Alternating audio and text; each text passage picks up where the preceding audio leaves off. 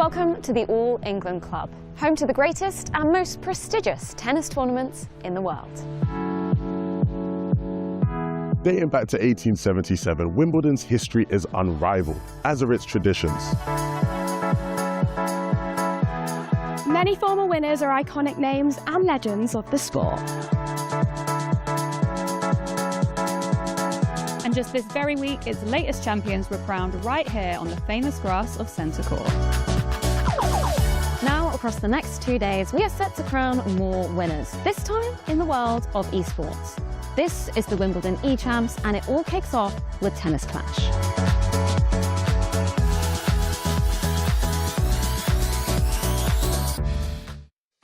When I received the message from Tennis Clash that I qualified for the tournament, I had to do a double take. I could not believe my eyes. It was a very, very hard competition. It's a dream come true to be here. It's a different thing when you play live, and not as comfortable as you are in your couch.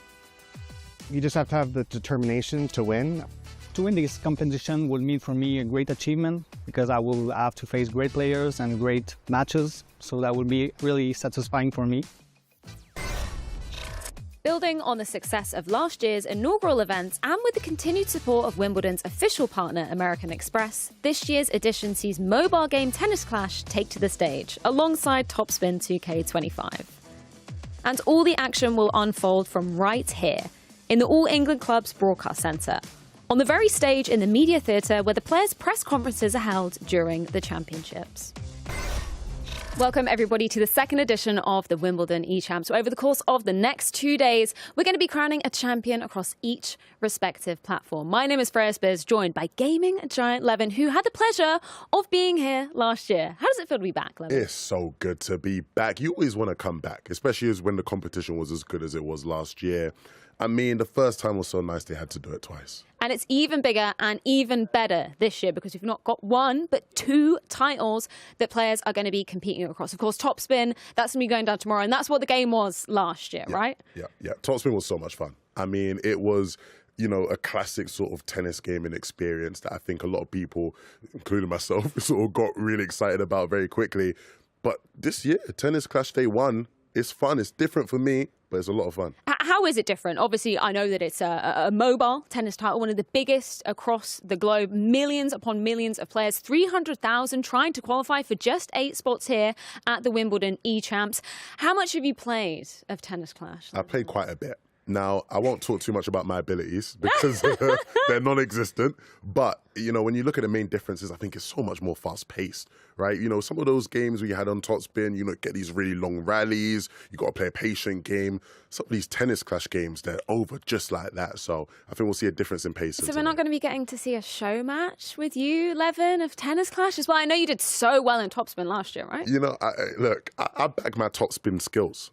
Tennis Clash, let me leave that to the pros. Leave that to them. Well, it's not just going to be myself and Levin over here course of the weekend. We do have Els and Jolie who are enjoying some beautiful views outside. How are you doing this morning? We are doing well. Well, actually, it's not just me and Els. It's me, Els, and what seems like every single wasp in Wimbledon. Yeah, they're trying to befriend us, I think, Jolie. I think it could be my outfit. I was going tennis ball, but if you see us whacking around, you know we're not... What's happening? You know what's going on. Yeah. Firstly, look at this view behind us. What a view. What a day. The sun is out. We were here a few weeks ago for the competition, weren't we? We were. I mean, it's not every day your office looks like this. Everything's perfect. Everything is the perfect. Weather, what's happening today. Exactly. Some of the players today, this will be their first time at Wimbledon. Imagine getting to play your favourite game in such a historical venue like we are today. It genuinely does not get better. I mean, I know we're absolutely buzzing out here. What's the atmosphere like inside where you guys are? I feel like there's a little bit of tension going down on the stage. The first couple of players are just setting up. And despite what some of the players said to us yesterday, because of course we did get to catch up with them during that media day, you know, they were saying it's cool, calm, collected. But there's a lot on the line coming into this competition. Jolie, I know most people will know you from kind of a more traditional sports. How was it being part of, you know, the media rehearsal day yesterday for your first esports affair?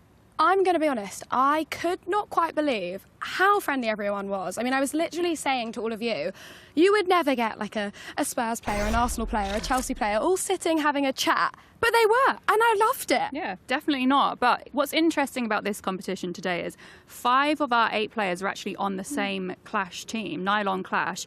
So I think there's going to be some friendly rivalries today, to say the least. They're all getting on, but I'm hoping once they actually get on the stage, the lights are on them, they think, okay, friendship's out the window, because we all love a bit of competition. I'm sorry to be that one, but I think we're all agreeing. We do. That's what we're excited to be witnessing going down on this very stage. I'm curious to see how those players from the same clan, though, how they're kind of distributed over the course of these 2 groups, because the format coming into Tennis Clash, of course, it is 2 groups of 4 players in each, a round-robin system. So, you know, the top 2 players from each respective group, 11, they will be going through to that semi-final. So there's a hell of a lot on the line. You know, it's not elimination immediately, but you really want to be getting as many wins as early as possible. I think that's a very important note, right? Because, you know, when you have a competition that's straight up knockouts, you sort of go into the first matchup. If it doesn't go well, that's it. You don't get a second opportunity.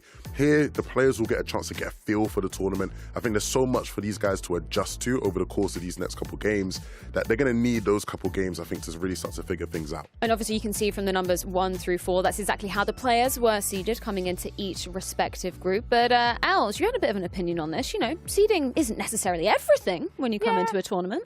I mean, it definitely helps maybe if you're in the top spot, but with great power comes great responsibility because it might get to their head at the end of the day. I personally think that seeding doesn't particularly matter in a competition like this because anything can happen. In the top spin competition last week, we saw Darb come in as the dark horse in the competition, and he went and won it. So I think anything could happen. We were also learning all about the phone. So usually with the tournaments, they'll get to take their own phones. With this one, they're experiencing something completely new. So when we were speaking to them yesterday, trying to find out who we should be looking out for, they said to us, no, guys, we're all underdogs. It's whoever can kind of adapt the quickest. I think that makes it so much more exciting. Yeah. I genuinely can't wait. And it's not just bragging rights on the line, right? We're talking quite the prize pool for a lot of these respective players to be looking forward to and potentially getting their hands on. Only one from each respective title will be guaranteeing themselves an all-expenses-paid trip to the 2026 Wimbledon Championship, where they'll get 2 centre court tickets for the gentlemen's singles finals. Alongside this, there'll also be Hyde Park BST presented by Amex tickets as well for next year's event, alongside loads of gaming goodies as well. We love that. We need the goodies. That's what we do it for. I'll be honest, if any of our viewers, were watching last year, they'll remember I spent a lot of the time trying to get myself one of those tickets, right? I was advocating to all the players, hey, if you win, I'm here. Like, I can rock up to Wimbledon with you. Nobody took me. Okay, Levin, maybe cover your eyes because Darb did indeed join that prize. Just last weekend at the Wimbledon Gentlemen's Final, we do have a little bit of footage of him showing up to the event where, there were loads and loads of activities, not least, of course, the men's singles finals going down as well. Now, Els, Jolie, obviously, his brother also competed last year, but I don't believe Darb chose to take him as his guest of honour. Bit of drama there, right? I mean, I'm going to be honest. I know my brothers will be watching. If my brothers didn't take me, I'd be fuming. You had a slightly different view. Yeah, I mean, obviously, if I'm the brother and I introduce you to the competition and you don't take me, there might be a bit of beef. But I think he could win Boyfriend of the Year for taking his girlfriend. I'm going to agree. I mean, but Darb, if you win again this year, I'm going to say I reckon you should probably take your brother. Yeah. Do we agree? Yeah. Or 11. Or any of us, to be honest. We'll all come. Well, he's potentially got a chance to do the double and net that exact same prize in the Topspin tournament. That is going down tomorrow, though. He's obviously joined by 7 other potential players or actual players that potentially will be taking the title off of him. That's going down tomorrow, beginning at 1 p.m. But today, it is all about Mobile Tennis Clash, where we can introduce our first 2 competitors. It's a dream come true to be here. It's just fantastic. The feeling of qualifying here, it was indescribable, just amazing. My style of play, it have always been a strong serve, strong forehand. It was Anton and Leo in the past years, but now because of the gameplay changes, I play counter-puncher. I'm excited to be here. It's my first time in Wimbledon. I actually live in North London, but I've never had tickets to come here. So it's a really great opportunity to be here for the first time. I spent a lot of hours practicing, and that's the key to succeeding at anything. It would be special to win for sure. I would like the chance of getting those tickets for the final. Yeah, you can hear exactly how much it means to all of the players to even just be here at Wimbledon, not least having the opportunity to net some tickets for next year. Let's speak a little bit about LFC Vegetable 11, because we were catching up with a lot of the players yesterday. He said, he spends 2 to 3 hours per day practicing. He's truly on the grind. Yeah, I'll be honest, I don't even believe him. I think he spends more. When he said it, a couple of his teammates were around him, and they sort of looked at him like, are you sure it's only 2 or 3, buddy? He ain't gonna lie to us. Now, we know you like to prep. He's smiling, he's giggling. He knows. He did also confess that he does have more than one account as well. So, he's a true lover of the game. Seeded number 7, though, and when we were talking to some of the other members of the 9 on Clash Club that were also present during that media day, they were saying he's a bit of a dark horse, respectively. So maybe it's kind of a surprise to see him seeded a little bit lower in terms of the competition. I think it's sort of like Els was alluding to earlier, right? It's there's going to be seeding, there's going to be people who are considered favourites, but ultimately, when you're up on that stage for that first time, the pressure starts to kick in. I do look at LFC as a player, though, who could, potentially shock some people today. BNA seeded number 1 coming into Group A. So I guess, an aspiring Roger Federer, if you will, you're looking at his favourite player. Where do you kind of place him in terms of, if you're a favourite, do you think there's more pressure on your shoulders coming into your first game to kick things off? I mean, if the previous year of the eChamps is anything to go by, of course it was a different game. You're going to feel that pressure, as the first seed. If people are expecting you to come into this and do incredibly well, to live up to that can be difficult, especially when you are up against a tough opponent. Should we dive a little bit into the game format? Because obviously we talked about, round robin, 2 groups with 8 players spread across them. This is going to be best of 3 sets. It's first to 10 in each set. So it's slightly different than traditional tennis scoring, right? Yeah, a bit different. And that's sort of, the quirks of tennis clash. But you'll find these games go by so quickly, genuinely. When I've watched previous tennis clash tournaments, it's so fast-paced, everything's happening. You blink and you miss quite a lot, not just something, but quite a bit. I guess that's going to be tricky then for the players to be adapting that quickly, right? It's going to be a question of getting those adaptations in super sharp, just so the game doesn't really roll away from you. Absolutely. I want to just start getting into the action, though. Shall we kick it off? I believe BNA versus LFC, our first game here at the Wimbledon eChamps, is ready to be getting underway.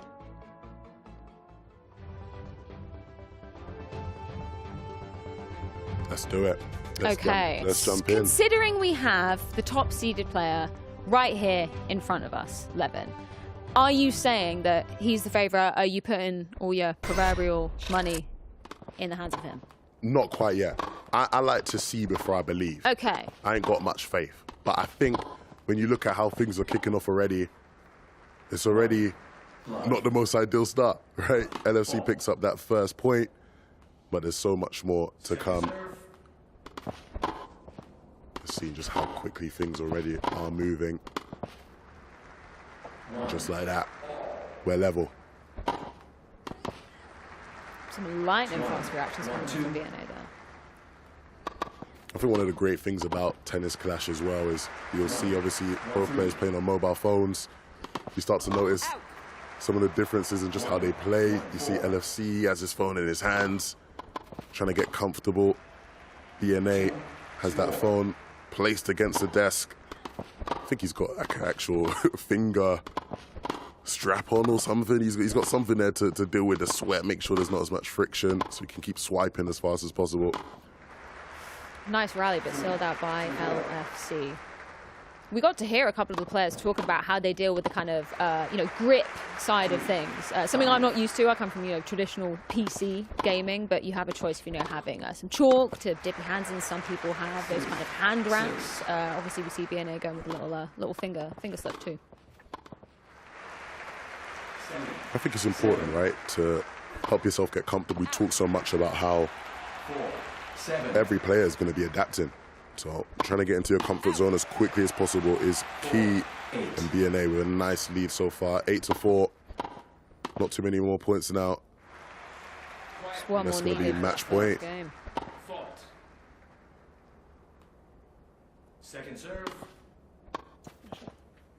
And just like that, first set of the competition will go to BNA, the #1 seed.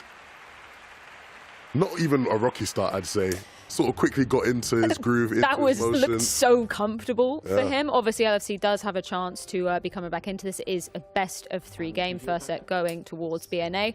Something that we do need to inform the viewers about at home is the choice of character. So you have 16 characters to be choosing from, but you can't choose the same character within the same game. So in the first set, if you choose character A, they're vetoed for the rest of the game. That will indeed reset when you move into your second and subsequent third game of the tournament. So there's a bit of extra layer of tactics, I guess, coming into this. For sure. I think this is going to be something to really follow as the day goes on, just because we're going to start to figure out which of the characters the players are, enjoying using the most. When are they going to wait to save that character to use, right? If there is a character that everyone's decided that this is the best character, the meta character, do you whip them out on the first set? Do you whip them out on the second one, right? It's like understanding when to use, your choice of character will be important.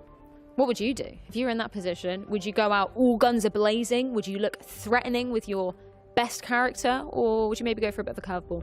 I like to go all guns are blazing. Yeah. Let's get in there. I want to play my best tennis straight away, get a lead, play the mental game. I know a lot of these guys are friends, and so I don't think we'll see much of this, but I'm a trash talker, right? I like to get in people's heads, whether they're my mates or not.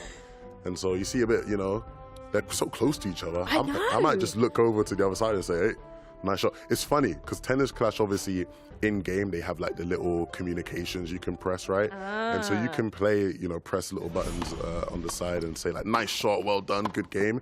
And so when I'm playing, anytime my opponent makes a mistake, I just say nice shot. Straight in with a GG. Just straight away. A bit of toxicity there can go a long way. Well, LFC trying to right the wrongs of that first set, but BNA answering back already 1-1. And it's going to be really important for LFC because when you are down, it tells us a lot about how the rest of this competition is going to go for him if he can have the resilience to bounce back and keep himself fighting in this game. Out. 2-3.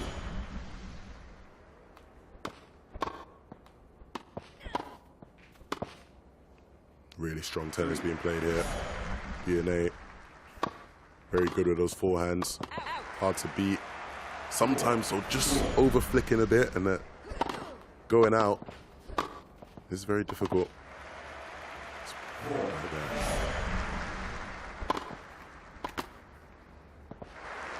We can obviously see at the top of the screen as well that green bar. What does that indicate, Levin? That is their stamina bar. And so you'll start to see LFC quickly running low on stamina, and it means that with the way BNA is playing, where he's sort of dictating the pace, moving him about, stamina's dropping. It's hard for him to reach and extend to be able to return some of these shots.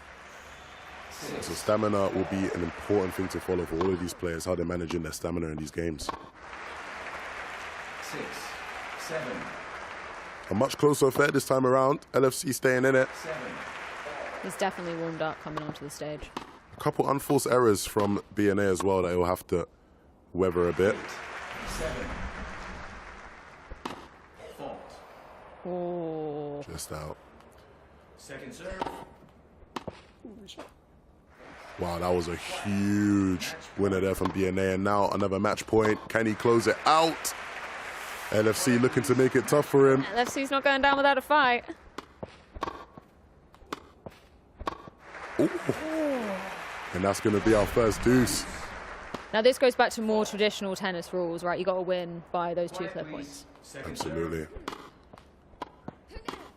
And now, again, just more the mental game. If you're BNA, how do you respond to this? He's forced you onto his own match point now. And just like that, the response he needed, LFC able to get himself back into this game. We go to 3 split sets as LFC does indeed answer back to BNA. I see why people were saying that LFC is a little bit of a dark horse coming into this, because that was an impressive turnaround. Look, it was a close matchup, and to be fair, BNA might look back on that match and go, I had him. I could have had him. A couple too many unforced errors there. But the resilience from LFC, that's what's important in competitions like this. When you're down, can you keep fighting even if it doesn't look like you quite got your grip on the game? And he did exactly that. Another important thing to note is there is 5 custom strings that you can be choosing between. Now, this has a variety of kind of different attributes, different skill attributes, ranging from number 1, which is kind of the lowest, to number 3, which is the best. You've got a backhand counter, forehand counter, stamina shield, and quick catch as well. Now, when we're talking about the backhand and forehand counter, that's when you're playing up against a certain shot. That doesn't benefit your own backhand or forehand. It's just if you're receiving a backhand or forehand shot, right? Yeah, and I mean, I think a lot of these players will quickly start to figure out what they need to use against who, right? And being able to watch. I know the rest of the competitors will be in the back watching the competition as well. And, you know, it's almost an advantage with everyone being on such a level playing field. It might be an advantage being one of those players who has a later match, right? Being able to watch what everyone else is doing, figuring out your counters. That comes down to this final set, LFC to take the first point. There we see a critical shot come out. Is this going to be as close as that second game we saw? Is it going to be more of a back and forth, or will somebody start to pull away? That's the question. This one is a decider, though. Whoever walks home with this one. 2, 3.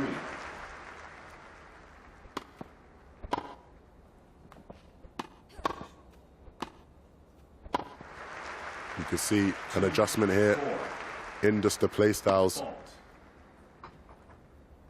And that's going to be something to follow, right? As these sets go through, we're seeing more of that serve and volley. 2, 5.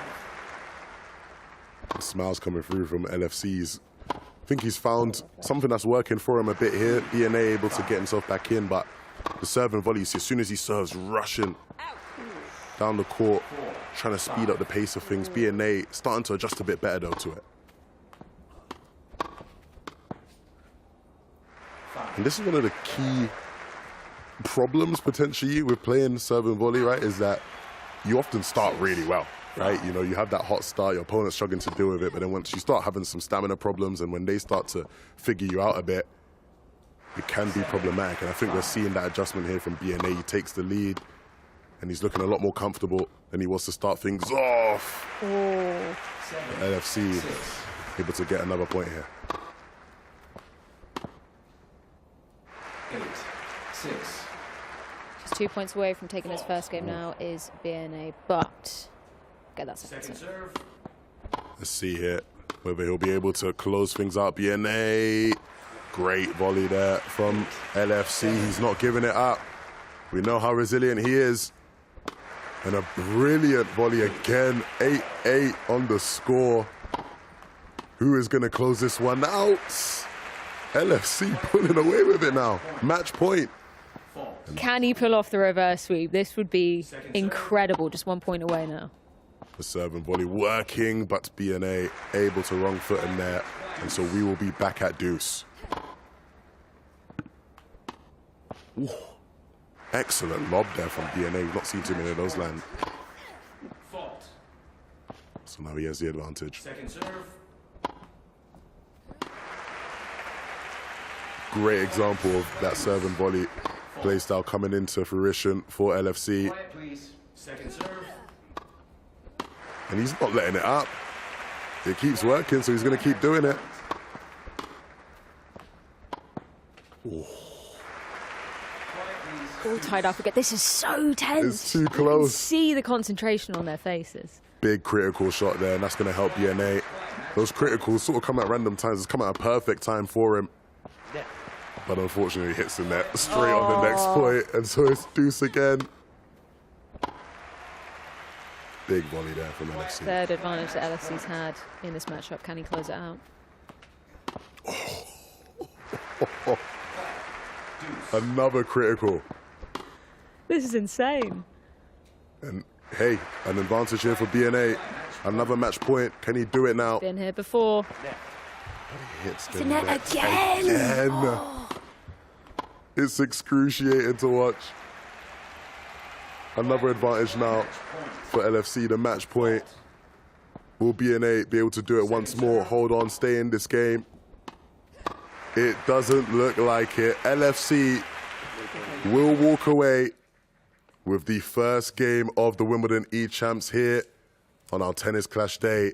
The lowest seeded player considered a dark horse by many of his competitors, will be the one walking away with the win here. That's exactly why people were calling him an underdog. Seeded 7th coming into the competition, going up against the top seeded player in BNA. Of course, it isn't elimination stations for BNA just yet, but now the pressure really is on, right? You lose one more game, you're at real risk of not going through to those semis. Absolutely, it's going to be a tough one, but we have to give props to BNA. Played an amazing game, looked very strong, controlled a lot of the game throughout the different sets, but even bigger props to LFC for finding a strategy in that 3rd set, right? The serve and volley coming through, playing super aggressive.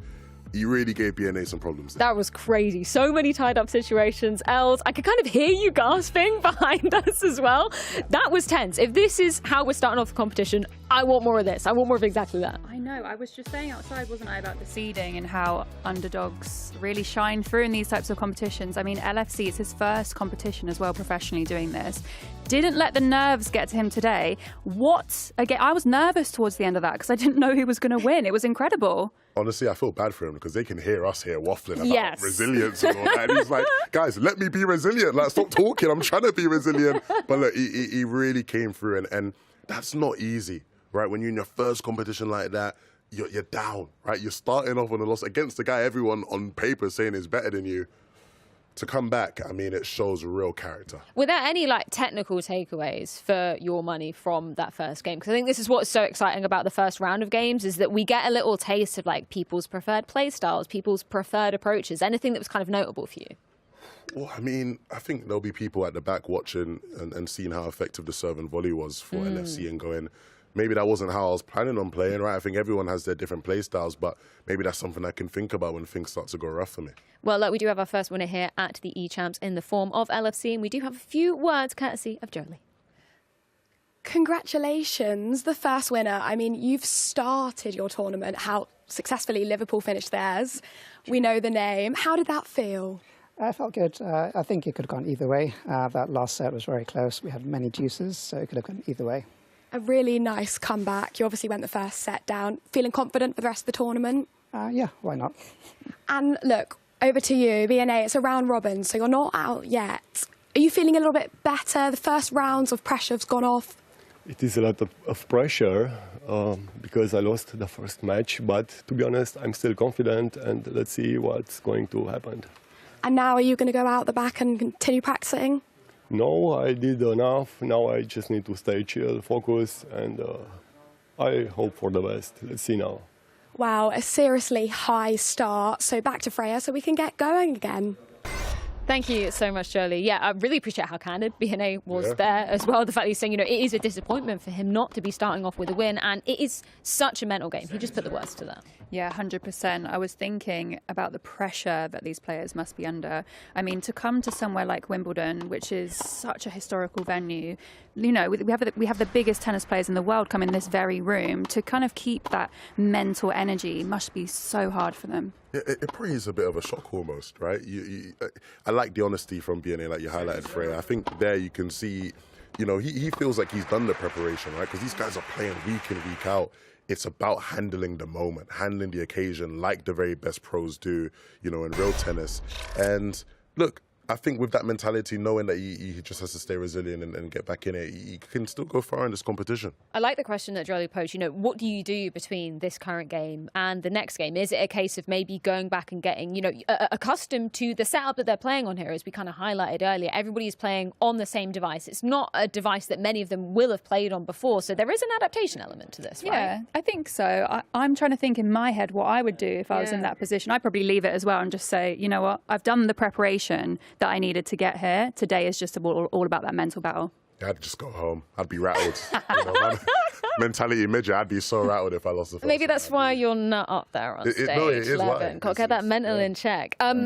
Any kind of key takeaways in terms of LFC's onwards journey? Now, we were chatting about it, Els, the fact that a lot of the players yesterday said that he was a dark horse. He looked a little bit, embarrassed when the players said that around him, because he's been surrounded by some, as you highlighted, much more experienced players, right? There's been a number of competitions to go down. He hasn't been able to attend any one of them. So this must be a great moment for him. for him. Yeah, I think it's all about staying humble, isn't it? Obviously, when you're coming in, you're the least. What number seed is he? Number 8. Number 7. Number yes. 7 or 8. I mean, that's got to be a lot of pressure in itself. But this could be a good opportunity to, build his confidence, and he could come in the next game and just do the exact same thing again. So, Agree. I think if you're LFC, you must take that win and you go, look, I got my win. They didn't think I could do it. They doubted me. They seeded me low, but I got my win. Confidence got to be sky high now. Well, I want to see some more tennis clash going down, and we can check in with our next 2 players in Bruin and Mark Anthony. I've always watched Wimbledon on TV. Just to be here is just it's a dream come true. You just have to have the determination to win, and just be confident in yourself and think that you're going to win your matches and not make mistakes. I play from the baseline. I prefer to play that style because I think it fits overall against any other style in the game. I think Wimbledon is one of the most great Grand Slam that exists in tennis. So for me, it's a great experience being there and to enjoy the championship. I have to be really focused, and at the end, I got qualified and really happy about it. To win this competition would mean for me a great achievement because I will have to face great players and great matches. So that will be really satisfying for me. So I hope I get a shot at winning the title this year. Bruin and Mark Anthony going head-to-head in our next Group A matchup. Now, these guys are seeded a little bit closer. Bruin number 3, Mark Anthony number 5. Bruin, he's had quite a lot of experience. We were watching some of the tennis clash going down at the Olympic esports back in Singapore. He admitted before one of the games that he actually did feel quite nervous. So maybe now he's got some experience under his belt, feeling a bit more confident up there on stage. Yeah, I think obviously with time and experience, your nerves generally do get less. But I think it's also really good to have nerves, to have that sort of motivation to keep you on your toes is a really good thing to coming into these competitions. So I'm sure he does have a little bit of nerves today. How could you not? Look where we are. We're here at Wimbledon. Do you know what I mean? Like, yeah, he's done it in Singapore, he's done it in other events all over, but has he done it here in Wimbledon? At the most prestigious tennis venue in the entire world. I'm loving during some of these videos as well, you get to see some of the hero shots standing in front of the courts. They're getting to experience what the in real life tennis players get to experience as well. It's a once in a lifetime opportunity. It's a once in a lifetime. I want to do my own shot like that. They look pretty powerful, any bone hero shot like that. And I love seeing their favourite players as well. We're getting a few Nadals. We've got a Roger Federer there. Levin, who's your favourite player? Ooh, honestly, when I was younger, I was a Nadal man. Yeah. I wasn't a Nadal man. Respect. It feels wrong to say, I know last year I was, pandering a bit. I was going full on Andy Murray, but, it's been a year now, but I'll be honest, I'm a bit of a Nadal man. Any Sinner fans in the house? He did just win. Sinner's having a great Wimbledon experience, right? He had a great time last year. I'm a fan of winners, so I'm going to go, yeah. I like that.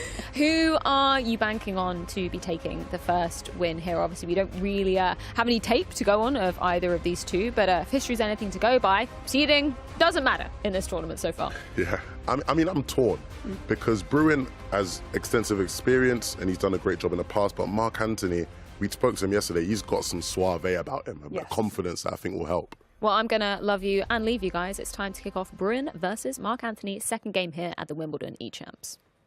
Well, thank you, Freya. Heading into game number 2 now, Levin. He's doing a dance. You can't see him right now, but Levin is doing a dance. That means you're excited about this next game. I am, because I think we got 2 top competitors here. Everything I've heard about these 2 players, all I'm expecting now is top tennis clash gameplay. One thing I've noticed when watching some of these competitions, with the mobile games in particular, is where they place the mobile whilst they're playing. So if you can see here, you've got Mark, who's got the mobile more down on the desk, and Bruin's got his upright with him. Yeah. How would you have yours if you were playing? So when I do play, I sort of have mine held, like I'm holding it sort of like Bruin. But then when I'm losing, which is a lot, I sort of do like the typical gamer lean in, like I start leaning into it.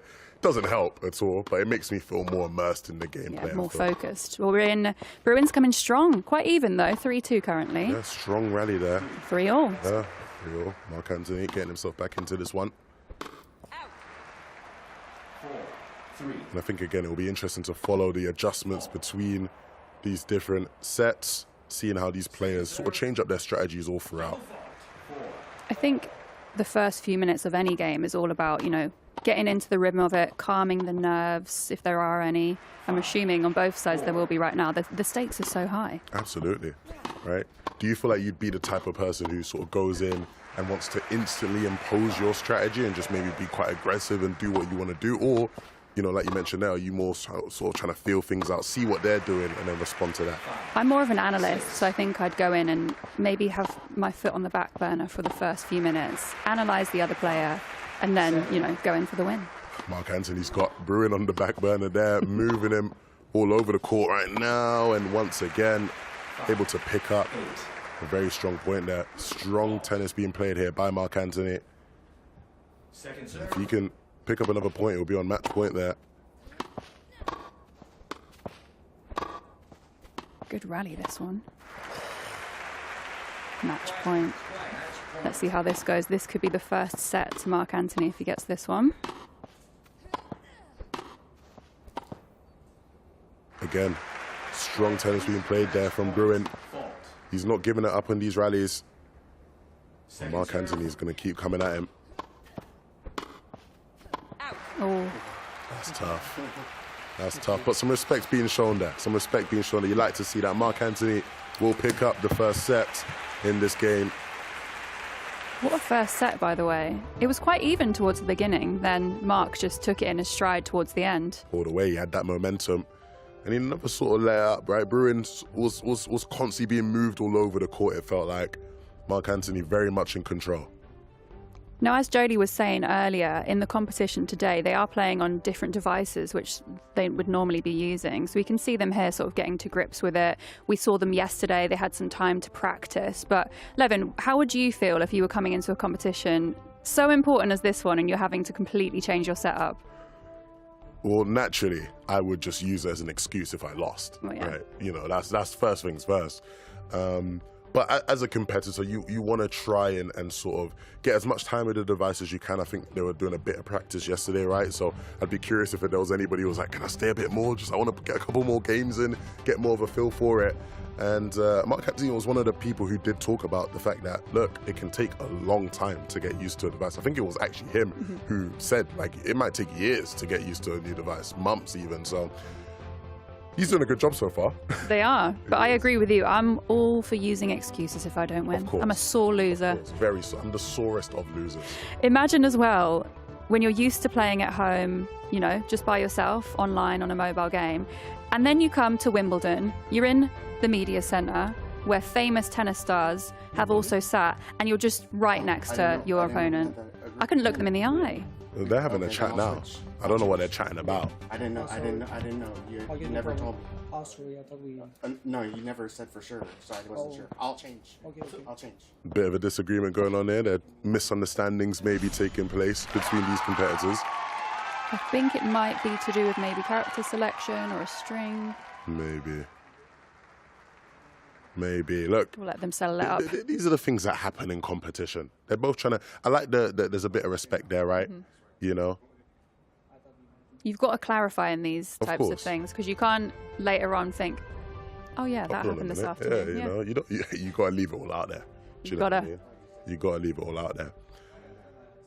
Hopefully we can get back into that second game as soon as possible.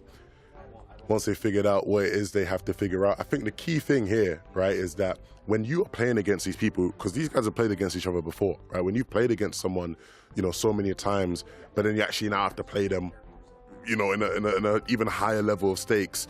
You know, are there mind games that go into play there? Do you start to think back to how maybe they played against you in the past, or is it just a clean slate? I think you've got to come in with a clean slate, to be honest, and you've got to leave the friendship at the door. That's what I would do. We've been talking about friendly rivalries. We've said that some of these players are on the same team as well, on the same clash team. You've got to forget about that. You can't be bringing in friendships and feeling bad. You're in it for yourself. It's not a team sport, this one. No, it is not. It is not. And look, I know for a fact if it was you and you won the competition, you're not inviting me to Wimbledon. So, you know, I'm trying to beat you at all costs. Levin is not salty about this at all. I think you're pining for the I ticket, really aren't you? wanted to go to Wimbledon last year with Darb, and he didn't take me. And it stung. Yes, he took his girlfriend, which most people would have done. But look, I feel like I deserved a shot to go. But, I'm going to stop talking about this now. I think I have a solution for you, though, Levin. What's the solution? You've got a year. Hopefully, well, they will, because it's such a fantastic event. Come back for the 3rd year in a row. You have 12 months from today.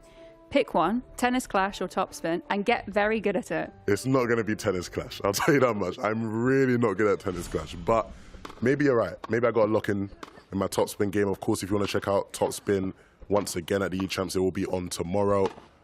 But back into the tennis clash. Second set here of this match between Mark Anthony and Bruin. Mark Anthony picking up that first set. And so now a chance for Bruin to keep himself alive in this game.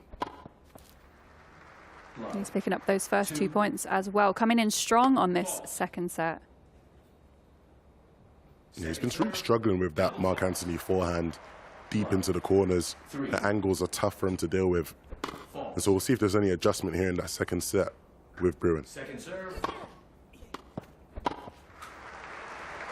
You've got to give the players credit, because I'm watching this as, I'm going to say, a complete beginner of playing tennis clash. It moves so fast. Your reaction time has to be so quick on this game. It's insane. Like, I feel like such a fish out of water whenever someone just hits me with like a quick shot. If there's a critical shot, there's no chance for me. I'm never returning that. But it is incredibly fun and addictive. Like, I start and I'm like, I'm going to play one game, and then I just don't stop playing for quite some time. Bruin 5-1 up in this set so far. 5-2 now. Sorry, Mark Anthony 5-2 up.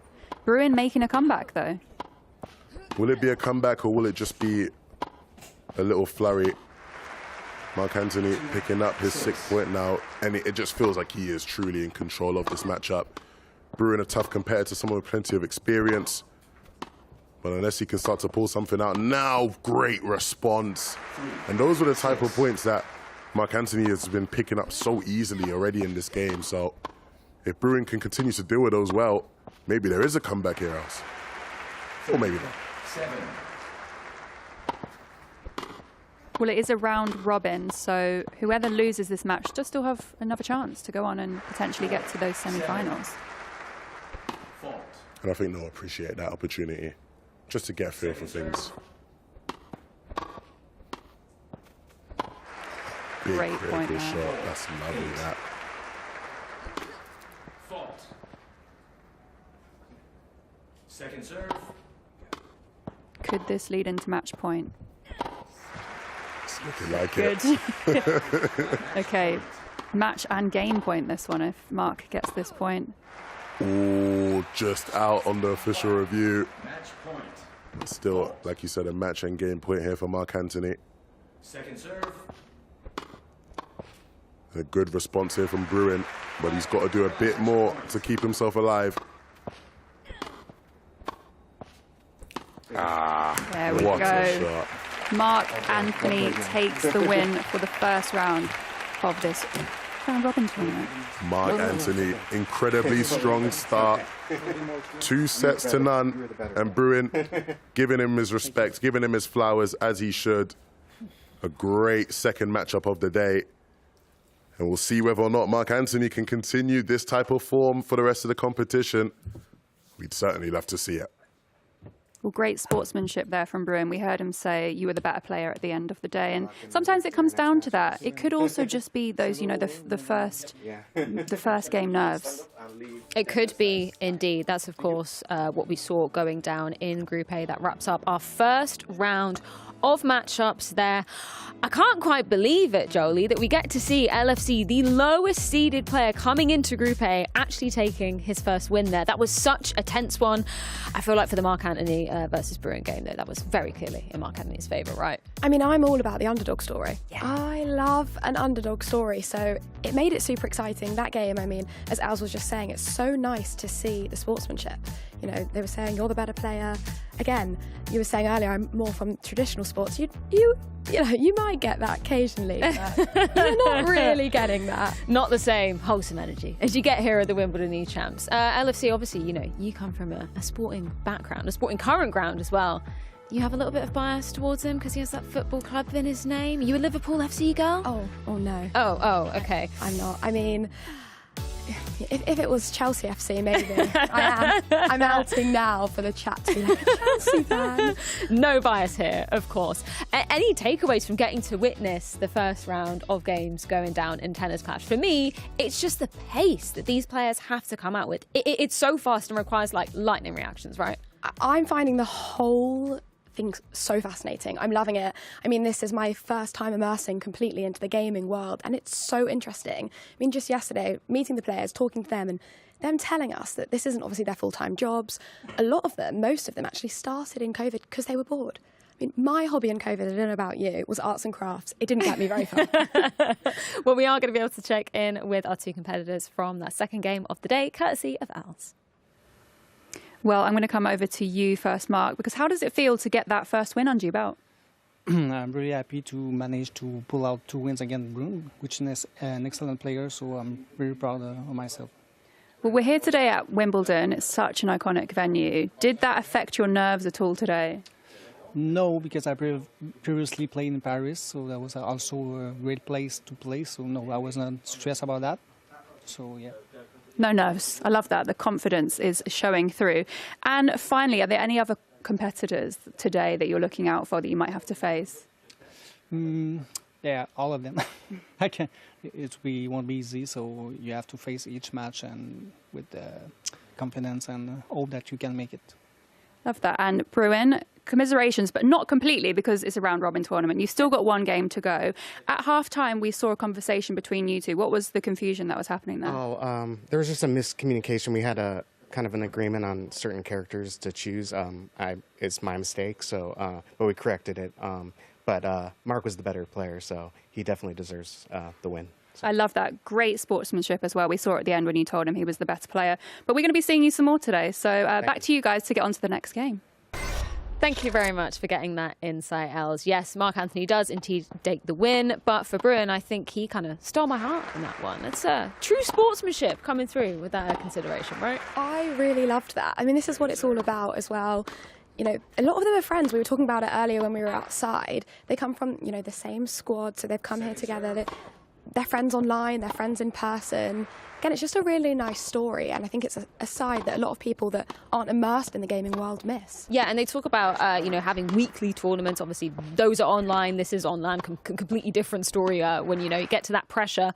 You were mentioning it before we threw that interview, though, Julie, the fact that these guys, you know, they have, quote-unquote, real jobs outside of this, right? So it's not a case of just being able to get to practice every single hour of every day. You've obviously got other, you know, responsibilities going on outside your life. So that's obviously something you have to consider when you're weighing up how much time you can devote to a game like this. Absolutely, and I mean, if you can have this as your full-time job, what a job to have. But LFC was telling me yesterday, you know, he does 2 to 3 hours a day. And I said, what else do you do for the rest of the day? And he said, I'm a business owner. And I was like, wow, I mean, you really must. The way I would look at this is work, it's hobby, but, you know, he's working here today. Eat, sleep, work, repeat. I love it. I love the gaming, the world. I'm obsessed. Well, it does wrap up our first round of matches for Group A, but let's check in with Group B as well, because we have 4 other competitors going down there. A couple of members of Nyland Clash in there too. We're talking about Punky Victor. He has been ranked the 2nd seed coming into this tournament, which means he's highest rated in Group B. He's going to be going up against Arez in our first match. A lot of people were circulating Victor's name yesterday, right? So clearly he's one of the favourites in this. In front of Victor too, and Victor was like, I think none of them want the claim, because with that comes immense pressure. And we saw it last year as well, you know, with Darb. He was like, oh no, I never thought I'd get through the first round, and then, you know, he wins the whole thing. So, I mean, you tell me, is it a gaming culture to not be like, I'm the best, I'm going to win, or are we just experiencing that here? That's the thing. It was very different with the Tennis Clash players versus the top spin players when we were checking in with them. A lot of them were, you know, claiming themselves to be the very best in the business. But I think we should hear from the players themselves as we do dive into our first Group B matchup. It's my first time here in Wimbledon. It's a great experience. I've been to several tournaments like this. I've been in Rome. I won the Nito ATP finals in Turin. And it's a different thing when you play live, with not as comfortable as you are in your couch. To win the finals here at Wimbledon, I mean, it's the biggest tournament of them all. Wimbledon is amazing. It's incredible to be there, to be here. I'm lucky, yeah. My style is volley player. I do my best in Wimbledon to win. If I win, it's a very amazing, great to win here in Wimbledon. We got France versus Romania going down next. We did get to catch up with Victor just yesterday, Els. He's one of the members of Nyland Clash.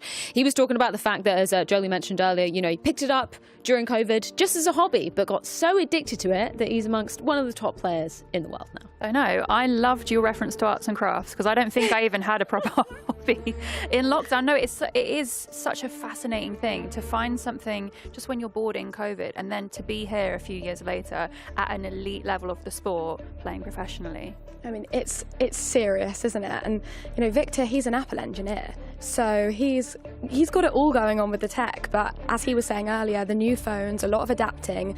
What this really comes down to is who can adapt the quickest. Yeah. You know, we're seeing some of the best in the world right in front of our eyes, and it's now, well, let's see who can get the best grips with the new phone. Who can perform under pressure? We got a seed 2 in Punky today. And he did indeed, very recently, just last year, win a tournament at Nito as well. So he knows what it takes to win at the very highest level. Do you think that's something that could play a factor today? 100%, of course. Winning a tournament gives you the confidence, gives you that experience. But I do like an underdog, so I think anything could happen. I keep saying anything could happen today. And the speed of these matches as well in the next few moments, who knows? Well, we did get to hear a little bit of inside lore from Arez as well. He's done a lot within his life. He's an ex-professional footballer as well. That's wild. I mean, and that, I think, really comes into play here. He was saying he's played against teams like Tottenham and West Ham. He will know pressure. But we were asking him about it yesterday, saying, you know, what's almost more pressurising? He said, I can't compare. But I think that's because, you know, he had his competitors in front of him. He seems very relaxed. We just saw him, you know, on screen give a little wink there. He feels like he's in the zone. Did I see some headphones in as well? He's listening to some tunes whilst this goes on. Eye of the Tiger, maybe. Rocky music. What is the vibe here? I don't know. Somebody's got to ask him in the interview later. Oh, maybe it's just warm-up music. Okay, maybe he's not allowed the music whilst he's playing. But when we're talking about, you know, him coming as the lowest seed into this competition, do you think that's going to play into anything going down today? I mean, on paper, we've got a seed 2 versus a seed 8, so that could mean something. But, you know, I'm going to use my favourite phrase. I'm going to change it ever so slightly. Do you know what I mean? Like, we're coming here today. Underdogs could shine through. Well, let's see if that's exactly how it's going to play out in our first matchup of Group B. Els and Jolie, take it away. Let's go. Next. Well, Arez has got his glasses on now, so we're looking pretty serious. If I was playing this game, I would need my glasses. Would you? I've got terrible eyesight, Jolie. I'm quite lucky. I've been given the good eyes, but I'm not sure that my fingers would allow me for this game. But we learned something new. I mean, I'm learning a lot of new things here. But a lot of them, Els and I, when we were standing outside, were saying our hands were rather clammy. A little bit sweaty. A little bit sweaty with the warmth. And a lot of them put flour or like gym chalk talcum powder on their hands to stop or to control their sweat. I found that so interesting. It's so interesting, and it makes sense completely. It's, you know, it gives you that grip on the screen. It makes sure your fingers aren't sweaty as well. Helps just with the overall gameplay, I think. And I mean, Punky has come in strong here. 6-1 so far. Maybe a few post-match nerves from Arez so far. Yeah, I mean, look, we're live from a virtual centre court. We're where legends are made. So the pressure, you are going to feel that. You know, even though we're in a studio, they're not outside. You can still, we're living and breathing, you know, history where we are. So I'm sure there is immense nerves, pressure, very different to just being at home in a room. All the lights are on them. They can probably hear us chatterboxing away. I know. If I'm sat playing a game and I know people are talking about me a few yards away, I am completely distracted. So I'm going to give them credit for that. And, you know, we're seeing some drop shots here as we go. And with match point, I mean, this has got to be our quickest game. Flying through this first set here. But Arez is not giving up. Still getting those points back. Punky does only need to get one more point, though, to secure this set. And he has. He's done it. There we go. I like that little fist bump at the end. Good sportsmanship. I'm loving it, but I do want to see, maybe as the competition goes on, we're obviously in our round robin. For anyone that's just joined in, no one's out yet. You know, even if you're losing your first game, you're not out. So maybe as we go into our semis, into our finals, people are being knocked out, there's much more on the line. We're going to see a bit more. Yeah, I think the tension is definitely going to increase as the competition goes on because the stakes are high. There's so much on offer, those final tickets for Wimbledon and to go to Hyde Park as well with American Express. Who doesn't want that? I want a ticket for that. Can we come? I mean, we were actually at Wimbledon. I was really fortunate enough. I came for the quarterfinals and I took my mum for her birthday. And when I gave her the centre court tickets, she cried. That is so lovely. She cried and it was amazing. And then being back here when there's no one, it's, you know, just as special in a completely different way. It's incredible. I think it's such a different experience coming here now, and you know, you get to reflect on everything so much more when you're here on the day of Wimbledon. It's so exciting, there's so many people, there's so many, you know, matches to see, but coming here today you really get to take a look around and properly absorb all of the history that we're witnessing. And this is the oldest tennis tournament in the world. I mean, it was first held in 1877. It's over 145 years old. And this is only the second year of eChamps. I mean, who knows? Maybe our kids will be standing here in 145 years talking about how we're in the 146th year of eChamps. I hope that would be our maybe grandkids or great-grandkids. Yeah, maths wasn't always my forte. But yes, I'm hoping to see many more of these types of competitions, and just so special to see a gaming competition here at Wimbledon, the Wimbledon eChamps, as a gamer that's, you know, been doing this since I was about 8 years old and lives and breathes it. It just is such a special moment for me. Yeah, I mean, it's incredible. And we are off to start. Let's go. Let's see if Arez can get it back. We saw it in the first match. LFC did lose the first set, but he managed to come back and win the first game. So are we going to see that again? Time will tell. I do like a tight game. I do. Yeah, it makes the drama. I was in that first game completely nervous towards the end because I just didn't know what was going to happen, and the skill that is on show today, I mean, it's truly admirable. I mean, you and I were off comms, weren't we? But you could hear us going, oh my gosh, oh my gosh. Yeah. I wanted to cheer out loud. It's so quiet in here. Maybe later on if you hear someone cheering, it's definitely me. And what I love about the game as well, it's something, again, that's new to me, is all of like the real life sounds. You know, you feel so totally immersed. It was in. A bit of a dispute there about it being in or out. VAR. So we've got a 4-1 lead at the moment from Victor, 5-1 now. And this is, of course, the second set. So if he takes this set, he does win the game and gets a hefty advantage in our round-robin tournament today. For sure. And I mean, what I'm loving, when we're referring to Victor, this is Punky on screen, what I'm loving about it is he's so animated. You know, he's really, his hands are cheering, he's showing how delighted he is. And it's great to see, isn't it? You know, really bringing everything to life. Ooh, nice. There we go. Nice shot. I love the sportsmanship of, you know, giving each other credit when they make a nice shot in the game. I mean, legends are really being made, I guess, pixel by pixel, but they are being made. Definitely. So we've got a 7-3, 8-3 lead now. So, you know, only a few more points possibly in this match. This is match and game point for Punky now. Can he do it? Not quite yet. Arez isn't giving up easily. Not giving up. This would be a great comeback, Jolie, if Arez manages to come back and get this set. I'm rooting for him. And there we have it. We have our third winner of the day in Victor, aka Punky, who shakes the hand of Arez there. What a game! I think that was really promising from Arez as well. Yeah, that was nice, and I don't think his confidence should be, you know, completely knocked. As we've been mentioning, it's a round robin. No, it's not over until it's quite literally over. So we go again. He'll have a chance to redeem himself. But look, he's looking happy. He's looking smug. With him. Yeah, a little bit smug, very happy with themselves. If I just won, I would also be smug. As would I.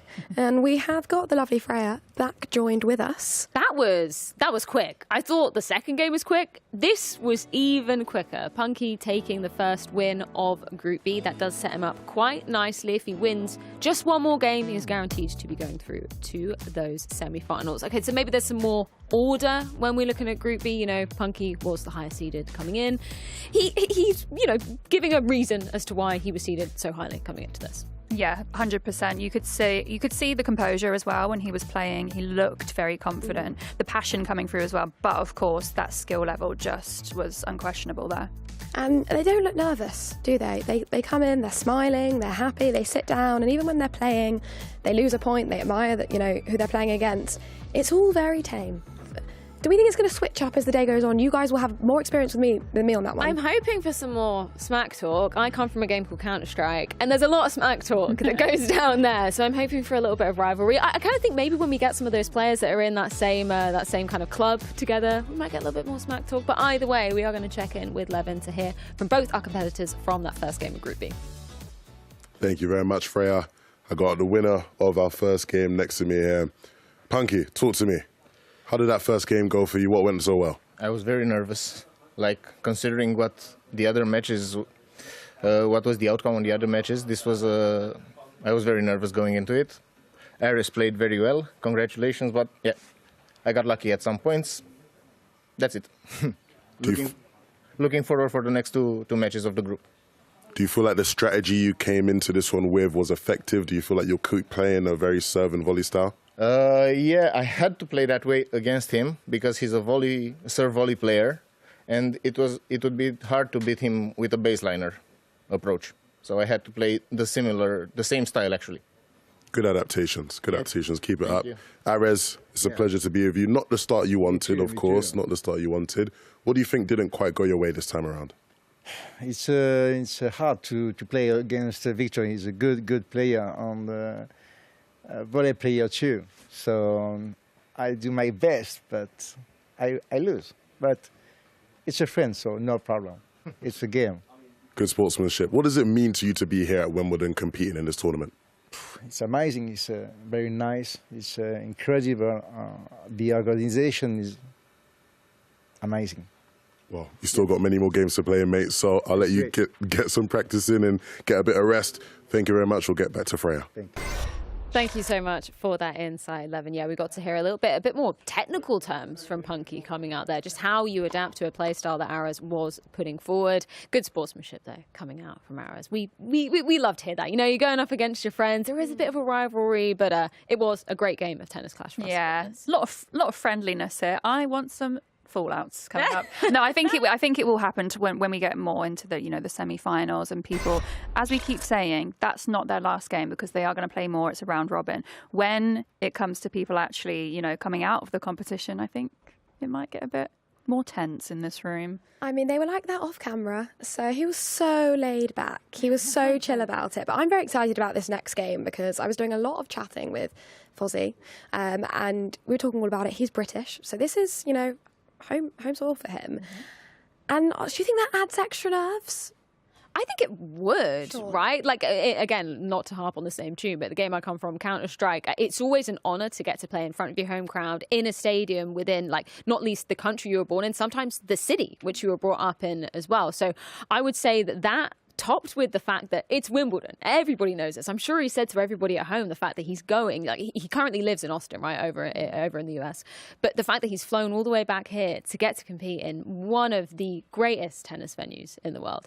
I'm sure he might be feeling nerves, but I say that, I'm looking at him right now, he's leaned back on his chair, just casually swiping. He's done this He's giggling, he knows we're talking about him. He's been here, but he's done this before. Do you know what I mean? He is a more experienced player in this competition, I would say. We were talking about the Olympics E-Series, which we watched back in 2023, and he was in that competition as well. He came in really strong at the beginning of that competition. So I think, put in some of those moves today and he'll do just fine. Well, let's hear from both of the players before we head into our final opening matchup of Group B. When I received the message from Tennis Clash that I qualified for the tournament, I had to do a double take. I could not believe my eyes. I'm one of the original players on this platform, and I would think that with my knowledge of the game and practice throughout the years made me one of the participants in this tournament. If I were to win this tournament, I would go out and celebrate and look forward to coming back here. It's an honor to be here, to qualify as the top 8. It's a very, very hard competition. I'm just happy to have qualified. I've played tennis since a very young age, so I feel like I have a very good understanding of tennis. So I've won Roland Garros twice, so to win Wimbledon, to win my 3rd Grand Slam, it'll be incredible. NYC's finest versus Fozzy, and I do have 11 indeed joining me to be breaking down this matchup. Let's talk a little bit about Fozzy first of all, because you've actually met this guy back at the Olympic Esports Series. Right? Yeah, me and Fozzy go way, way back. A couple years ago, we were getting out of the airport in Singapore.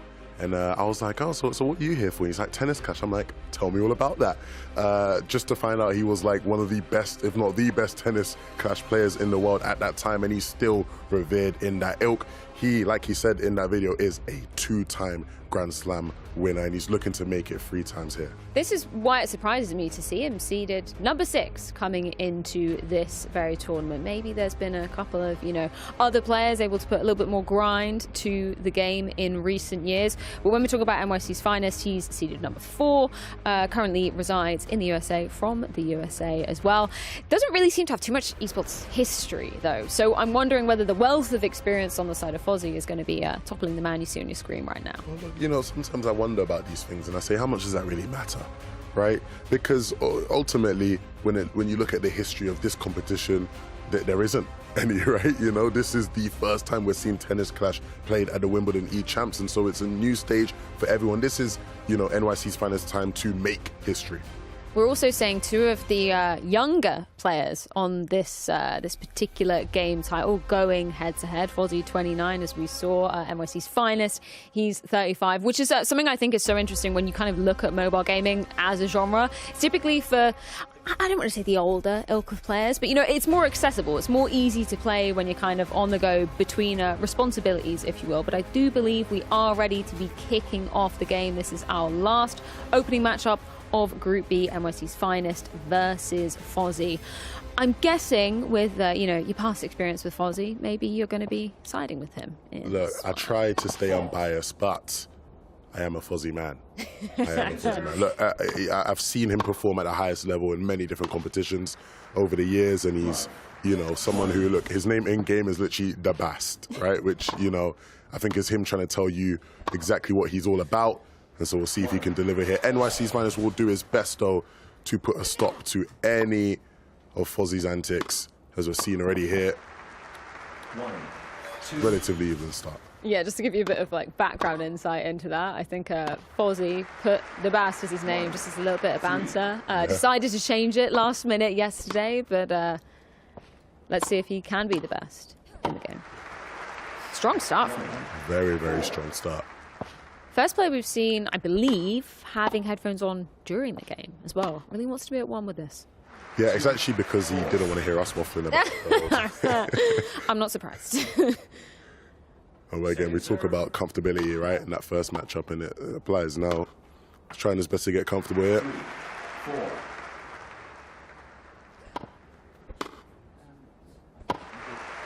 And both players rush into the net. Very aggressive play early on. And good responses here to the serve and volley being played.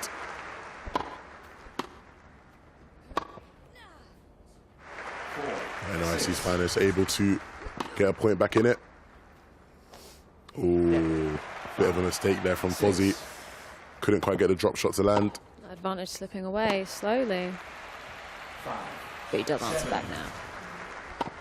Ooh, is that our first ace we've seen in a while? I think so. That might be our first ace of the day. 9-5 match point here for Fozzy.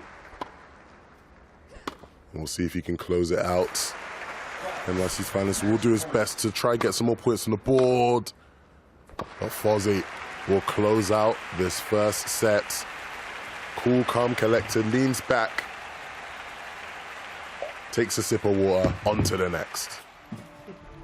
Straight up with a GG in the chat as well. Respect. I like the confidence. This is what it's all about. When you are, a champion, someone who's won events like this in the past, your first matchup in the groups is nothing. It's light work for him. Sweat and you can see, back. You can see just leaning back. He's got a little bit of an attitude about him. Maybe he's going to be our first with a little bit of smack talk but today. This is what I like. Drama. This is what I like. The protagonists. Who's gonna come into this competition and say, yeah, it's mine for the taking? It feels like he's doing that right now. Swing for the king, you best not miss. Obviously, we alluded to it earlier. This is the opportunity for the players to be choosing a different character going into the second set. They can't repeat the same character that they chose for set number 1. Same thing if it does go to 3 sets as well. Yeah, and it's interesting because when you look at tactically, we're seeing sort of a similar thing to what we saw in the previous matchup, right? Where NYC's finest playing serve and volley, you know, Fozzy having to respond to that and adapt and play in a similar way, get really aggressive at the net. And, you know, it becomes interesting. If you're NYC finest, do you start to switch things up, right? Do you maybe say, okay, maybe I can't play how I typically like to play, let me go a different angle with it? Do you think that is something that he's going to have time to be able to adapt to? Because I think that's the thing with Tennis Clash, right? Even compared to topspin, that's a fast game. This is in a whole nother realm of speed, right? You're right.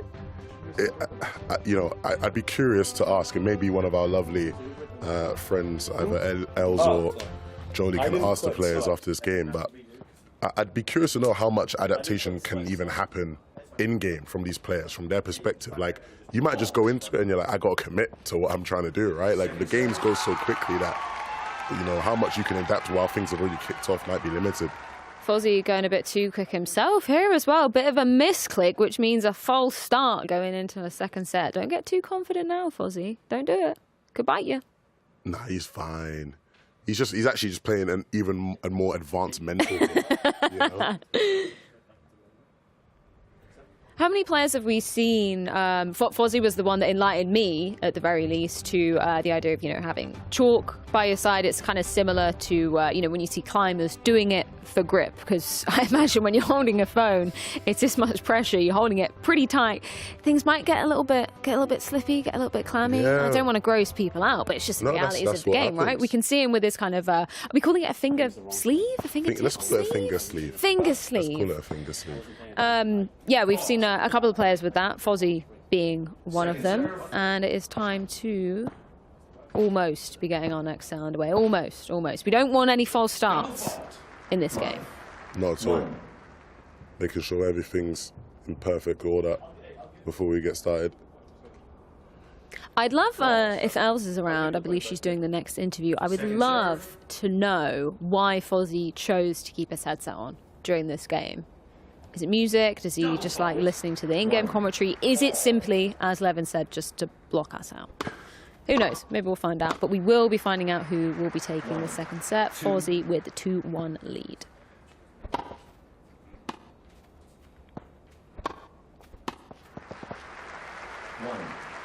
Good start here from Fozzy. We're going to have to see a response from NYC's finest soon. Fozzy playing really aggressively so far early on. Serve and volley himself. 1-5. Cool, calm, collected, laid back. What does NYC's finest have 6. in the back pocket? You got to start to question whether or not he even has a response now. Fozzy pulling ahead so far, 7-1. 7. I'm loving seeing how close he's willing to get to the net as well. That aggression he's bringing is it's pretty scary. It is. It's hard to deal with. 2-7. But finally a response from NYC's finest here. 2-8.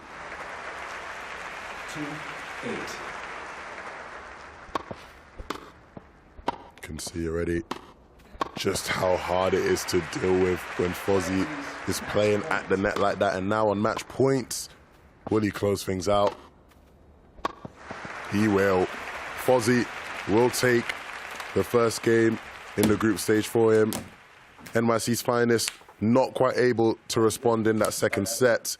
And so that'll be 2-0 for Fozzy. One of the most one-sided series we've seen so far here at the Wimbledon eChamps 2025. Fozzy's just looking so chill after that. It's not like a sigh of relief, anything like that. No, he came here to do the job. He got it done, and he's one of the favourites for good reason within this Group B. Now he only needs to win just one more game, and he will be going through to those semis. Didn't break a sweat. Did not break a sweat. Not it felt at like. all. And if I was Arez, right, after that first match he had against Punky, which was a very tough matchup, especially against such a top player, if I was watching how Fozzy played, I'm not going to lie, I'd be quite upset that I've got to go up against that guy next. Yeah, job doesn't get any easier when we're looking forward to those subsequent matches. Was there anything you particularly noticed about Fozzie's gameplay that makes him so difficult to deal with? Like, obviously, we keep talking about the pace and needing to have those quick reactions, but was there anywhere you kind of felt him leaning towards, and the fewer moments that we got to see going down, because that was such a quick game? I'll be honest, the thing that really got me about that was just how easy he made it look. Like, he looked comfortable, he looked in his zone, and you know, there's been times when I've watched him where maybe he might get a bit rattled at times, and an opponent can come out strong and maybe give him some issues early on. He seemed to have just his foot on the gas all the way through there. Well, we do have Els standing by with both the players, so let's get some insight from them after that match. Firstly, congratulations, Fozzie. Freya was dying to know, why did you keep your headphones on? Do you have music playing? Is it to, you know, drown out the noise? I wanted to put my headphones in so I can listen to music. That's how I normally play. But those headphones are noise cancelling, so instead of hearing you guys, I can lock in. I can imagine it's quite distracting hearing people talk about you as you're playing. NYC's finest. Obviously, you didn't take the win just then. There are other opportunities. We're in a round robin. Is there much of an allowance between sets to adjust your gameplay, make any tweaks to your settings at all? I think that's what I'll have to do in order to win the next match and the one after that. Obviously, he's one of the OGs of the game, and he's one of the best. Yes, he is indeed. And we saw that from that performance just there. Let's talk nerves, because you're from the UK. We were saying before, maybe coming here today, it's such a big thing for us English people to come to Wimbledon. Does that play on your nerves at all? Yeah, it's huge. Wimbledon's my home country tournament. It's my favourite tournament, so yeah, it means a lot more. I love that. Well, we are going to be seeing much more of you two in the coming moments. But back to you guys to get into the next break before our next load of matches. Yeah, sorry, Fozzie. Sorry. Maybe we'll keep our voices down going forward. Should we get some ASMR commentary I won't. on or something? Nah, Anybody want that? No, absolutely not. If you don't want to hear us, just put those noise cancelling headphones on. Didn't seem to affect Fozzie one bit. Loved how honest he was with that answer about the pressure you'll feel coming into Wimbledon, being from the UK. It's a lot more on your shoulders. To be honest, mate, like if he took his headphones off, all he'd hear is us bigging him up.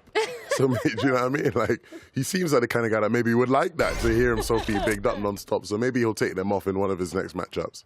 Yeah, we're kind of like the cheerleaders for him. No bias, of course. We're just here for quality tennis clash. That's what Fozzie was able to deliver in Buckets and Spades in this first one. For NYC's finalists, obviously, we got to hear some words from him there. Not eliminated just yet, but do you think he has the reactions to be dealing with his next opponent, which we saw, Punky? He's also a menace on the server as well, right? I mean, look, there's only two groups, right? But when you look at the way things shaped up in that group, whoever was in that group with Punky and Fozzie was always going to have a tough time. Like, they are two of the best in the world. It's tough. It's tough. I'd like to hope he can bounce back, but he's going to be up against a strong player. Yeah, well, he's got a bit of time to be practicing. There are some practice rooms backstage, so curious to see what he's going to be doing with that. Let's check in with both of the groups, though, because I think it's fair to say Group A was kind of the story of the underdogs. Group B, the story of the favourites. I'm just loving that we get to see a bit of LFC moving on forward in a more advantageous position, because Els, we were talking about it yesterday, he picked it up during COVID. A lot of people were saying he might be slept on a little bit as a player. Very humble guy as well. So yeah, we've got some very interesting personas moving on forward. Yeah, very humble guy. I think from those first performances, that was my favourite game. It was such a close one, and I just loved seeing, his reaction afterwards. You can see how much it meant to him. So he's my one to watch, I think, for the tournament so far. You know me, I'm tired of the whole humble gimmick. Let's start talking trash. Let's start the bravado. That's why I think I'm drawn to Fozzie's approach. Fozzie's leaning back. I reckon we'll see Fozzie put his feet up on the table at some point today. That's what I want from LFC as well. But he's a very nice guy. But I hope we see him get a bit nasty. Yeah, you wanted some drama, Els. I do want drama. Has Fozzie delivered maybe a little bit of hope in that? I think so. I think the headphones as well. Obviously, he said it's to drown the noise out and to drown us out. I think it's to play mind games. He's saying, I'm so confident, don't even need to hear you. Don't talk to me, I don't want to know. Well, plenty more tennis clash sets to be coming our way, but not before we head things to a quick break. When we're back, second round of matchups going down here at the Wimbledon eChamps 2025.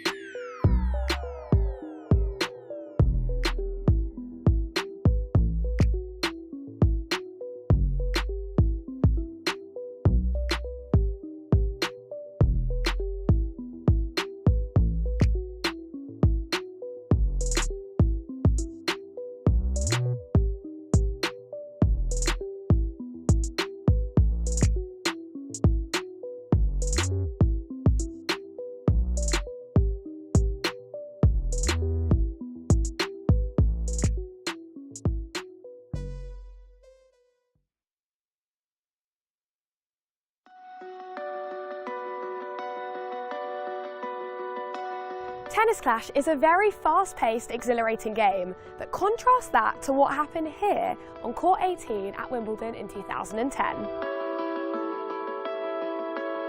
American John Isner beat Nicolas Mahut of France in the longest match the sport has ever seen.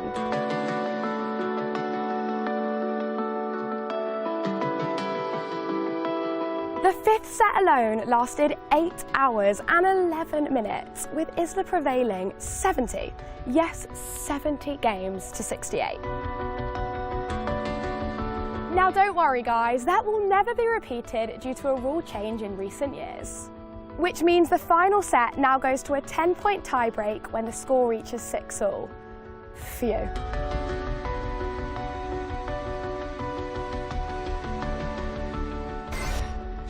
That is one hell of a game to be going down in terms of length. Not been the story here, though, for Tennis Clash. Levin, you warned me the games go by just like that, in a blink of an eye.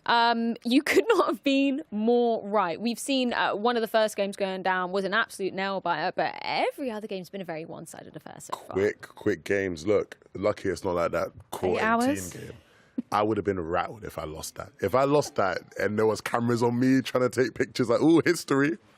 Let's say history. Get out of my face, man. Let me go home. Look, the games have been very quick, but they've been fast, fun. There's been a lot to learn from, and I think they'll continue to be more the same. Any takeaways for you, Els? It's been both of our first times witnessing Tennis Clash going down live. Anything you've learned so far? It's a learning experience for me as I'm going along. I'm just really admiring seeing the skill. As I said, Levin, I think you're teaching me a lot when we're commentating together. I'll continue to ask as we go, as the day goes along, just to let you know. But no, it's, I mean, seeing the players sat up on the stage is so admirable as well. Sure. Learning a lot about their skills, seeing them play in person, and seeing that sportsmanship, even though we need some smack talk in this room. Yeah, we need a bit more. Hopefully we can say this a little bit louder so they can hear smack talk. We want some smack talk. No, we're all about good sportsmanship here because the pressure certainly is on when we're coming into our next round of matchups. BNA versus Bruin, because the loser of this will unfortunately be eliminated. We're talking about just how important it is to get those initial wins. Both of these players feeling the sting of getting those first losses though in the first round. It's definitely true. And BNA came in strong on that first game as well. He won the first set. We kind of thought he was going to take the game, to be honest with you. But LFC came through. And then Bruin has the experience of these competitions. So I think this is going to be a really interesting matchup.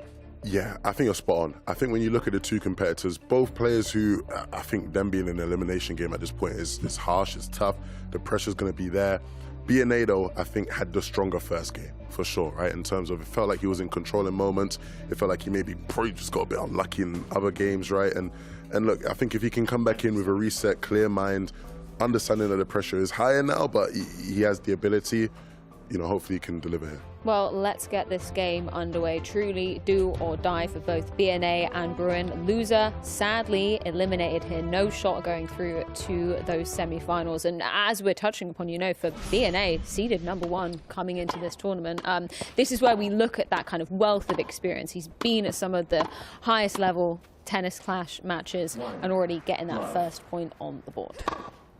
Do we think the first point is really important in these games? Does it prove, you know, I'm here to make a statement, or? You know what? I feel like it does in topspin, but not as much here.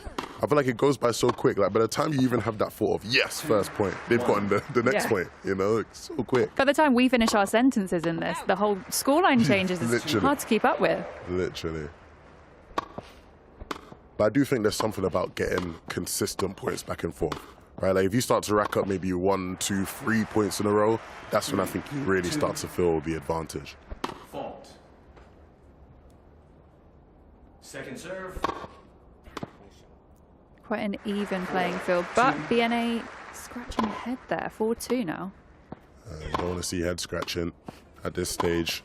You have to have things figured out. And BNA definitely starting to feel a bit more comfortable in this one. But we saw him pick up that first set in his matchup to start the day and then lose the next two. So even if he does pick up this first one, you know, he himself will know it's not over yet. I've got to deliver back to back. For Bruin, though, I think the question will be, can he start to find a foot in this tournament at all? Yeah, as we said, this match is very important for both of these players. Whoever loses this is officially out of the competition. They won't progress to the semi-finals. Absolutely massive one here.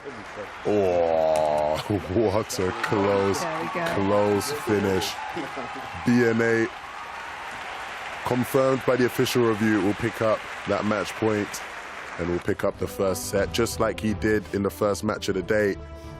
But will he fall, or will he be able to close it out in the second set? Bruin will do his best to stop it from happening.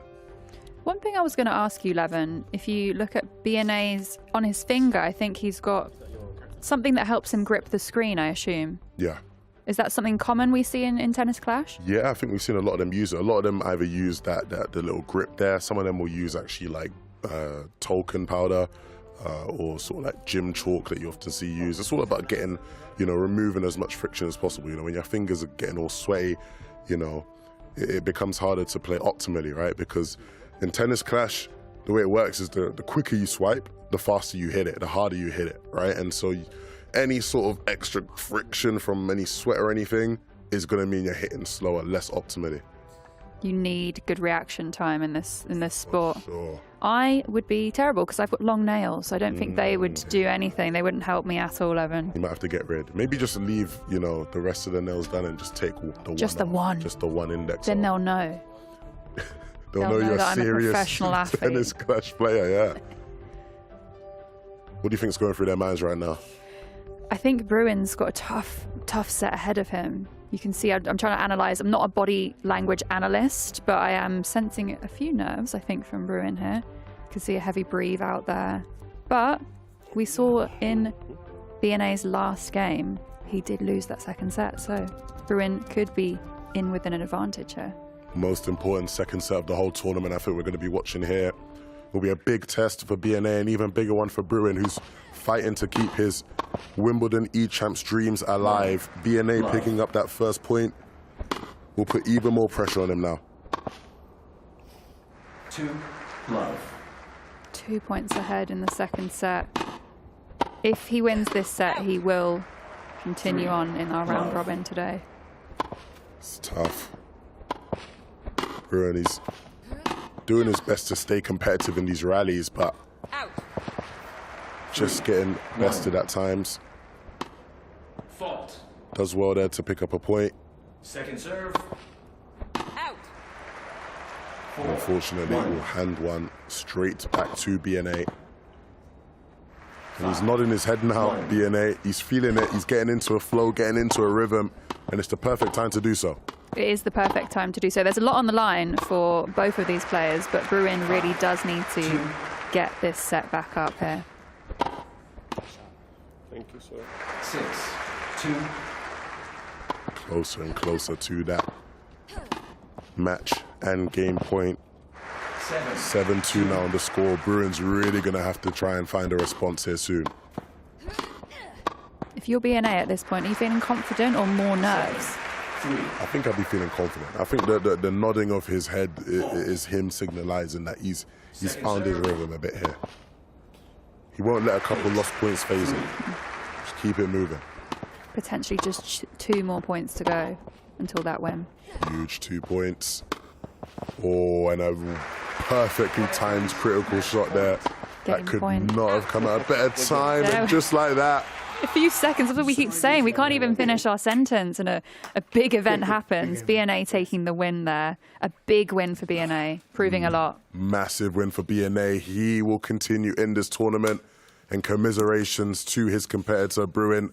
A tough competitor at that, but wasn't quite able to get it done here against a relentless BNA who was looking for revenge here. BNA able to keep his head above water at the most critical point. I'm loving that response as well, because we saw the visual disappointment from him after he let that series go versus LFC just earlier on today. This was the exact point, Levin, that you need to be getting your mental in check, making sure that, I've practiced this. I know exactly what to expect. It's just about executing it on the server today. He did exactly that versus Bruin, which unfortunately does mean he's heading home.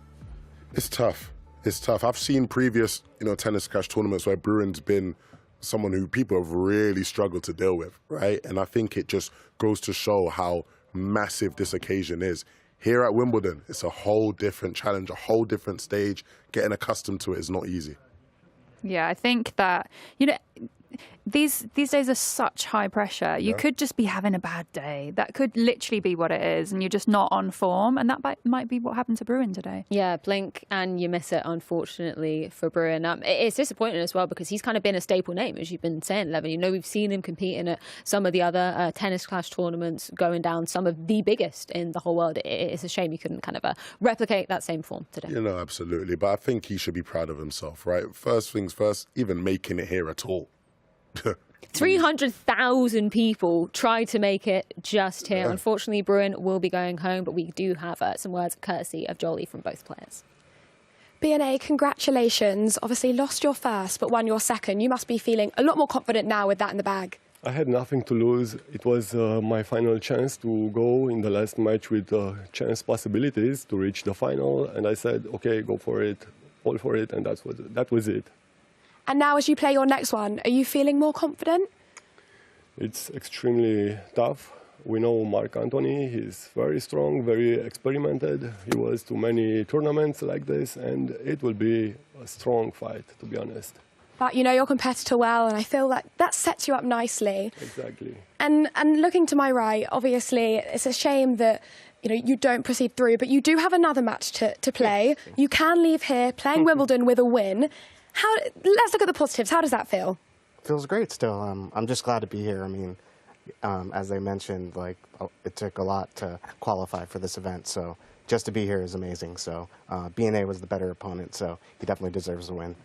And yeah, you seem quite emotional, but in a lovely way. What has this experience been like for you?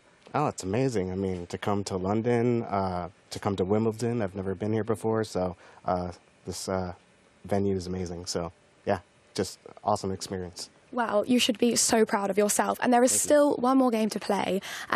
Incredible. I mean, this is what it's all about. Back over to the studio, guys, with some wholesome chats we've had here.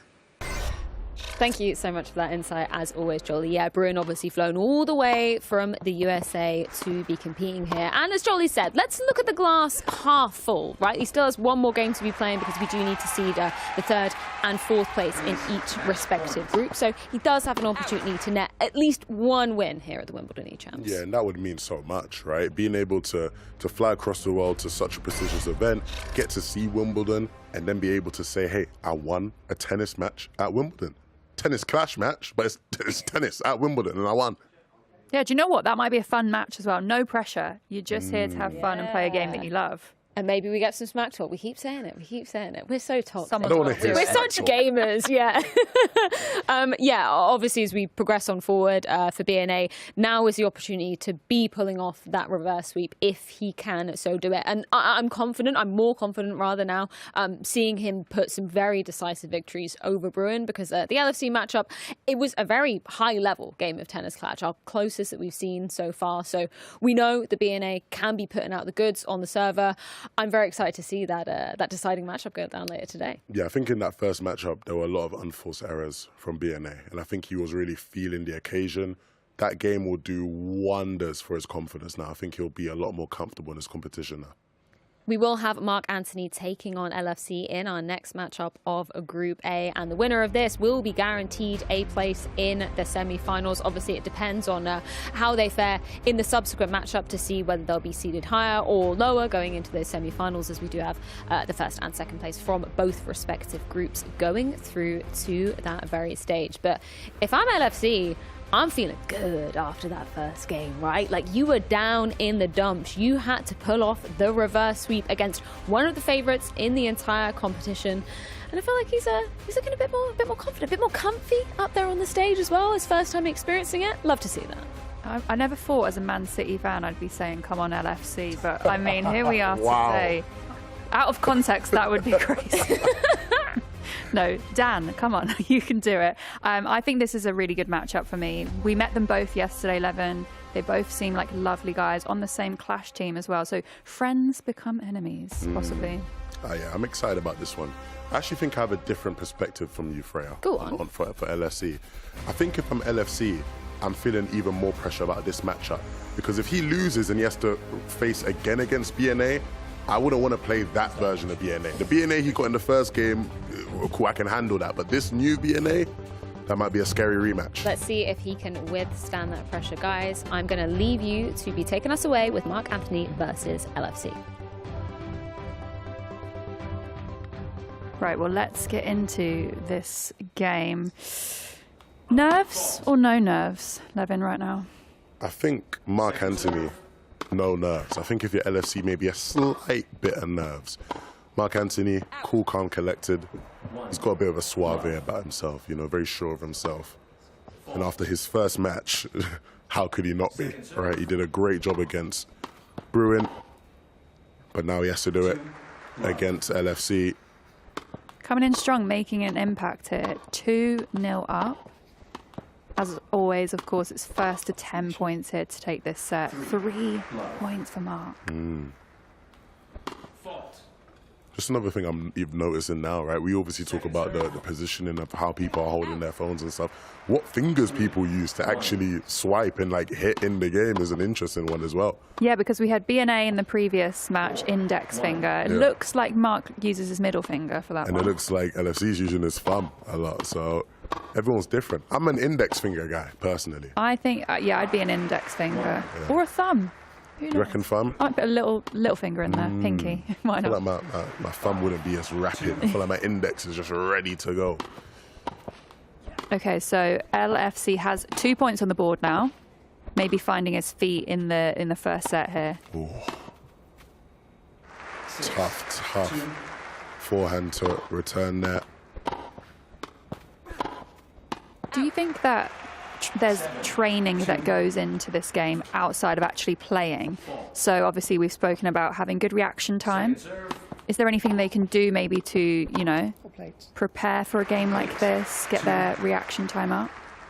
I think absolutely. I remember speaking to Arez yesterday and he talked about intentional practice, right? So going into matches, knowing you want to work on a specific type of shot, I think is definitely something these guys will be doing quite a bit of. Second serve. Wow. Unbelievable return. This could be a big point for Mark Anthony to take the first set. He won't get it easy.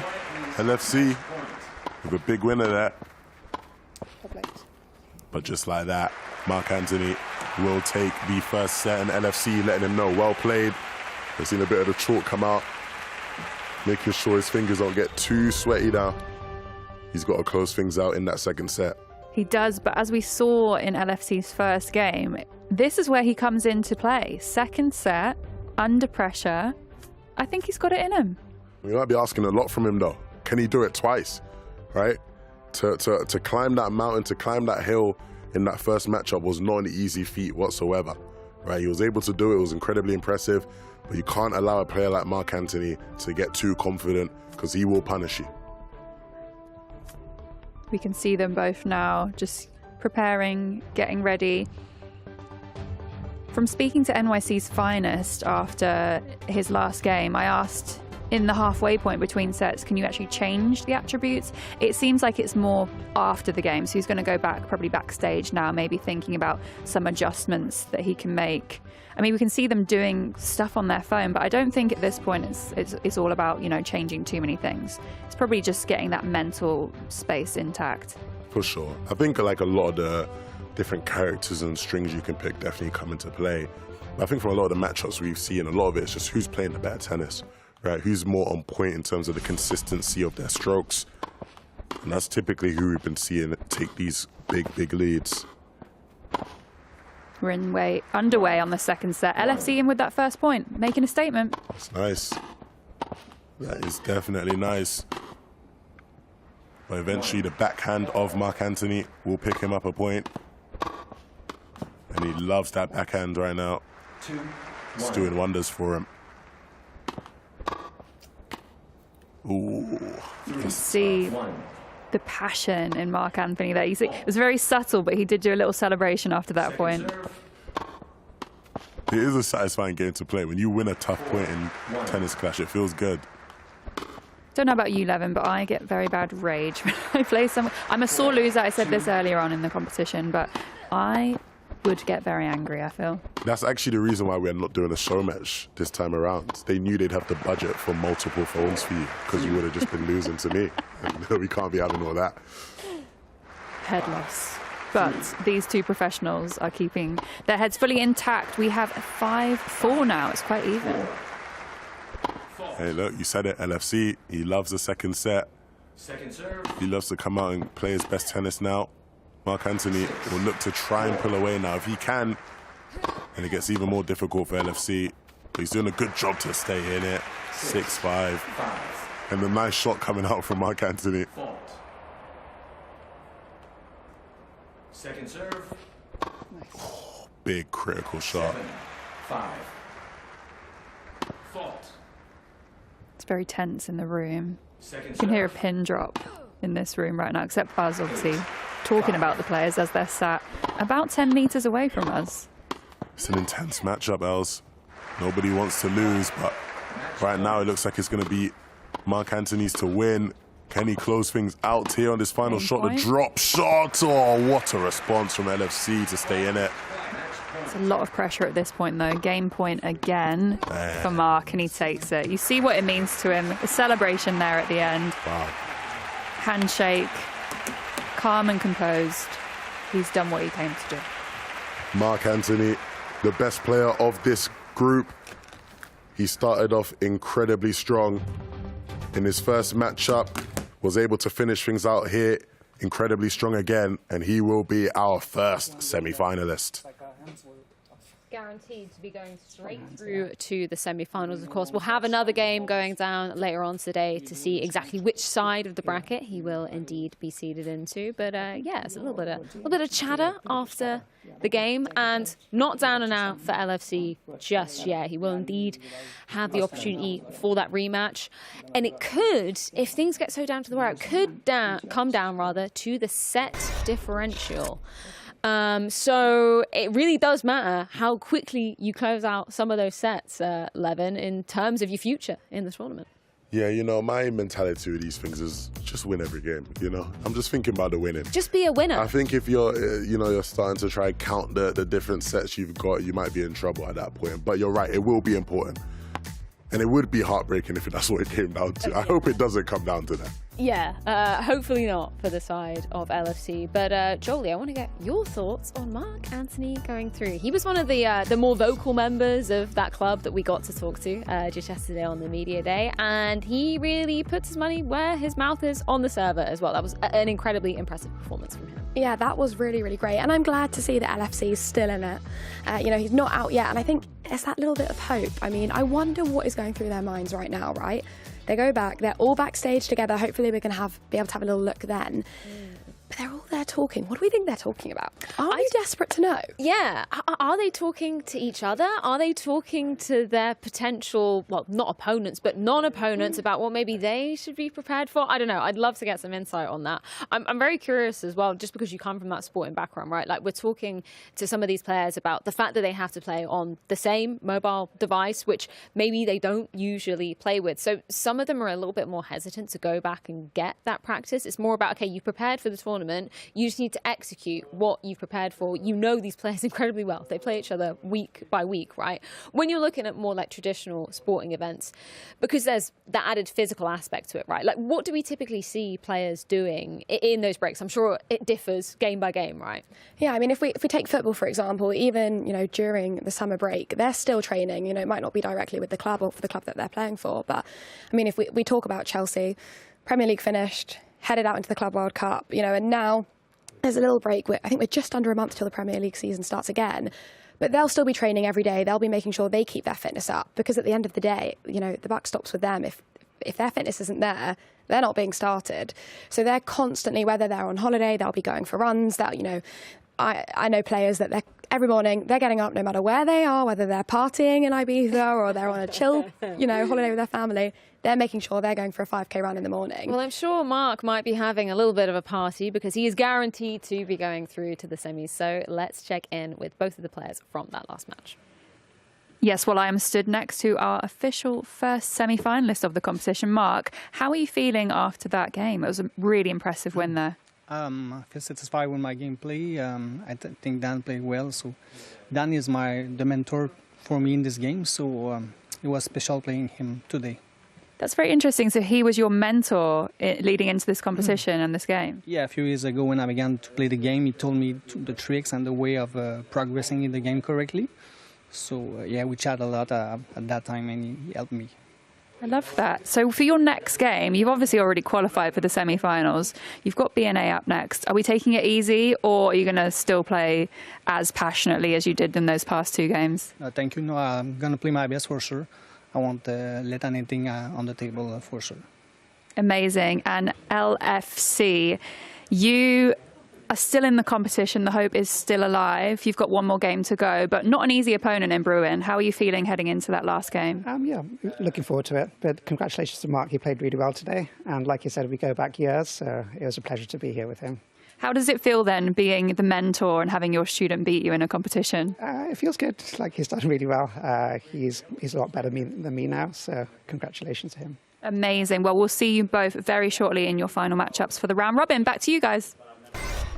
The student does indeed take down the master. I love that little extra emotional element to it. You know, Mark Anthony was introduced to this very game by LFC, and now he takes him down for his own good, for his own worth, to be moving through to the semi-finals. LFC is, obviously very, sportsmanly, aptly so, in that defeat, because he isn't eliminated just yet, Jolien.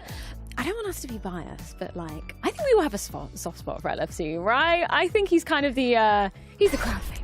I must say, him and Fozzie are my favourites. When we were chatting to them yesterday, and talking of sportsmanship, Levin's joined us back again, and just before, when it was the 2 of us, and I'm going to put him in it here, the 2 of us were having a nice little chat, and Levin was off air, and he was just standing there in the background doing this, trying. I don't know what you're talking about. Trying to get me to laugh, and I'll tell you. I'm a strict professional. I'd never do any such thing. So I'm thinking, when we go off air, we sit in those chairs, we go head to head and see who's going to win. Jolie, you don't want to mess with me on Tennis Clash. Yeah. You don't want to. I have a feeling you're right. This morning at breakfast we were playing it, and I'm going to say I actually think you would win that. I would. Yeah. Man, and I saw your skills earlier in the green room. Not great. They were not good. They were not good. Anyway, moving on. Should we recap Group B? Because that, of course, we saw the first round of matchups going down in that. That's exactly how the table stands after the first round of matches. I think it's fair to say Group A was kind of more in the story of the underdogs prevailing in that first round at least. Group B, there was some order restored here. Both Punky and Fozzie, they were the higher seeded players, and they managed to put the results on the table, right? Absolutely. And look, these next few games are everything. They're going to be super exciting. And I also love talking about, those that haven't got the result that they've wanted. They're also going to have a chance to at least get a win before they leave. And I think, look, to say you've won at Wimbledon, no, they don't need to go any further. They've won at Wimbledon.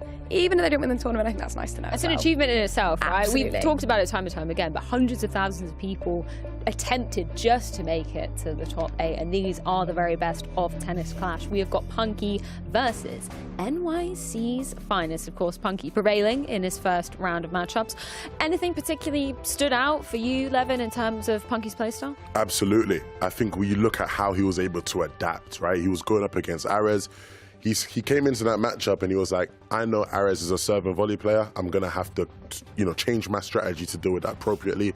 He did it excellently. I think the second biggest thing for me that was incredibly impressive was he talked about how nervous he was. If that's how he plays nervous, the whole competition better hope he doesn't get anything close to confident at any point. Even after his interview with me, he was like, Carla, I was nervous in game and nervous in the interview. He's doing an amazing job anywhere he does, and hopefully he can continue to do that. He sounds kind of gassed up here. He's like, let's go. Yeah. Let's get this ready. And we are ready to be getting the game underway. So Jolie, Levin, take it away. Thank you. I mean, I was loving that. There was a fist pump. It was like a good luck, brother. We should do that. Good luck, brother. Let's do it. We just fist pump. I can't wait for this. Yeah. What, us commentating together? Us commentating together, yes. This is going to be a lot of fun. We got a fun matchup on our screens here. Punky versus NYC's finest. And we'll see just how the tennis shapes up between these two. And already we're seeing both players playing very aggressively. Punky seeded first, number 1, right? Am I correct in saying that? Yeah. Well, I think he was number 2. Number 2. But Yes, good. I will reveal something. I don't think we mentioned this today at any point, but when we spoke to Fozzie yesterday, we asked him, who is the one player in the tournament you're worried about the most? He said Punky. Yeah. And, you know, we've seen our top seed play already. As we know, as Els was saying from the top of the show, I mean, it's almost as if the 4 of us kind of know what we're talking about. It doesn't mean too much today. There is so much to play for and so many differentiating factors. Again, it just makes that tournament so much more exciting. I think in the case of Punky, yeah, his seeding clearly is accurate because he is on one right now. 7-zip. Yeah. 8-zip now. Will NYC's Finest even be able to get a point in this first set? It doesn't look like it. 9. Serious whitewash. Oh, this is very, very tough. This could be the quickest game in Wimbledon's history. Oh, no, he just gave up a point. Not the perfect clean sweep. But will he be able to wrap it up here? He will not. NYC's Finest, a bit more momentum. Another match point for Punky. Do you know what I love as well? We're talking about the contrast of Wimbledon and the game. Earlier on, there we go, game. Earlier on, we were discussing about the longest game in history. You know, not just at Wimbledon, but in the sport. Yeah. And here, we've got a completely contrast. The quickest game ever. Was that 20 seconds? That it probably is the quickest game of the day. An flying, excellent start from Punky. And if he can continue to do that, I think everybody else in this tournament will be looking at him as the favourite. It's a centre court classic. Yeah. E-version in the making here. Really, really tough. If you're NYC's Finest, how do you respond to that? Look, I guess for him, it's going out, you know, with his head held high. Yeah, get a couple points on the board. A couple points. Yeah. You know, he's here, he's sitting here. How epic is that? Just to be in this building. Sure. I know how I feel. I honestly feel like I'm on cloud 9. And to be honest, when you're playing against someone as good as Punky is, you kind of just have to hold that and go, hands up, look, this guy is unbelievable at this game. Not my day. What football team do you support? I'm a Manchester United fan. That's really the attitude of kind Okay, bro. Man, you fan. All right, we're getting personal. I was excited to commentate with you, and now I'm maybe regretting those words. No, look, we're having a great time. Yeah, I mean, look, everyone was saying that they're wanting a little bit of a little few arguments. It looks like we've got some crosswords. Some people don't seem too happy, or it could be the 2 of us. We could bring some of that talk. No. The only crosswords are between me and you. Yeah, we can go. Look, I wanted a rivalry from the players, but if it's going to be me and you that, you know, start sparring with words, then, like, we might have to bring Freya back to stand in between us. I don't know if I can stand here next to you for much longer, I'll be honest with you. Now, look, we're back into the second set now. By the time we even set up the first set, you know, Punky was already like 8-0 up. So hopefully he gives us some time here to start talking about what he's doing. And already, NYC's Finest, he's coming back. Look, it's not over till it's over, and I'm a firm believer in that.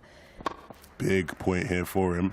And he's able to get 2 now. So he takes the lead for the first time in this game. Sometimes, you know, with the responsibility of where he's ranked and how well he performed in that first round, maybe he starts slipping. The pressure could get to him, and he might just... Look, it's happening. You weren't predicting this. If you were a betting man, you would not have predicted this, would you, Levin? No, honestly, not one bit. We'll see if this is a bit of overconfidence from Punky, maybe getting too big for his boots. Or whether this is just NYC's Finest locking in, activating, you know, a new part of himself. Obviously, different characters in this matchup, and maybe he saved this character specifically for this round because he knew he would need it to get back into the tournament. But, you know, both players are really digging in. I guess here it's who blinks first, and NYC's Finest can't really, you know, he's got to step up, which he is doing. You know, stamina, patience, precision. It's bringing tennis like we know it to get the gaming world. It's incredible. Absolutely. Absolutely. And you're seeing just how effective both of these players have been playing close to the net. Well, look, he's found his rhythm now, hasn't he, NYC? He has. Could the momentum shift here? What do you think? It definitely could. Then we'll see Punky pick up a point there. Close one. It's interesting seeing the clashes in play styles right now. Both players playing in a similar way, but as Punky's able to finally start to pull ahead here, can NYC's Finest start to find a bit more of that form he had at the start of this match? He's going to need it because Punky is not too far away from match point now. Serve and volley from NYC's Finest, and unfortunately it's not going to work. Match point. Can he wrap it up here? Not yet. Not yet. You can hear him say not yet. NYC's finest will make it go to another match point. But will this be the one?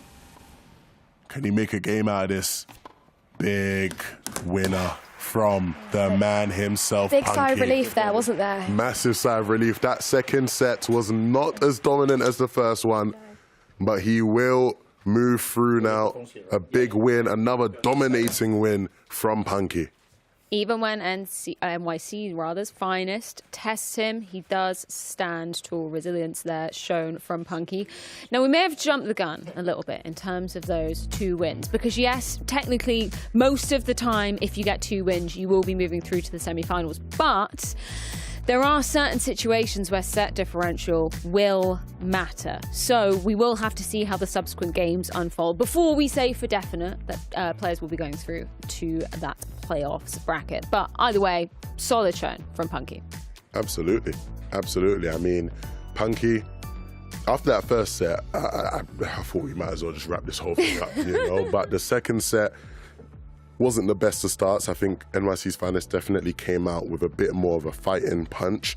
But ultimately, once he locked back in, Punky took control of the game, and I think we're going to see him do a lot more of that. There's a reason why he was regarded as, one of the top players, one of the favourites for a lot of the players that we spoke to yesterday. When I was chatting with Els, though, we were talking about, the fact that the Tennis Clash players, they were keeping their cards closer to their chest in terms of, who's the hardest person to play against? Who is your favourite in this matchup?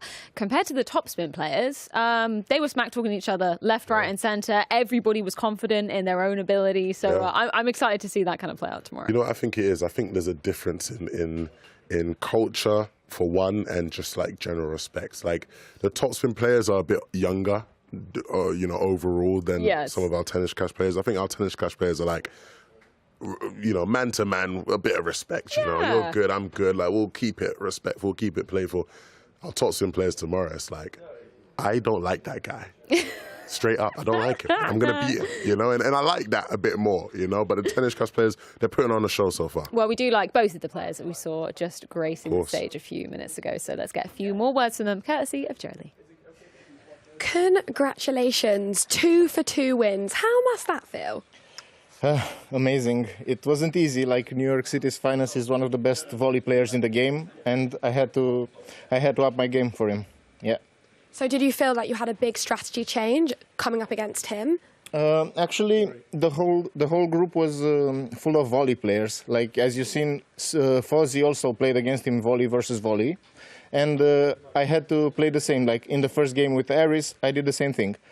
So yeah, it was a winning strategy apparently. Well, it seems to be working. And moving over here, look, lovely, lovely talk from your competitor. Now, you haven't managed to win a game yet, and it looks like your round-robin journey, whilst you might not be going through to the semis, you do have one more game to play, so you could still win here at Wimbledon. But what's this experience been like for you? It's been great so far. I mean, I wish I could do a little bit better next time. I'll be back.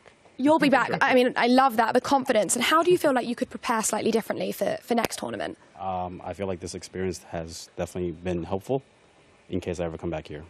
I will definitely. You will. Yeah. You will be back. Thanks, Victor. He'll be back. Oh, honestly, I need some tissues. I'm going to start crying soon. I love it. Everyone wants to see each other back. Can I add something? Like, this experience have made us, bond really well together, and we became, pretty good friends, right? I would say, Victor? Yeah. It was the first time we met in person, and it was a great experience. Like, all of us really became tight together. I mean, for those that know me watching at home, you'll know that this is really pulling on my heartstrings. And if there was going to be one of the 4 of us standing here right now, I'm really happy it's me. It shows so much about you guys and the sport and the e-world especially. I mean, over to the studio now. Have you guys got some tissues? Because I might need some. I think we need some over here too. Levin, I never thought I'd see you breaking a tear, but that got you close. I saw you welling up, building friendships here at the eChamps. That's what it's all about. It's just so emotional, so heartwarming. I mean, these guys aren't just competitors, they're brothers. They fought through this competition side by side. They've been here at Wimbledon, enjoying the scenery, enjoying the history, but enjoying it together. But having to take each other down in the process, I know we can make this romantic and wholesome, but with a winner, unfortunately, does come a loser. As Jolie said, there is an opportunity for NYC's finest to be placing third in his group. That'll be going down later on today. For Punky, though, with those 2 wins, it's looking likely that he will move through to the semi-finals, but there is no guarantee. It is going to depend on the next matchup going down, which, if you're a competitor, right, that must be, like, pretty brutal. Having your tournament life potentially in somebody else's hands, I can't imagine what it's like to be in that situation. No, not at all. It's going to be a very intense one, but I think he's getting more and more ready for it as the games go on. I'm excited for this next matchup now. Yeah, these are 2 of, I'd say, the bigger personalities within the scene. Definitely when we were talking to some of the players yesterday, Arez versus Fuzi. Obviously, both part of the same club. We're talking about Nylon Clash, where they have weekly tournaments going down versus one another. Kind of goes to what NYC's finest was just saying, right? It's the opportunity to actually meet these people in real life. Sure, there's a lot of tournaments going on online. Totally different ballgame when you're actually playing these people in person. Yeah, and I think one of the cool things we learn about talking to a lot of these Tennis Clash players is a lot of them do talk online, right? So it's not even just like playing them online. They talk online, they're in calls with each other and whatnot. But then actually being able to meet these people and get to know them on a personal level is great. These 2 that we're about to watch are very familiar with each other, and I think it'll be a fun matchup. Let's get this game underway. It's one of the crowd favourites, Fozzy, taking on Arez, one of the older players in the competition, but age is just a number. Age is certainly just a number. He's hoping to put the numbers on the board as we do get into his second game here at the Wimbledon eChamps. Is there a favourite in your mind coming into this? I think it has to be Fozzy just after how we saw him perform in that first game, but it will be a tough task for Arez to come back, a bounce-back opportunity. I think we know what we're going to see in terms of the play style between both of these players. I think we're going to be seeing a lot of volley play, as Punky rightfully highlighted. Both of these players went for this style in their first matchups of this group. And so I think we'll see that all throughout these games here. Both players are not afraid to get close to the net as well. This is some fast tennis going down. It's the winning strategy. That's how Punky sort of put it, right? It's the winning strategy right now. But who will be able to execute that strategy better? Second serve. Out. 3, 4. Now we talk about your kind of tournament life being in the hands of somebody else. If Fozzy wins, both him and Punky, just confirmed from production, will be going through to the semi-finals. But it's all tied up with Arez just about taking the lead now. Absolutely. And Arez can definitely do it. He was up against a strong competitor in Punky in that first game, and so I know he'll be desperate to prove himself, desperate to make the comeback happen. 6. But we know Fozzy's got that swagger. He's got that confidence, that charisma about him. That might be enough to carry him through. He's got that fearlessness, man. But the Bast managed to take it through. He still got his headphones on as well. Doesn't want to hear us. He still doesn't want to hear us talking. Honestly, it worked earlier. Why change it? It's already worked. 2 points now from taking the first set. And just like that, match point for Fozzy. Will he be able to take this first set? Not quite. Arez staying in this one. It's a close match. But can he get it to Deuce? It's been a while since we've seen Deuce. We might get to see it here. 2 mistakes made from Fozzy there. But we won't see a third made in a row. Absolutely not. Closing it out when he needs to. First set done in the way of Fozzy, and now just 1 set away from guaranteeing not only himself, but also Punky a spot in the semis. And I think we're seeing a difference here in Fozzy's demeanour. Much more locked in. Doesn't look as casual maybe as he did before. The posture's up, you know, the back of the chair. It's not at such an angle anymore. We're talking, you know, maybe 100 degrees, maybe 110 degrees rather than the full JDM lounge, you know what I mean? Well, do you know what was interesting about before this matchup? I actually overheard them talking, and Fozzy actually asked for this chair. The chair he's sitting in now was the chair he was in before. And he specifically said, hey, Arez, bro, can we switch chairs? A lucky chair. A lucky chair. But if I'm Arez, I'm saying no. Sorry, bro. Really? Nah, man. I want any advantage I can get. If I know my opponent wants that chair, I'm not giving him the chair. Even if you don't want the chair yourself, you're Even sticking if with the chair. I hated the chair and it made me feel worse, I don't want my opponent having the chair. You embody toxicity, man. That's what it's all about. That's what it's all about. No, Arez is a gentleman. He's a gentleman. He is. And he's got that kind of more forwards posture as well. Like we were talking about the difference between some players, you know, like to hold the phone rather closer to their bodies. Some are more than happy to put it down on the table, be placing flat. Bit more, I guess, mobility in terms of your finger movements as well. Don't have to worry about the grip. We all know about RSI, guys. You can't be risking that. Can't be risking it. Look, if I'm Arez, as much as that first set didn't go my way, I'd still be feeling confident. He plays some great tennis there. And I think we saw from Fozzy, Fozzy is prone to maybe making a mistake or two. And so if you can force some more mistakes out of him. Do you think the best way to counter that aggressive, like forwards play style where you're not afraid to get close to the net, is it to do the exact same back? Is that how you try to counter that aggression? Well, that's what's been working for Punky and for Fozzy. I'm interested to see if maybe we could see a couple more lobs coming through. We're seeing sort of just like straight volleys to volleys, right?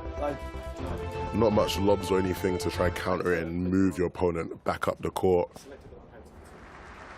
I'd be very curious to know after this matchup, because we'll have an interview, of course, courtesy of either Els or Jolie. I'd be curious to know just about the character selection, because we've seen Fozzy, you know, he's had some misclicks. We've had to restart a couple of sets. That's fine. That's totally fine.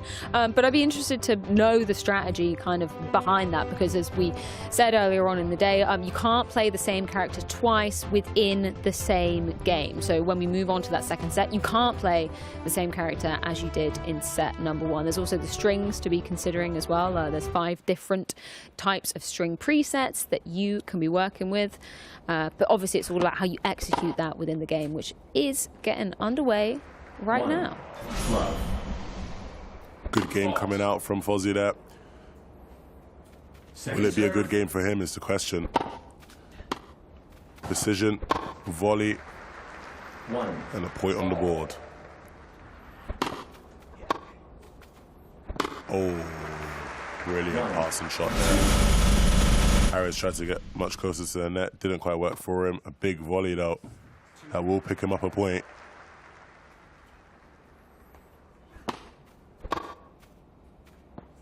You know, I'm liking what I'm seeing here from Fozzy. Some of these passing shots just to deal with that aggression at the net from Arez. And again, he picks up another winner with it. And it doesn't seem like Arez has a response.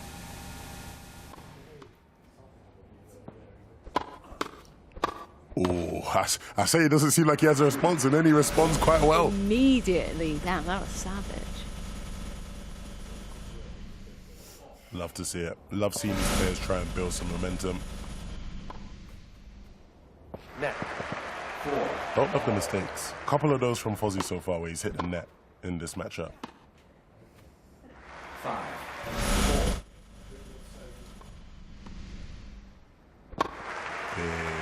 Big winner there. Fozzy needed that to keep things level.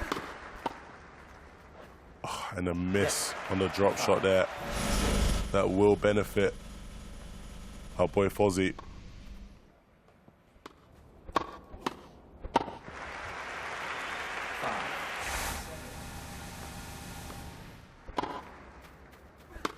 Arez wed that so well. And he was in the right position to capitalize. Oh, 6. Almost an excellent return, but just hits the net.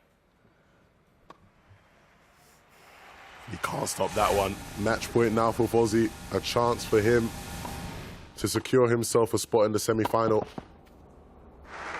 Arez won't let it come to him easy.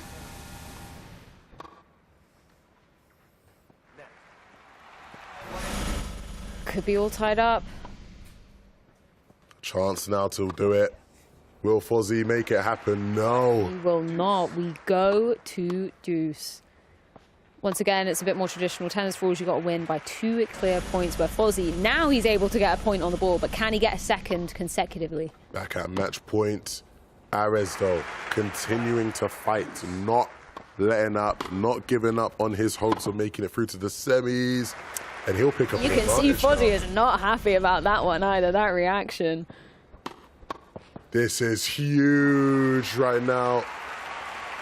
Arez never stopped fighting, never gave up. Even when it looked like Fozzy had it in the bag, he made the comeback happen.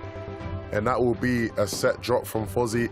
Split sets now, and Arez has a chance to stay fighting for a semi-final place. Talk about resilience coming out from Arez. We were talking about it, right? Like, Fozzy's had that advantage in both sets, able to capitalize on that first set, but not the story when we're coming into the second. And there was a couple of like uncharacteristic misses, which Arez, full credit to him, took full advantage of that.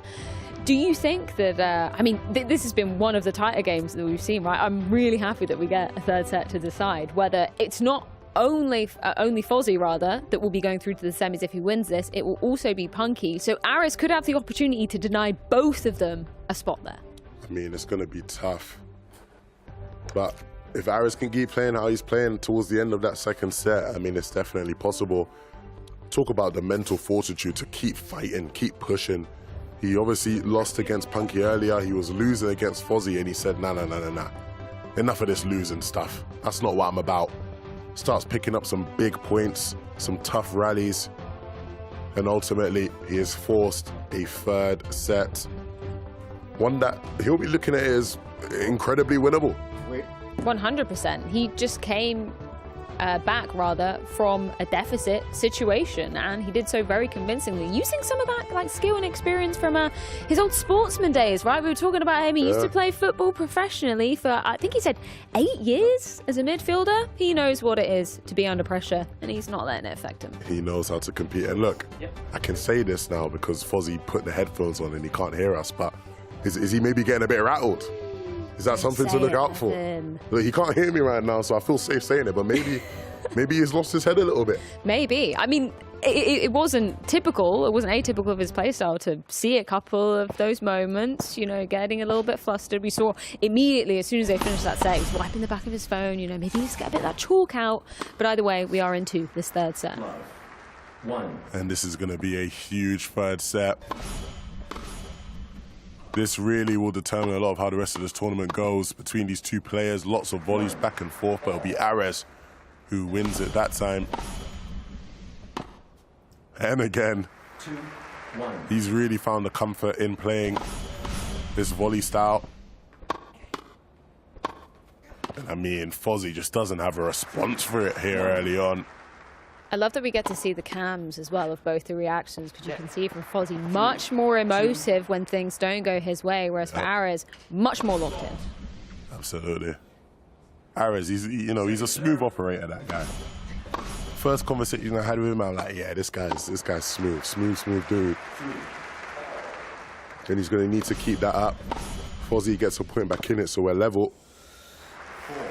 4-3.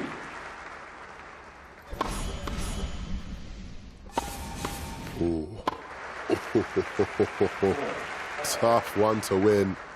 But Fozzy will do it. And the drop shot not quite landing, so that'll be a 3-point to Fozzy.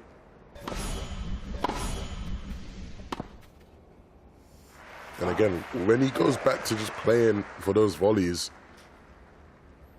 it works out for Arez. And you'll see him go for it again. Fozzy with an unforced error. It really seems to be his bread and butter. Oh.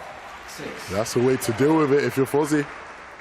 Taking out some of that anger we can see maybe building up, putting it out on the court with a really powerful shot.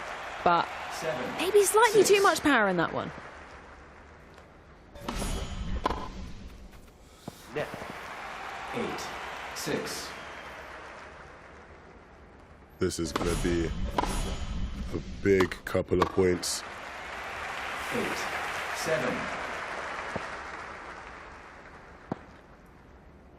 Right now, Fozzy fighting to keep his spot secured. If he wins this, he obviously goes through to the semi-finals with Punky. But if not, he'll have to play against Punky to try and get a spot while Arez fights up against NYC's finest. And so if he wants to keep things in his hands, he needs to make it happen now. And back to deuce. Again. Oh, you could cut the tension with a knife, and you can see Fozzy is so disappointed to let that one go away. Advantage now for Arez. Can he make it happen? No, error there. We'll send it back to deuce. This is huge right now. And you can't be messing up your serves now, Fozzy. You've got to be hitting them. And a big volley there. That's exactly what he needed. Arez, can he respond once again?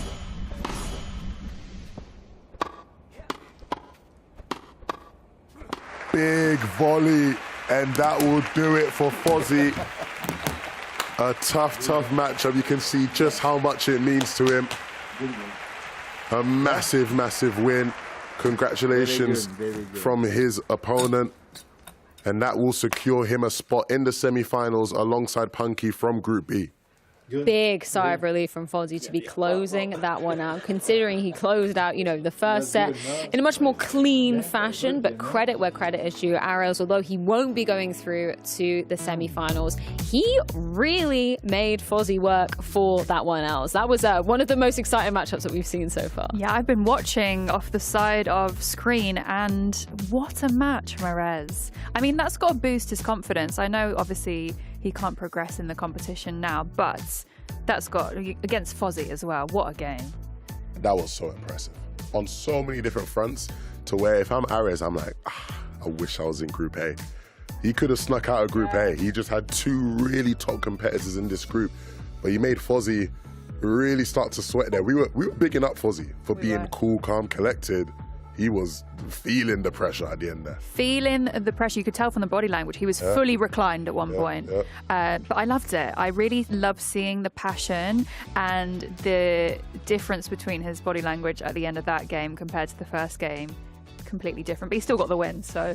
Well, let's hear exactly how he is feeling netting that win, courtesy of Jolie on the sideline. How are you feeling? I mean, you had all of us on the edge of our seats. You are through. Yeah, I can't quite believe it myself. I thought I lost, but I just tried to hang in there and came through. And you too seem very emotional as well. I mean, you were so emotive. We could see you, doing this and getting so frustrated with yourself. You can see just how much it means to you. Do you think this tournament specifically, being British, being in Wimbledon, means more to you than anything else? Absolutely. It's an honor to be here, and I've watched Wimbledon every year on TV or on my iPad, so I've been telling the Tennis Clash organisers for years now, get Wimbledon. So yeah, it means a lot.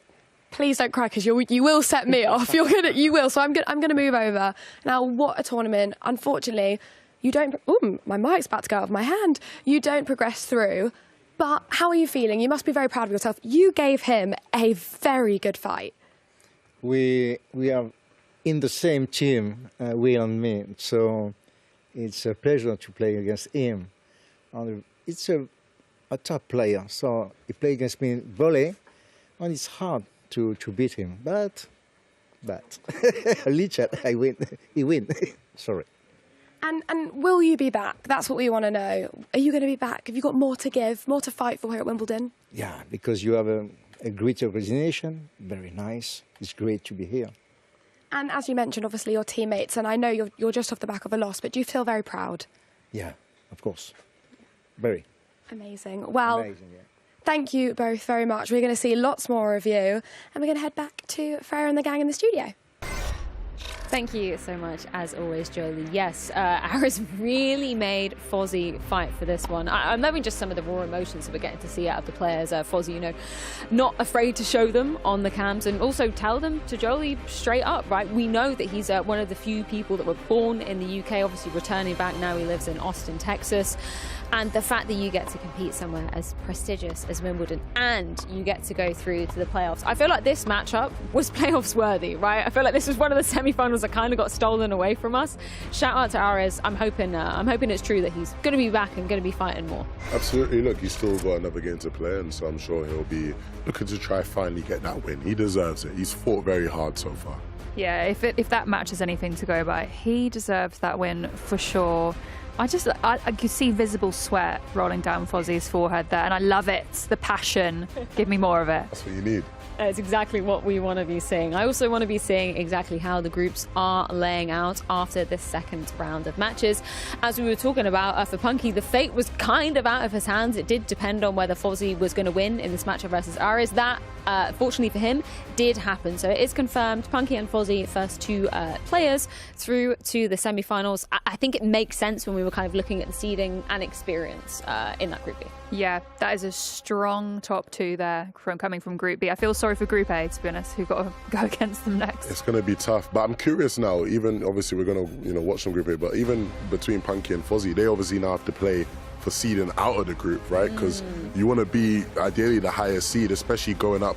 When you're looking at the Group A, Mark Anthony looks like he'll probably end up being the top seed of that group, right? Yes. He still obviously has another game to play, and I would not want to play him in the first semi-final. I don't know whether we can just bring that graphic up one more time, because things do get a little bit more complicated when we're looking at the story of Group A. As Levin just said, Mark Anthony is guaranteed to be making it through. We don't know whether he'll be through as top seed just yet. That second place spot, or the second spot rather, coming out of Group A, that is going to be between BNA and LFC. But I don't believe they'll be playing each other, right? Because it is that round robin format. So it's really going to depend in that set differential when LFC goes up against Bruin and BNA goes up against Mark Anthony in our second round. So truly all to play for in terms of that second progressor out of Group A. Yeah, BNA's got a tough match on his hands, I think, against Mark. Off of 2 wins, he's got to be confident. You'd have to be. You'd have to be. But, we've seen how these games can go sometimes. Sometimes you think it's going to go one way and then it goes the other. My heart is truly racing after that last game, so I think we all need to take a little bit of a breather together. We are going to head things to a quick break, but don't you dare go anywhere. There's more Tennis Clash coming your way, and it's going to be nail-biter.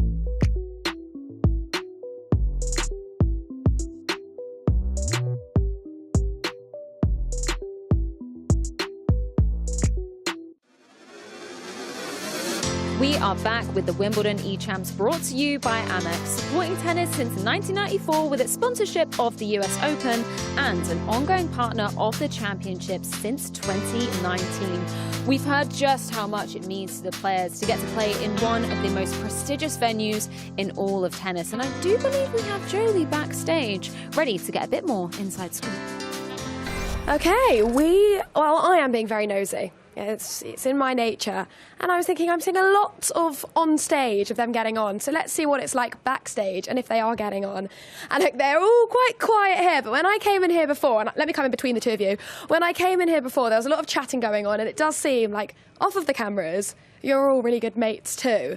Now, what I really want to know, because I'm thinking maybe of entering myself in the competition. No, I'm joking. Have we got any specific diets? Have we got coaches? What does one need to prepare for a big tournament like this? Coming to you first. Just a lot of practice, playing the game a lot. Yeah, that's pretty much it. I mean, we've all played the game for multiple years, just a lot of matches. So the more you play, the better you'll get. So. And who's practicing the most backstage? Who's coming in here? Don't be shy. Oh, well, it's clearly working. You're practicing a lot? Yeah, I can say that. But so are the others. So I cannot practice alone. I practice with them. So even when we try and get them to go against each other, they're all still friends. And then superstitions. Now, I myself am very superstitious. We were chatting a little bit before about superstitions. Do you have any rituals before a tournament, a game? And you were telling me that you do, but you haven't brought it here today. I actually did. It's in my bag, but I usually wear the same specific shorts. I just, it's more like the position. That's what I always use, but they're not very formal, I would say, so I didn't want to wear them on TV, They're not very Wimbledon. Okay, fair enough. And I know we're here right now. We want to live in the moment. We want to be very excited about being Wimbledon. But are you looking ahead? Are you thinking about what tournaments are next? What is next for you? Well, if I can qualify for another tournament, that'd be awesome. So whether it's back here at Wimbledon or the French Open, just be lucky to be able to be a part of it. So. Amazing. And what about yourself? Yeah, there's Roland Garros next year. I've won it twice. I lost in the semi-final last year. Didn't manage to qualify this year, so yeah, I'd like to be back next year to reclaim my title. And we've got quite a quiet sofa here, but we're going to be hearing from them a little later on. And we're going to head back to the studio. More games, more fun, and joining the rest of the team. Thanks, guys. Thank you so much, Jolie. We were joking about Fozzie being superstitious with the chair. Turns out he actually is, Levin. He's got some shorts. Didn't need to wear them today, though. Still managed to make it through to the semis. Are you superstitious? I'm a little stitious. I'm going to say that. Tiny bit. Go on. Tiny bit. When I used to play basketball, I'd never listen to sad music before a match. It has to be really upbeat, high-tempo music. I guess that gets your energy in a certain place. I have a slightly weird one. I like to brush my teeth before we go on air. I really do. It's just a routine. In general? No, I mean specifically before we go on air for the first time. 5 minutes before I like to brush my teeth. And I was wondering why it's so minty right now. Minty fresh. Let's check in there with something that I got to do a little bit earlier on because I took some time to visit the Amex Pavilion and the Amex Experience whilst Wimbledon was going on. So yeah, let's relive exactly what I got up to there.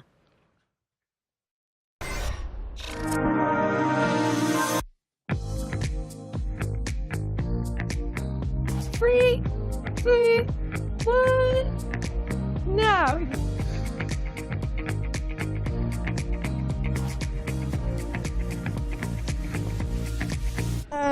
Finally, let's go.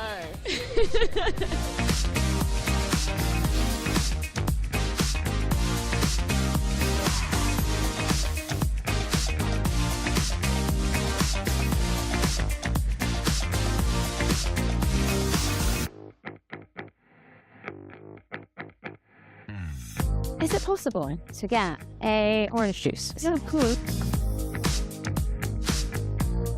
Just like that. You drink a piss. Imagine.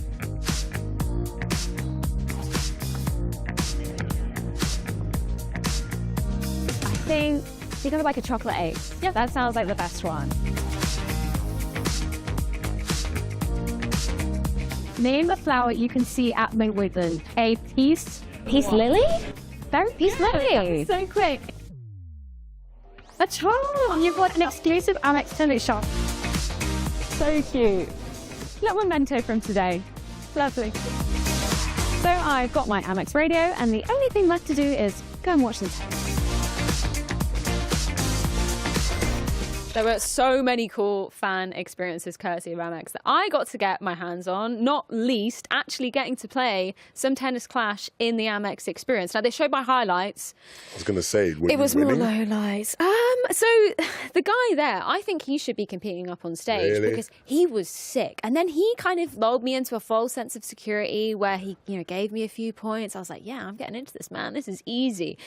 No, it's actually really hard, as you'll know as well, Levin. Yeah, he was being a gentleman. He was. Respect to that guy. Yeah. He is. Hopefully he's watching. Yeah, fingers crossed. Either way, I had a brilliant time. So thank you so much, Amex, for that experience. But we do need to get the games back underway. We do have BNA versus Mark Anthony. Now, there's a little bit of a curveball in this one because Mark Anthony, we already said it before the break, he's guaranteed to be progressing to the semi-finals.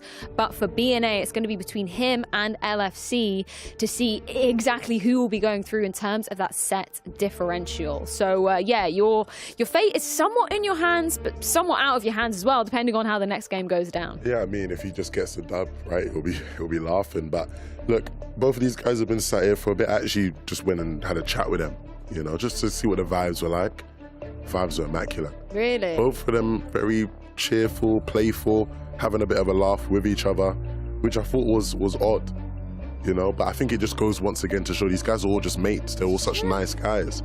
If it was me, I'd be head down, serious. Yeah, I wouldn't be talking to I'm not talking to them, no. Are you kidding me? No Maybe they jokes. could read into me and get some strategies. Maybe know exactly what I'm... No, we're joking, obviously. We love the wholesome vibes, but between this, if you're Mark Anthony, you're already through. Right? There's not the same amount of pressure on you as there is when we look at BNA. And we do have the game ready to get underway already, so let's get into it. And look, this is a great test for BNA if he is able to succeed and get through, because Mark Anthony is one of the tougher opponents you're going to face throughout this competition, regardless of who you are. 2 love. BNA with a hot start, though, 2 points to none. 2-1.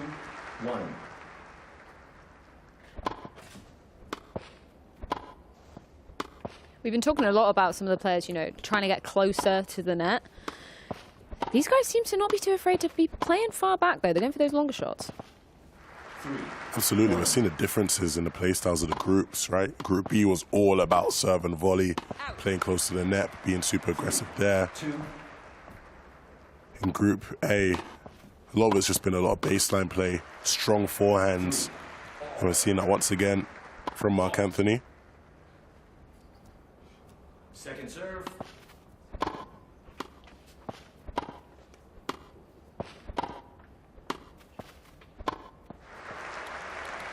Strong backhand there as well to get the win up. Playstyle will obviously, somewhat depend on which strings you have chosen to be playing with as well. There's 5 presets coming into this particular competition where there's a different mixture of backhand counter, forehand counter, long catch, and stamina shield. I'd be curious to see which players picked which here. Damn, that was clean from Mark Anthony. Very clean. Went for the drop shot. BNA, but got punished as a result of it. Big one there as well. He's not afraid to go for these wide hits.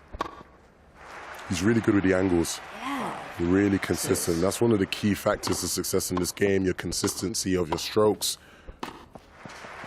Oh. Oops. I like that. Second serve. 6-7. Seeing BNA stay competitive in this match. Look, today we've not really seen Mark Anthony struggle much in matches. And I wouldn't say he's struggling here at all, but it's definitely one of the closer matches we've seen him play. BNA looking now to try and take the lead, potentially. I think it goes to show just how much of a surprise it was to see BNA losing out that first matchup in the reverse sweep fashion versus LFC that puts him in this situation. That was cheeky. Nice shot from BNA. Really cheeky. Love to see that. Big forehand, but great return. And again, Mark Anthony moving the opponent around well. Fault. Second serve.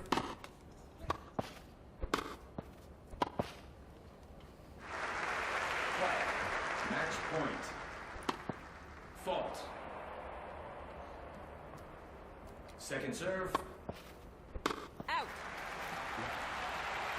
And that will be the first set completed. Huge breath of fresh air, feeling the pressure. I think both of these players know that it's not going to be an easy matchup. Absolutely not. We've seen what Mark Anthony can deliver. We know what BNA has historically put up in terms of some of these previous tennis clash tournaments. And for him to be in a position where, yeah, okay, he could win this matchup versus Mark Anthony, but if LFC does it in a cleaner fashion versus his opponent later on, that will still spell elimination for him. No semi-finals on the horizon. So the name of the game is not only getting the wins, but getting them as quickly and as cleanly as possible. Of course, it's a bit tough of a situation if you're BNA now, right? Because obviously, you know, LFC able to pick up a win in the next matchup, it wouldn't be too favourable for him, but just picking up as many sets as possible, just a one set at all, could prove crucial when it comes down to any tiebreakers.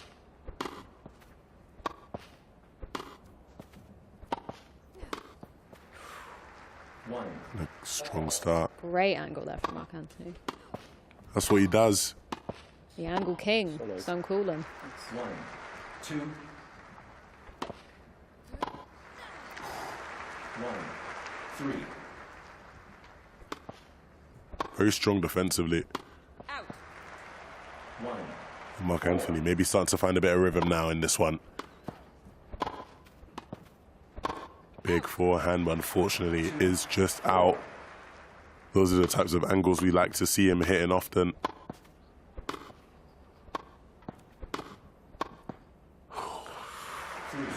Just a little bit too slow on the response there.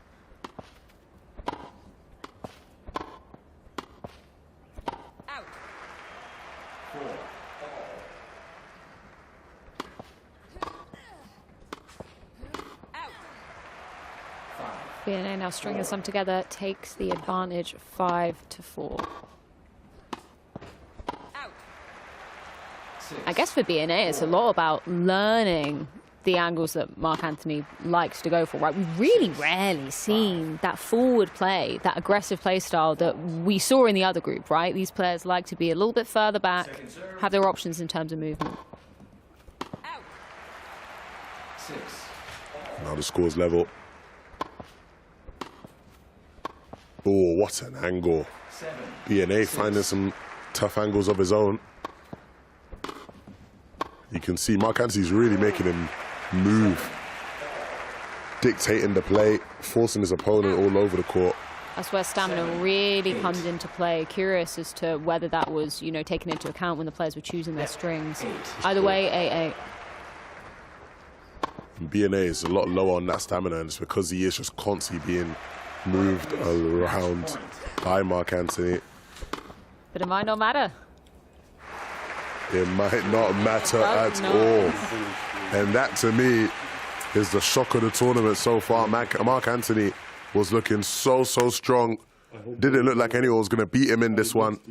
But BNA, after a tough start to the tournament, has started to find his form that made him such a high seed coming into it. Pulling off the reverse sweep, but we don't know whether he is guaranteed to be moving through to the semis just yet. Either way, Mark Anthony will be moving onwards and upwards. It will depend on the LFC Bruin matchup that is going to be going down shortly. If you're BNA in this situation, right, like, are you in here in these seats, like, yes, watching head in hands? Like, your tournament life is in somebody else's hands. Absolutely. If I'm BNA, I'm sat in the first row. And anytime LFC does anything, I'm booing. Just without loudest boo possible. You know, just see him put the headset on during the game. Noise cancellation activated. Look, it would be really tough if BNA now doesn't make it through. If I'm BNA, I'm actually going to the back and I'm going to start coaching Bruin. Just start coaching him. Just say, hey, brother, play this. Hey, do this against LFC. Do it like this. Do it like this. Hey, this one hit. Anything that can help him, you know, help LFC get out of the tournament, I think will be what I'd be doing. Well, it might be a little bit too late because I'm already setting up on stage there, Levin. But either way, that was a class act coming out from BNA. I think that goes to show just, how much of... I don't want to use the word upset because obviously LFC's really shown his strengths throughout this tournament, but the fact that BNA came in as such a high seed, there was good reason for that because he's able to take down some of the best we have seen so far here in Tennis Clash. For sure. It's one of those things where you have to sort of look at it and go, two top competitors. And it's tough because, you know, BNA looks so strong there, right? And he's clearly one of the better players at this tournament. But a rough start just could hamper the whole thing. It can always cost you, but either way, I think it's time to check in with the players after what was a banger of a game. Well, I've had confirmation that you're actually both through to the final, so I don't think that Freya and Levin were aware of that. BNA, what a match. I mean, you came in, you beat Mark, who's unbeaten in the competition so far. How do you feel after that? Has it boosted your confidence? It was, to be honest, just crazy. My heartbeat, it was 120 at least. He's a great opponent. How do you stay calm under pressure then if your heart's racing? You've got to keep your hands in check as well, because obviously when you're nervous, your hands want to shake. I transform my emotions in some constructive emotions, and that went well, happily. Well, amazing. Congratulations to you. So much. You both could potentially face each other again in this competition if you get through to the final. How do you feel about meeting up with BNA again potentially? It was a tough opponent, right? Yeah, right. It was a tough opponent. Yeah, I feel it will be different because we'll be in the final, so the energy will probably be more aggressive on my side. Are there any changes you're going to make to your gameplay between now and the semis? Yeah, probably, yes. Okay, maybe you'll check in with LFC if he's your mentor, right? Check in with him after this match. Are you going to be backing him in this one? No, we are not sharing stuff nowadays. So. Okay, interesting. Well, thank you both. I'll speak to you very shortly, and back to you, Freya and Levin. Thank you so much, Els. Yeah, I was kind of wondering if Mark Anthony would get up and maybe coach LFC during this, maybe give him the classic back rubs that we see in Counter-Strike. It always helps. Either way, we did miss out on that key piece of information that both of these players are through. And you know what? I'm super happy that BNA does get a cemented victory here. Unfortunately, it is just off the back of LFC. He's already lost too many sets, so he won't be going through to the semi-finals. But what a performance from BNA, taking down one of the most consistent players we've seen so far here in Tennis Clash, and yeah, seems pretty hyped to be going through to the semis. I know that. What a boost of confidence as well to come from the first game where he, dominated in that first set and then lost out to LFC, to then come back and win 2 games in a row. That has to be a good sign moving into the semis, I think. That's the thing, because you could see the disappointment on his face after that matchup. Sure, him and LFC, good friends outside of the game, obviously very familiar with each other in terms of some of those club matches that they play weekly online. But you could see that he was very disappointed. He had higher expectations of himself. So it's those storylines that we love to see, the comebacks, the mental fortitude, the resilience that Levin was talking about during this. Yeah, definitely. The resilience, the keeping strong. He said his heart rate was 120 BPM probably. I would be shaking if that was me. So I've got to give him credit. I mean, keeping calm. You never would have known from that performance. No, 100%. To sit on that stage at Wimbledon with such stakes, I mean, it's just, it's so admirable as well. Yeah, to make it to the top 8 at the very least out of hundreds of thousands of players who battled just to make it here to Wimbledon. We are going to be getting in to our final game of Group A. That is going to be Bruin versus LFC. Now, as we just heard confirmed, unfortunately, neither of these 2 players will be moving through to that semi-finals. But this is an opportunity for Bruin to get a win in Wimbledon at the very least. That's not something that many people can put on their CVs, and we heard it when he was doing the interview with Jolie, right? He feels super honoured to be in this position, be surrounded by some players that he gets to chat to, he gets to play against online a hell of a lot. So I'm really excited to see how this clash goes down. For sure. And I mean, any experience is good experience, right?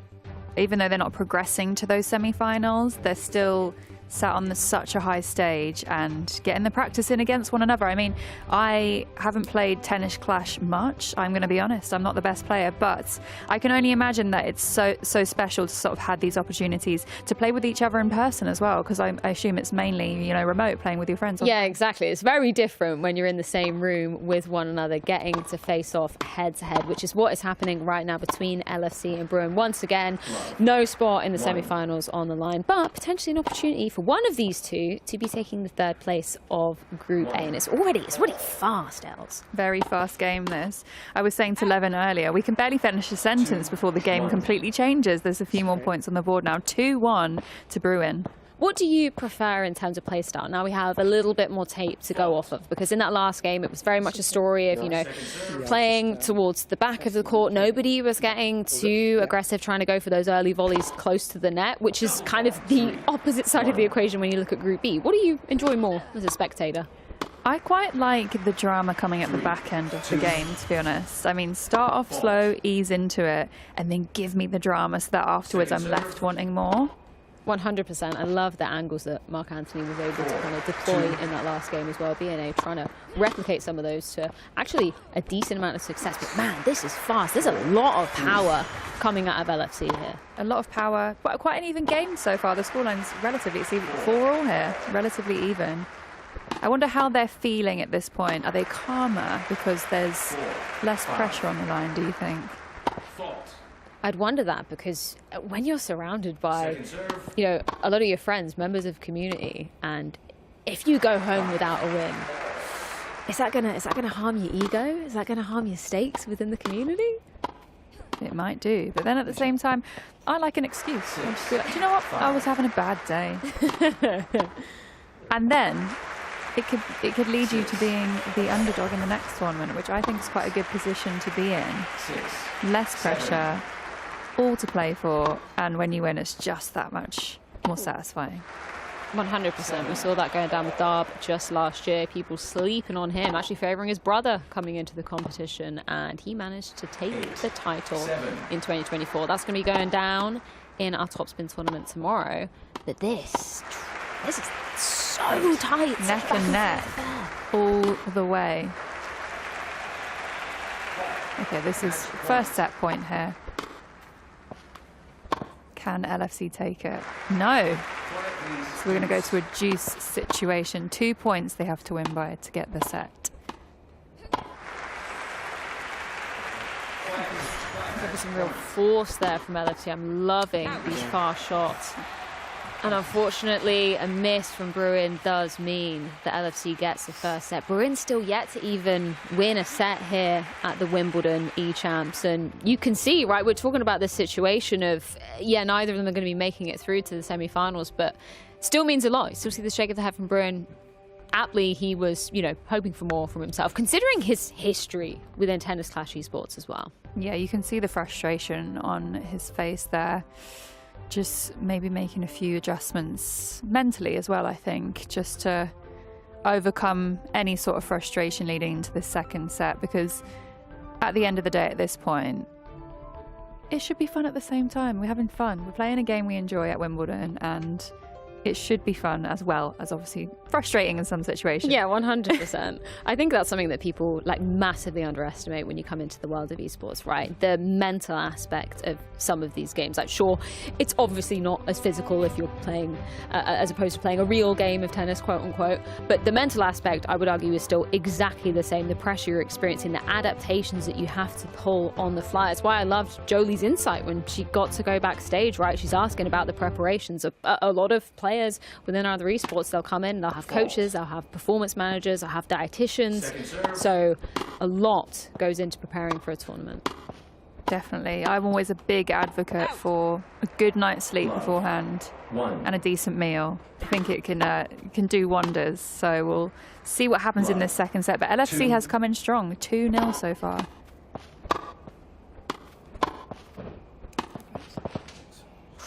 Just a little miss there from LFC. Out. Wow, there's some power slapping right back. Starting to see some of the passion and the frustration coming through from the reactions there from Bruin. 2-4. Fault. Second serve. 2-5. 5-2 so far. It's fascinating to watch, well, the gameplay itself, but if you see how fast their hands are moving whilst they play the game, it takes some real talent to do that. It's insane. I got to play a little bit at the Amex experience the other day during the Wimbledon quarterfinals, I believe it was. And this game requires some lightning fast reflexes. When you're seeing how fast these shots are being delivered, actually on the screen, having to react to those, it's a real challenge. LSU running away with it now, though. 8-3. Bruin could potentially bring it back, but we do have only 2 potential points until LFC could take this second set here.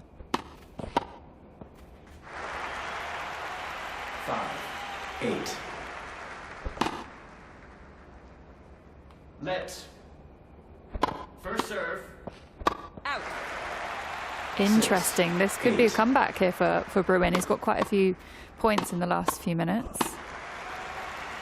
And we move on to game point now for LFC. As we said, none of these players will progress to the semis, but it's just all about building the confidence, building the experience. LFC hasn't competed at a professional level in a competition before, so this is really good experience for him. Bruin's not going down without a fight, though. Are we going to go to juice? And we are not. LFC will take it, not through to the semi-finals, but finishing in 3rd place in Group A. It's been some real great tennis clashes he's been able to deliver over the course of the day. Heartbreaking that he won't be progressing onwards.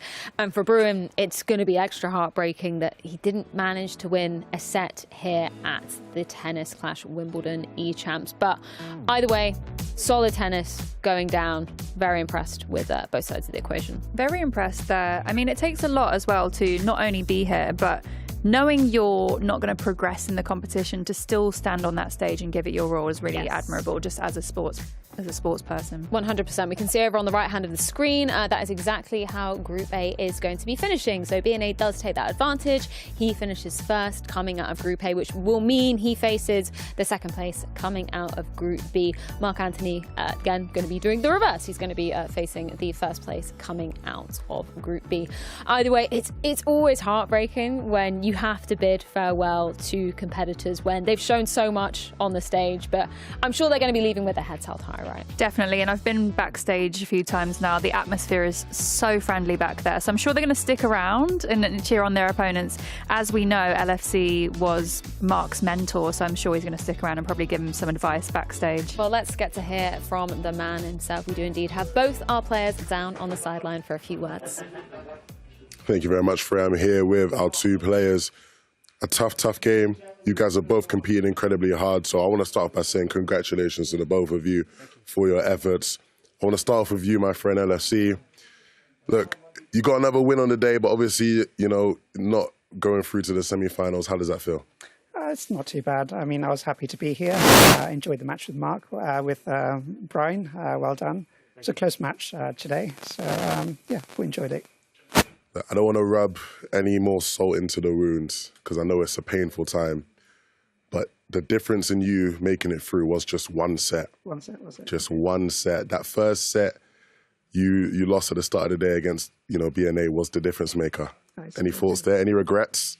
Not really. BNA played well. All my opponents played well, so I wish them all good luck in the next round. Bruin. Yep. Not quite your day today? Yeah, not my day. But what did you learn about yourself as a player today? I need some practice, but I think I still, you know, put forth my best effort, and I'm going to be proud of that, and I'm just proud of being here. So it's an amazing experience. So hopefully can you know, practice, get better, and be back. I think we all want to see you both back here again next year. Are you going to keep competing? Are you going to keep looking to improve your skills and getting better? Yeah, that's the idea. You? Likewise, yeah. I mean, of course. I love playing this game, so won't stop. Been an absolute pleasure, boys. Enjoy the rest of the competition. Thank you very much for your effort. Back to Freya. Thank you so much, Levin, for that insight. Yeah, it's just so heartbreaking to see both LFC and Bruin going, particularly down to the fact that Levin just mentioned to LFC just one set that cost him. If it was a more clean win at the beginning of the day versus BNA, he'd be going through over him. That's a tough pill to swallow. That is hard. I mean, I guess that takes us to the conversation and us discussing, would you rather, you know, have been out a little bit earlier or get further along? You know, for me, that hope, that holdout. You gamers, what are you thinking? I just want I just want to be through smooth sailing as soon as possible. You know, for sure. And then we've also been discussing, I mean, when I jumped backstage and I was talking about kind of superstitions. Yes, tell us more. I want more of this. Are you superstitious? Oh, honestly. Like massively? No, I am. I'm so annoying. Like 3 drains and I'm like, you've got to swerve them and... Oh, we're talking like black cats, cracks on the road, ladders. Oh, yeah. But I'm also very superstitious, just in day-to-day life. Okay. I am very superstitious, but I was trying to think, do I have something? It's not, you know, with how we work, we're on different locations. It's not as if we can be so picky.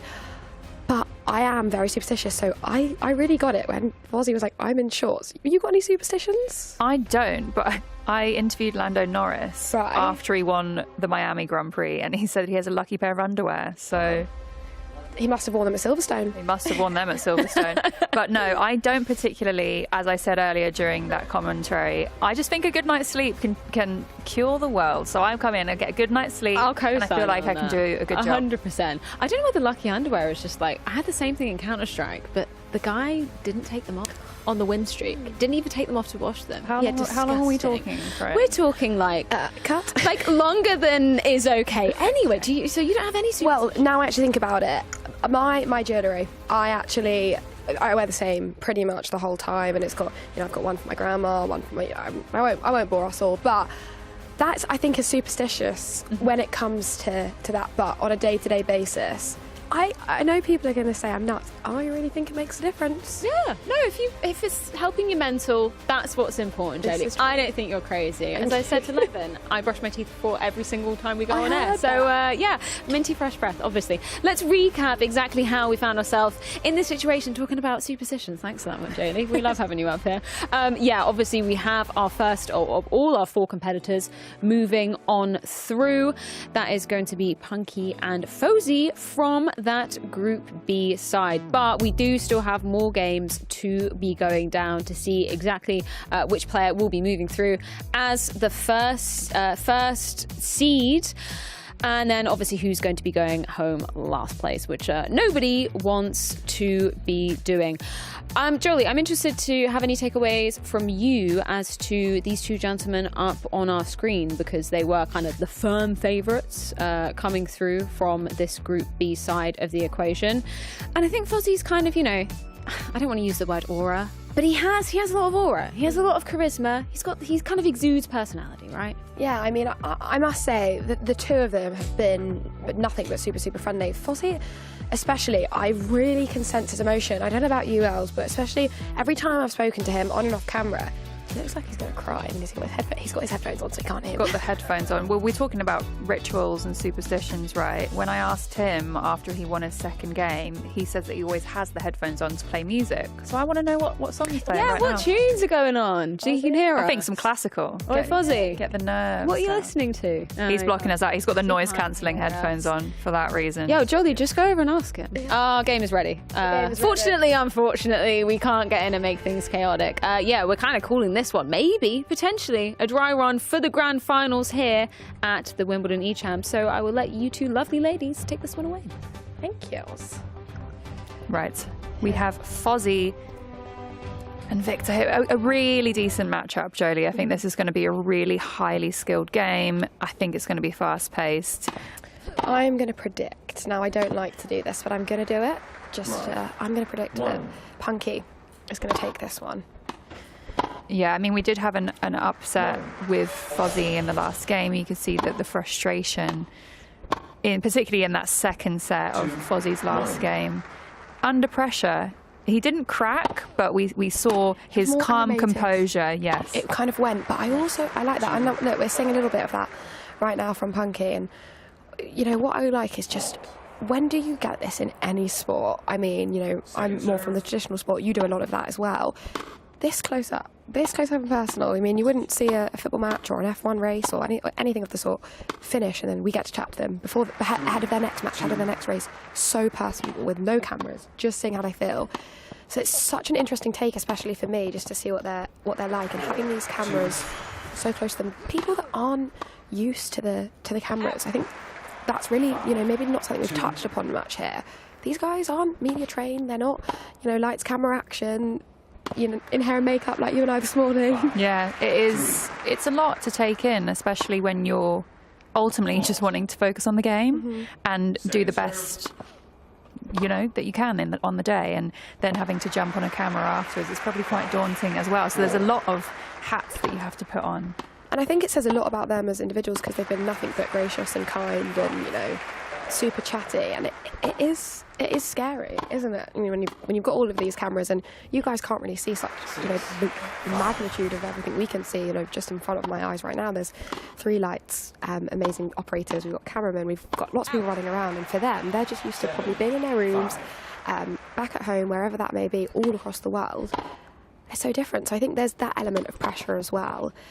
We're seeing it, you know, Fozzie's head's rolling a little bit, but we've got a little bit more animation from Punky too. But what I'm loving to look at, I don't know about you, Punky's sat forward, you know, he's giving, like, young aura thrown down. There we go. What a first set from Punky. Look, he looks confident, I think. Almost surprised, like, I did that quickly. It was a quick first set. You can see the sly confidence, and then on the opposite side with Fozzie, the frustration.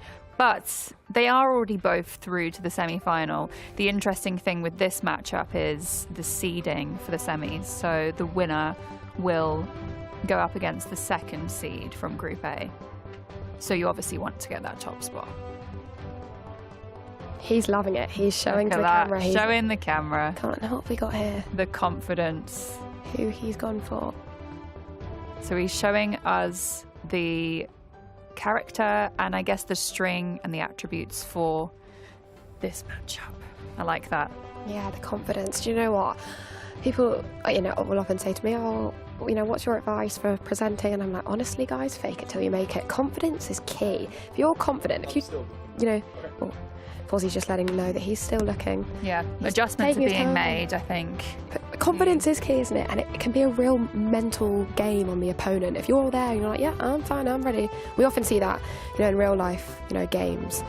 If it goes to extra time, it's penalties. You know, the team with more confidence will have a super quick team talk, and then they're straight back out and they're ready to go. Just like, oh, we don't really have much to talk about. We're ready. We know we're going to win. And I think that's a mind game in itself, isn't it, Els? Yeah, I think that where Fozzie has started so strong in the competition, to having a few knockbacks now, you can see that it's affecting him a little bit. But hopefully he can push through and take back this next set. Fault. Now we're straight into it. We're starting with a fault, but just like a normal tennis, we've of course got that second serve. Punky's straight into it. 2 complete opposite player stances here. We've got Punky on the desk, both elbows on the desk, near the phone, and then we have Fozzie really relaxed there.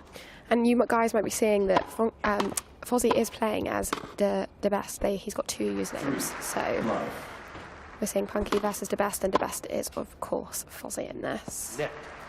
Really strong set so far from Punky, 4-0. Second serve. Now I wonder, it's something I actually want to ask them, and I haven't yet. If when preparing, do they, you know, look at old matches of Murray and Djokovic, or are they watching old tournaments? Well, when we were speaking to the players yesterday, they did say that one of the key things to being good at this game is having experience of actual tennis. So I think that could be a really high possibility, Jolie. Yeah, tennis fans. 7-0 from Punky this on could the be set. our first whitewash. It could be, but I don't doubt that Fozzie does have a comeback in him.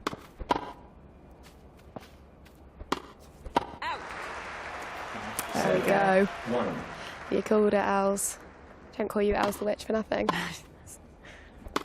Do you like that one? I did. I like that. I like what you did there. So potentially only 2 more points until this game is over, unless Fozzie has something to say about it. Here we are, game point now. This is for the top seed going into the semi-final from Group B.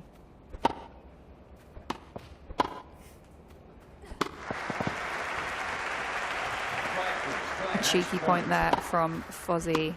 But again, we go back into game point. And that is... Big sigh of relief there. GG at the end. Good game from Punky. I learned that one earlier. You did learn that one. We're teaching you, Jolie. We're teaching. Talking of teachers, I've got another teacher back in with us, Freya. What am I the professor of? Counter-Strike. That's it. Counter-Strike. Counter-Strike and just being the best lead host. Literally being an absolute boss. Make me cry now. Whenever we're off camera, Els and I are like, she's so good. Oh, she's so good. Thanks, girls. Either way, look at how good Punky is. Let's go. Seeded #1 coming out of Group B. That means he will indeed face the second place of Group A. That is Mark Anthony. So yeah, we've got quite the stacked bracket when we're looking at that playoffs. Fozzie playing BNA on the other side of things as well. That was that was probably one of the most convincing affairs we've seen yet. Yeah. What impressed you the most? It was a statement, I think, from Punky, just coming in and saying, do you know what, I found my groove in the competition. I'm confident. You can see it on his face, really. And he just came in and dominated the game. That was, you know, beautiful centre court work there, wasn't it? We are replicating it, pardon the pun, because we are right, of course, here in Wimbledon. But it was beautiful. And, you know, what I'm loving about this tournament is it's literally creating legends. And I said it earlier, but I'll say it again. Creating these legends pixel by pixel is what's happening. I can't imagine the feeling when I was backstage before the camera started rolling. So what are you guys actually doing in these breaks? They said, well, we're checking our messages from our friends and our family, and they're all saying congratulations. And I was like, you're going to set me off again. Someone's going to cry today. Yeah. It's going to be Jolie. It's going to be me. My bets are definitely on that. Yeah. I can only imagine the pride that they are feeling right now. So let's get a few words from them, courtesy of the Lovely 11. Thank you very much, Freya. I'm here with our 2 players now, and I'll start off with you, my good friend Punky. I spoke to you at the start of the day, right, and you mentioned nerves. Are you still feeling them nerves? For sure. Like, winning against Fozzie, who's he's the greatest player of this game. Like, 3 years ago, I was watching his streams on YouTube. I learned a lot from him, and now I'm winning against him in the biggest stage of all, like in Wimbledon. It doesn't get any better than this. Very impressive stuff. Fozzie, when you hear those kind of words from your opponent, I guess it maybe makes the loss feel a bit better, maybe just a tad bit. He's been too kind. He's one of the best players in the world now from the last year. He's kind of overtaken me in ways. I've taken a break from the game for the last year, so yeah, he's very, very good. Very well played. Well played. I love the sportsmanship between you guys. It's so heartwarming. I love it. Honestly, I love it. But it's really non-scripted. Like, we didn't discuss this beforehand. Like, it's all true, everything we say. Look, you obviously have now topped the group, #1 out of Group B, and going into semi-finals, you're the highest seed player. You might actually get a chance to face him again in the finals. You guys could meet again. What have you learned about him? Are you looking forward to that matchup? Not exactly. But I don't know, it'll be 2 great semi-finals, like him against BNA and me against Mark Anthony. Anything can happen. You excited to play Mark Anthony? Yeah, I haven't played with him at all, like being in the different groups. I want to see what we'll do against each other. It's a fresh matchup we're going to get to watch. What do you think about your semi-final matchup then? Are you excited for it? Yeah, very excited. Nikolai is one of my best friends from the game, honestly. I met him about 5 years ago, and he used to be in my club. So we've talked about meeting and playing each other in real life. So yeah, it's going to be an exciting semi-final. If you can get past BNA, who do you want in the final? You want a rematch of this guy or someone else? Mark's an unbelievable player too, but Victor is the best volley player here. So I'm going to root for Mark. I like that. I like that. Semi-finals coming up shortly. Back to you, Freya. Fozzie wants the quote-unquote easier way to the trophy, according to that. But yeah, you know, I'm just going to dob our producer in here. He was saying in my ear time and time again, this is going to be the grand final. It still could be the grand final, Jolie, but Punky, he looks so confident, even when he's going up against Fozzie, who he said himself, you know, inspired him to be getting into the professional sphere, watching all of his YouTube videos, watching his content, listening to his streams. And yeah, learning so much from him. The composure as well. We can hear him giggling away in the background. I'm absolutely loving it. Now, I decided that I'm going to play a bit of a game with these two. And you don't have the heads up. Okay. Freya has the heads up. All right. Minimal heads up, but yeah, we'll go with it. Now, I want to ask you guys to guesstimate how many strawberries do you think are served during the tournament of Wimbledon? How Each many? year. Okay, so Strawberries. just a spoiler for this. During my trip to the Amex Pavilion, I actually know how many litres of cream that they You have to use be every very quick at year. maths. How many, like, what's my distribution of, like, creams or strawberries? So I'm thinking, like, 7,000 litres of cream that they need to use. So I'd say, like, 10,000 strawberries. Moving on. So, okay. I'm hoping that I What maybe are should the have rules here? fact-checked Do I just this. have to get closer? Yes, and I don't think that's going to be hard. You are so... 10,001. No, you are so far off Hertz. Would you like a second guess? It's got to be way more than 10,000. We're at Wimbledon, everyone's getting strawberries. No, true, It's yeah, gotta be yeah. like, Okay, like 100,000. Oh. like individual strawberries. Is that a good or You It's know, gotta I be think you way are so more. good at your job, but maybe guesstimating strawberries, not so good. It's got to be like millions. Final answer. Millions. Millions of strawberries. Multi-millions. That's a number. I'm going... Are you going 11? Get it? 11? No, but her answer of 100,000, I went, or 10,000, I went one more than that. But I know I'm going to win because it's definitely way more. That's kind of boring from you, but it's supposedly, according to my notes here, 2 million strawberries. 2 million it's gotta be. strawberries. Are served during the tournament every Wow. year. People do love strawberries and cream. Did you have any when you came? I had many strawberries. Really? I did. They're good. Oh, there's something about Wimbledon strawberries so superior. Different. So superior to any other strawberries I've ever had. Do you have more trivia? Do you know I want what? more. I want Okay, more. Please come back with more later, Well- please. We do have to get into our next game, but please, Jolie. And that's I'm why loving she's the this. best at her job. Even if that was just a train wreck of an answer from me. This is the last matchup of our round robin format Group B. Unfortunately, neither of these two players will be going through to the semi-finals, but one of them could finish third and one of them sadly will finish bottom of Group B. That is NYC's finest versus Arez. Do we have a particular favourite coming into this one? No, I do, only because I spoke to Arez more. And He was very chatty. He was super chatty. And do you know what? I saw him after the last game, giving you guys the real BTS here, but I saw him go outside, you know, onto the gorgeous balcony, if you could call it the terrace, on FaceTime to what I can only assume is his wife. Oh. And he just looked so happy and really proud of himself. And look, I'm going to set you off soon. But it was absolutely lovely. Now the match is going to start, but let's see. Whoever wins, they've both done themselves very proud. Guys, final matchup of the round robin side of the equation. Take it away, guys. Thank you very much, Freya. I'm excited for this one. We have two competitors who will feel hard done by the group they were put in. Group B was such a tough ask to get out of. You mentioned Arez, or as being someone who you thought could win this matchup, and I'd probably have to agree with you after the challenge he gave to Fozzie last time around, Jolie.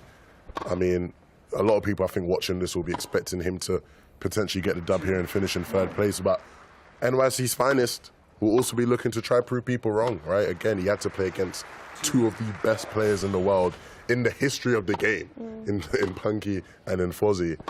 And hopefully now he can show a bit more of what he's capable of. Yeah, I mean, look, let's see. It's for sure, even though neither are going to, continue on, it's still a very interesting match to see. And look, they're already proving 3-all. This is not going to be a whitewash. It's not going to be a clear winner. And that's what we found here. That. I was going to say, like that. we have had literally from the get-go, the first game today, I was on the edge of my seat. I couldn't quite believe it. And every match, some have been over quicker than others, but they've all been so, gripping. I've been on the edge of my seat, and it's been so interesting, as I've said.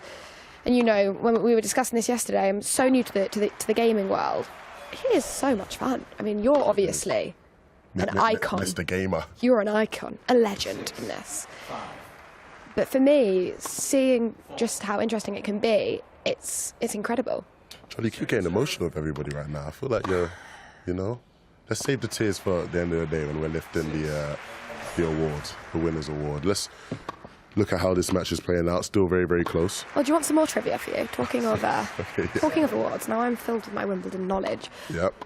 Wimbledon is the only, Grand Slam place where, although today they're going to be taking home an award, and in Wimbledon they take home the trophy, but they don't actually get to take home whoever wins. So Sinner did not get to take home the real trophy. He gets to take home the replica. Oh. And that here's going to be a little bit different. They're going to get to take home their award. Yeah. There you go. There's a little bit more Wimbledon knowledge. That's nice. And it is set point here already. Big, big, big, big. Arez trying his best now to pick up that one, and he will do it. A well-deserved set from Arez. He's been such a strong competitor all throughout the day. Yeah. That was a GG, new terminology I'm learning in the gaming world. Yeah, that's a big one. You got to know that if you're in gaming. GG, good game. Very good game. From both as well. NYC's finest was pushing till the end there. But in the end, it was Arez that picked it up. And he'll be looking to do that one more time now. And potentially for the last time here at the Wimbledon eChamps.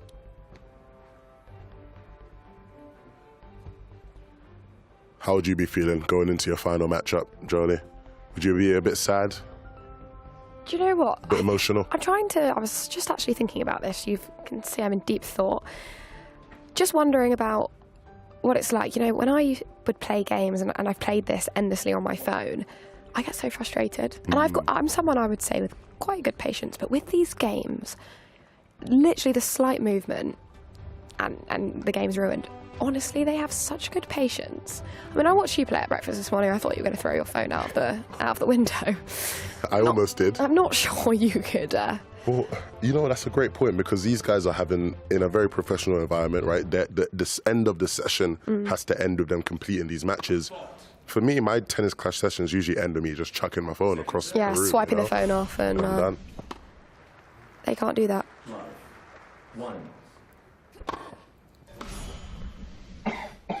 Arez takes that first point.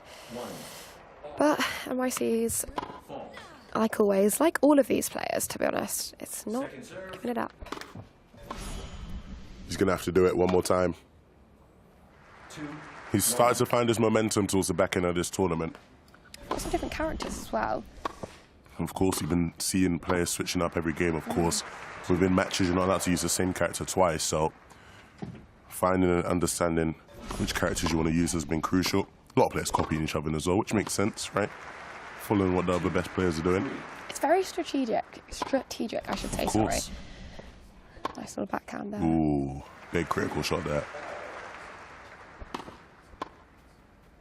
And obviously serves in Wimbledon, can be around 114 miles an hour. And the game does a great way of, completely replicating that. It goes so quickly on our screens, just like it does in real life. That was a quick one right there. Ares picks one up. Serve something at 140 miles an hour? Not if you gave me 1,000 tries. Like, it would not happen. Maybe give me 1,000 days of practice and I'd still be nowhere near. But at least I'd do better than my first attempt. Now, let me ask a question. Just before we saw on screen it said, well played, and then the opponent said, thanks. Yeah. Are they doing that themselves? Yeah.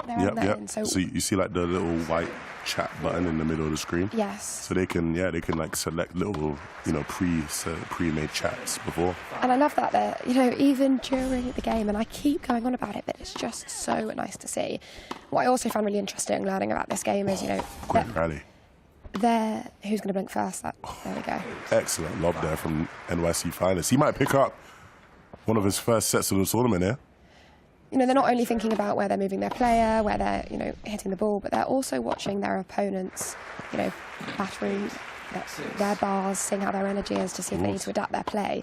So a lot of things they're having to focus on. It is not just as easy as where they're going to put the ball, is it, Levin? It's not. It's not that easy.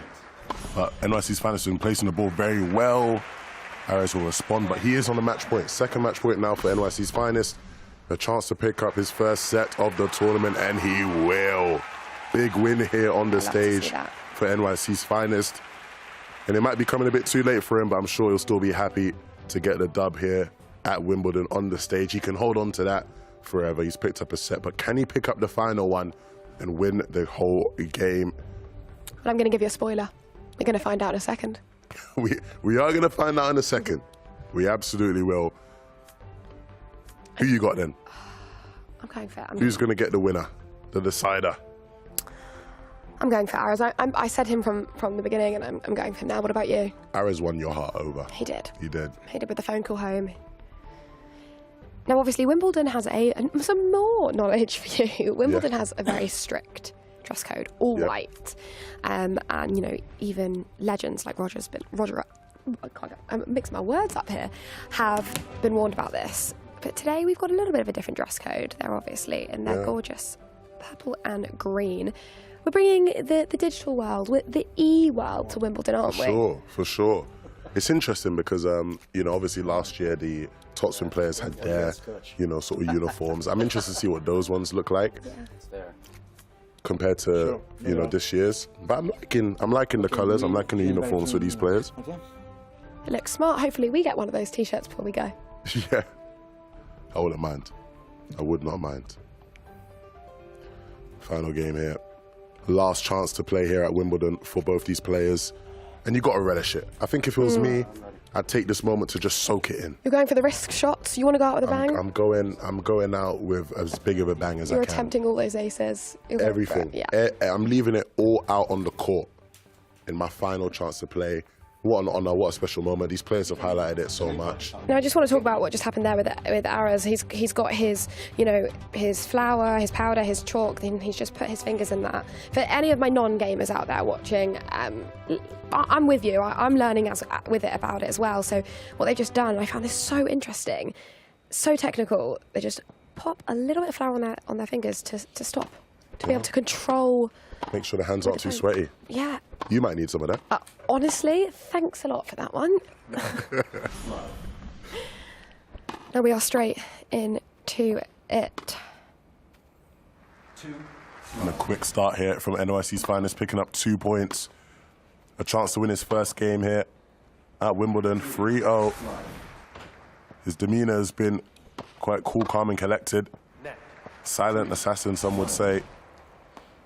But it's up to Arez to try and stop him from finding success. Both of these players now looking to pick up their first wins here at Wimbledon. Their final opportunity to do so. You know, Wimbledon is draped in tradition, but, you know, eChamps is fueled by competition, right? So even though they're both out, there is so much to fight for. There is pride, you know, obviously seeding for next competitions, tournaments. There's a lot on the line. Yeah. You want to just be able to look back at this moment, you know, in a couple of years' time and be able to tell people, look, I won a game at Wimbledon. I gave it my all. I competed like so many of the legends of the game here at Wimbledon. That's what it's all about.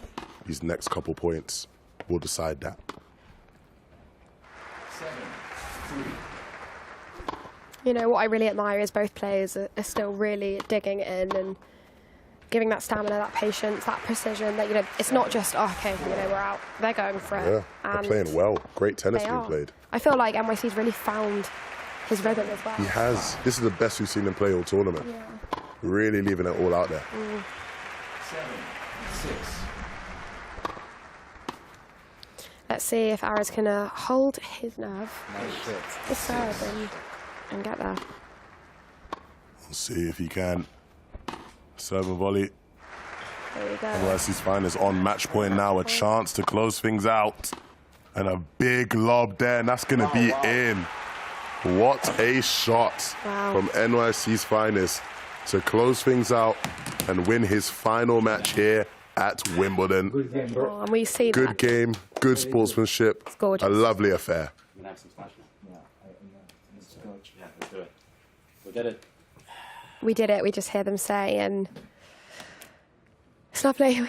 That's what it's all about. It's what it's all about, isn't it? And Freya is back to join us. What did you make of that match? That was a wonderful game to be the final of our round robin format. Of course, it's heartbreaking that neither of these two will be moving through to the semi-finals, but we got to hear it. You picked up on that point, Joel, the fact they said, we did it. You know, we made it to this very point. It's about coming together, and I think that's honestly been my biggest takeaway from this stage of the competition is just the unity that we've seen. Sure, they're rivals when we get into the game, but the fact that they're just so connected when we look outside the server as well. Like, this is awesome. But you also, I feel like in all sports, you can find that the most in tennis. You know, if we saw that the legendary four were reunited not that long ago, and we saw that in real life, it seems to be quite a pattern within tennis, especially, you know, we're at the height of it here in Wimbledon. Do you find that in other games, both of you? For sure. I mean, I think greatness sort of groups together and finds each other, so. Is that what we've done here? Well, it breaks my heart to say this is the final time we will be hearing from these wonderful two gentlemen. They are down on the sideline for Dow's. Well, commiserations, but also it's a happy time because we are here at Wimbledon. We've had a great day of matches. How are you feeling coming off the back of those 3 matches? Oh, obviously, that was my final match of the day. It feels good to get a W here. Definitely feels good to get a W because you can go back and say you won a game at Wimbledon. How incredible is that? It feels great. Feels great. And Arez, how was it being on that stage today, getting to play a game that you love against some of your friends as well? So hockey is a friend, so when we play it's for fun, for win too. But it's for fun. He's a good player, a top player too. I'm very proud of him, and I appreciate his game, very good. I love that. And obviously we have 4 incredible players moving forward into our semi-finals. Out of the 4 that we have left, I'm going to press you for one person. Who are you looking out for the most? So I think since we're all playing volley style for this tournament, I think Punky might have the best chance for this moment. Obviously, he's on the number 1 seed, came out of this prelims, so I think he has the best chance to win it. Yeah, he's looking really confident as well. What about you, Arez? Same with Punky, or maybe someone from your own clash as well? Punky is very strong too. Yes, he's strong. I don't know. Maybe Fuzzy too. It's good. So it depends. We'll see what happens. We keep saying anything could happen. So we've still got 4 people left in the competition.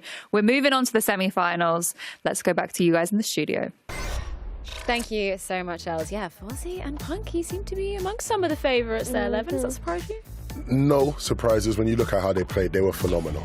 Absolutely phenomenal. I'm so excited to see what they do in the semis. But can I just say for 1 second? You go for it.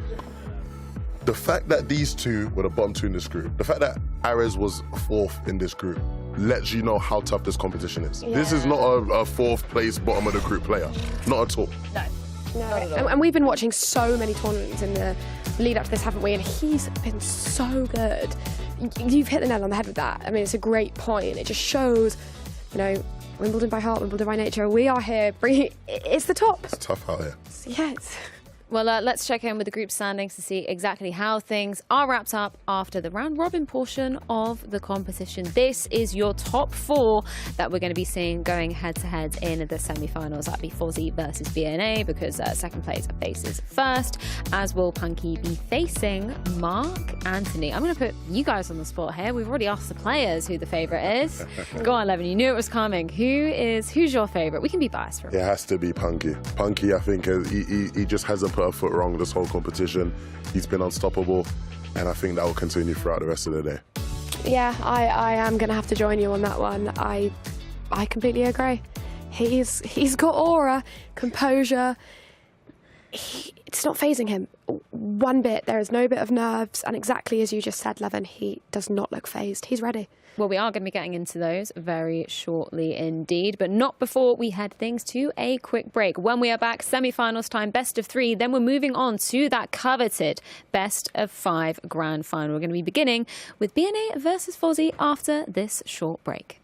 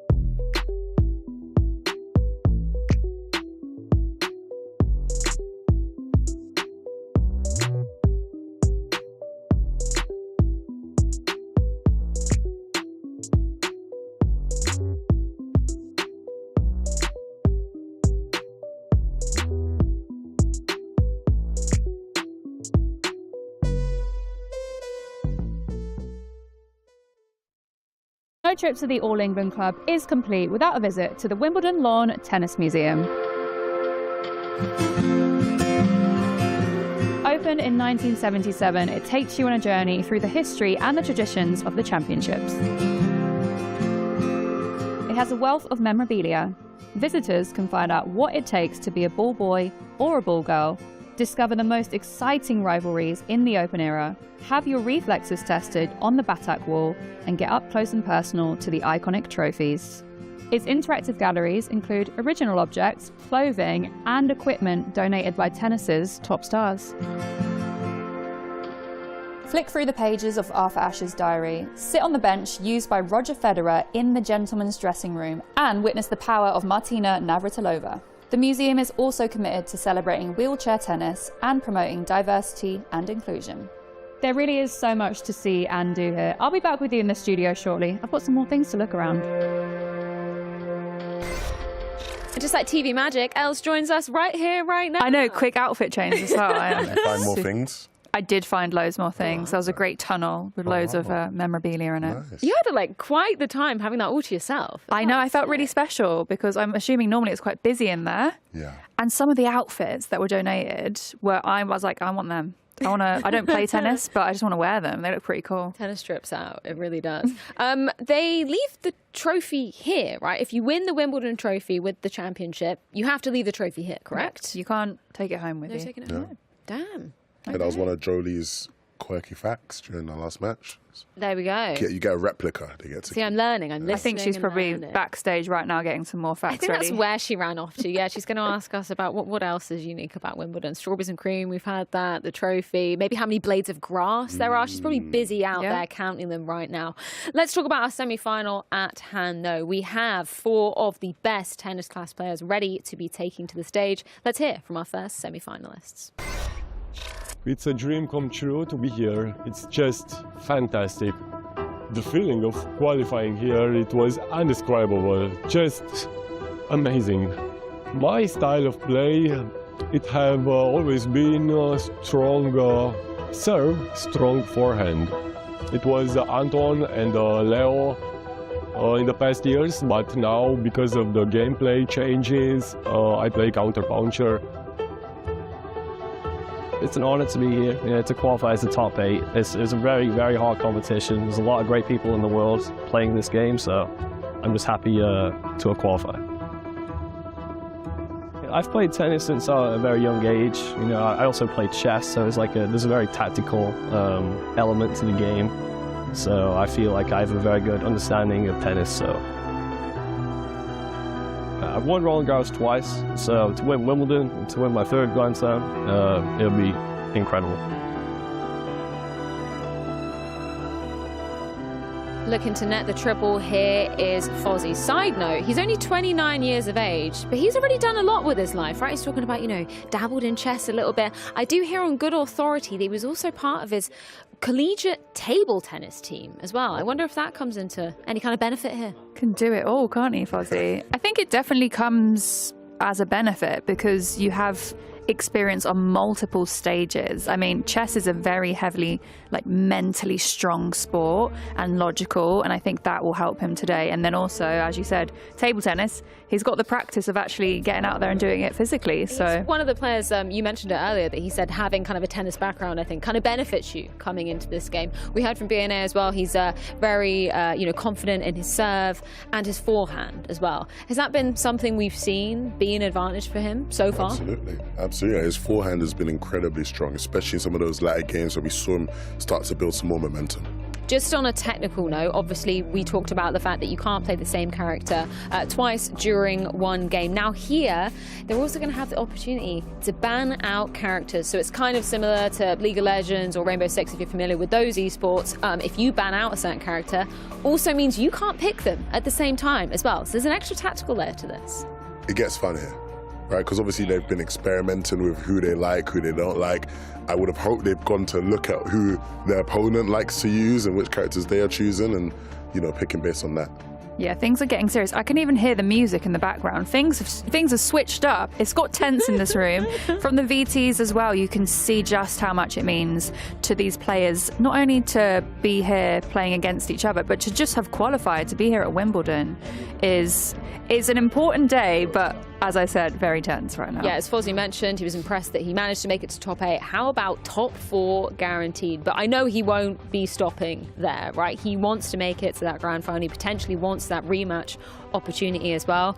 But BNA, he's been nothing short of spectacular so far this event, Levin, right? Unbelievable. I mean, he had a really tough start. Lost against LFC and it was a big upset.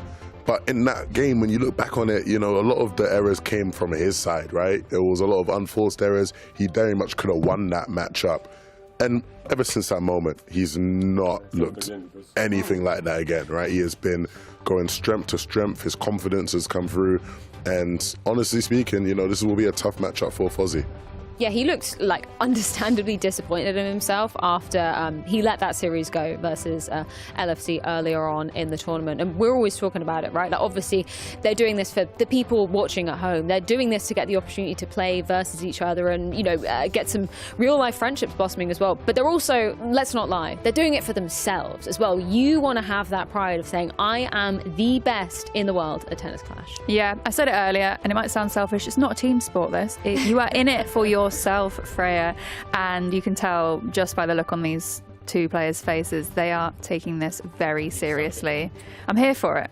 Of course. That's what it's all about. You can see them wishing each other a good game before things get started. That does mean we are ready to get underway. First semi-final here, BNA versus Fozzy, a best of 3, still first to 10.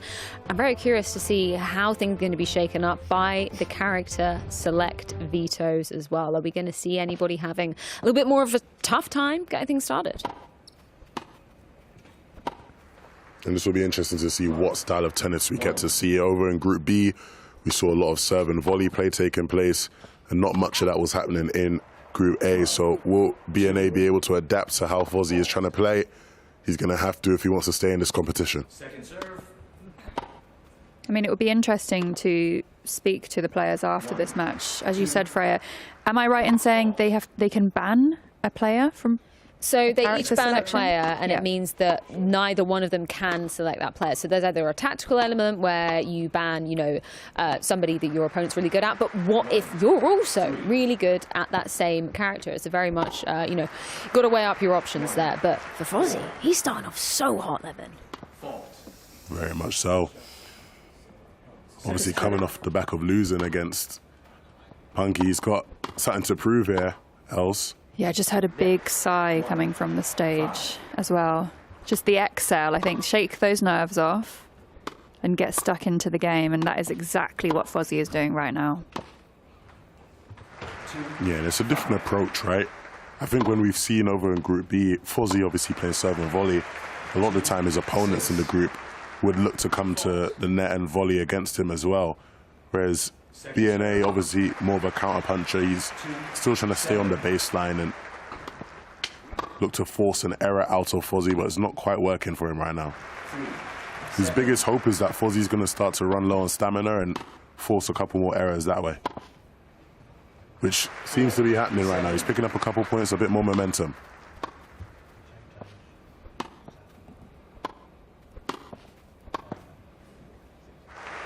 Another really nice point from BNA. Great patience. Another big sigh there from Fozzy. Dropping a few points in the last few moments, but only a few more now. Only possibly 2 more, and he could take this first set. It's a typical life of a serve and volley player in this game. You always start off really hot when you're playing serve and volley against someone who's not doing it to you, and then your stamina starts running low and everything falls apart. But Fozzy doing a great job to keep himself in it. Match point now, a chance to pick up the first set of the series. Second serve. And just like that. What a boost to his confidence. He's had a few knockbacks towards the end of the round robin there, and that is going to be so important for his confidence in the next set. Massive, massive game for Fozzy. Like you said, he had knockbacks. He's coming off the back of a loss, right? So does really well here. to get himself a lead in this one. And BNA, we've seen him in situations like this before. Will he be able to keep fighting? Will it get to his head? Will he look to change his strategy a bit, Freya? I mean, he's, you know, not taking the bait, not looking to play sort of at the net and look to volley him back. He's looking to just play the style he's familiar with, comfortable with. Maybe he has to change things up. That's why I'm very curious, because we've seen a lot of Fozzie's previous opponents kind of taking the bait in that essence, right? They haven't been, you know, they've been led in rather to be getting into those kind of aggressive angles, getting super close to the net, going for those volley plays. But BNA sticking to what he knows, obviously didn't work out the way he would have wanted it to. I'm curious as to whether that's anything to do with the character vetoes that we obviously saw going down before. I'd love to get some insight from, I think it's Jolie doing the interviews afterwards, if she's anywhere in the building and can hear me. Maybe she's still counting the blades of grass. Who knows? But either way, do you think BNA needs to change things up at all? I think he's doing something during this break on his phone here, but I think as well as obviously making changes in game, it's important to remember the changes mentally as well. You don't want to let the loss of that previous set get to him moving forward.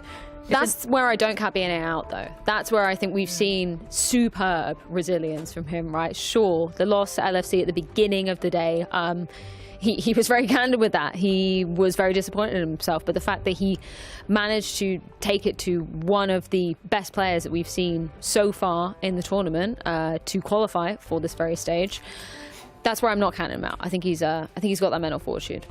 I mean, it's similar with tennis, with the long pauses, right? We had a long pause there just between two sets. In tennis, if there's an injury or for whatever reason they just need a break, a long pause could get to you mentally. If you're in the headspace of I'm doing really well, just like Fozzie was coming off of set one, that long pause could have got in his head a little bit. So we're going to have to see going into set two. I think there's a big psychology on who's keeping who waiting as well. Obviously right now I can't tell. When I play a lot of online games where I'm playing against someone, I will pause to rattle them. Oh, I would be the opposite to that. A good game's a quick game, in my opinion, and it throws me off. Hey, if you want to change it, we wouldn't be a good matchup. I'm learning that today. But I know your style now. See, I know your mind games. You know how You're revealing too much, Levin. Okay. Hopefully we don't face against each other.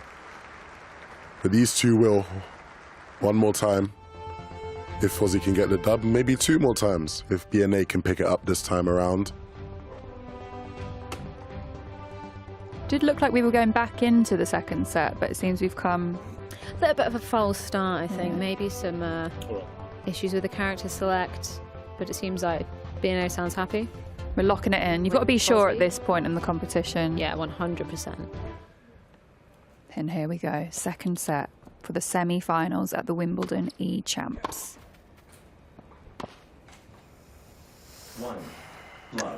BNA starting strong.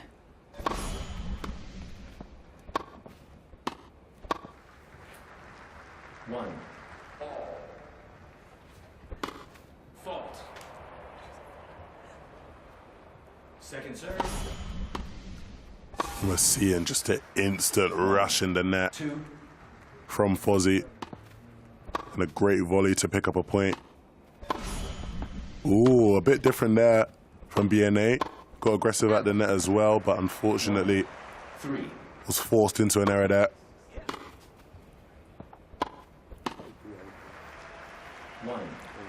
Very solid performance so far from Fozzie in this second set. If he carries it on, he should be progressing to our final today.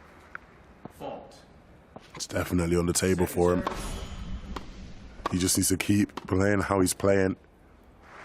Keep forcing some of those errors.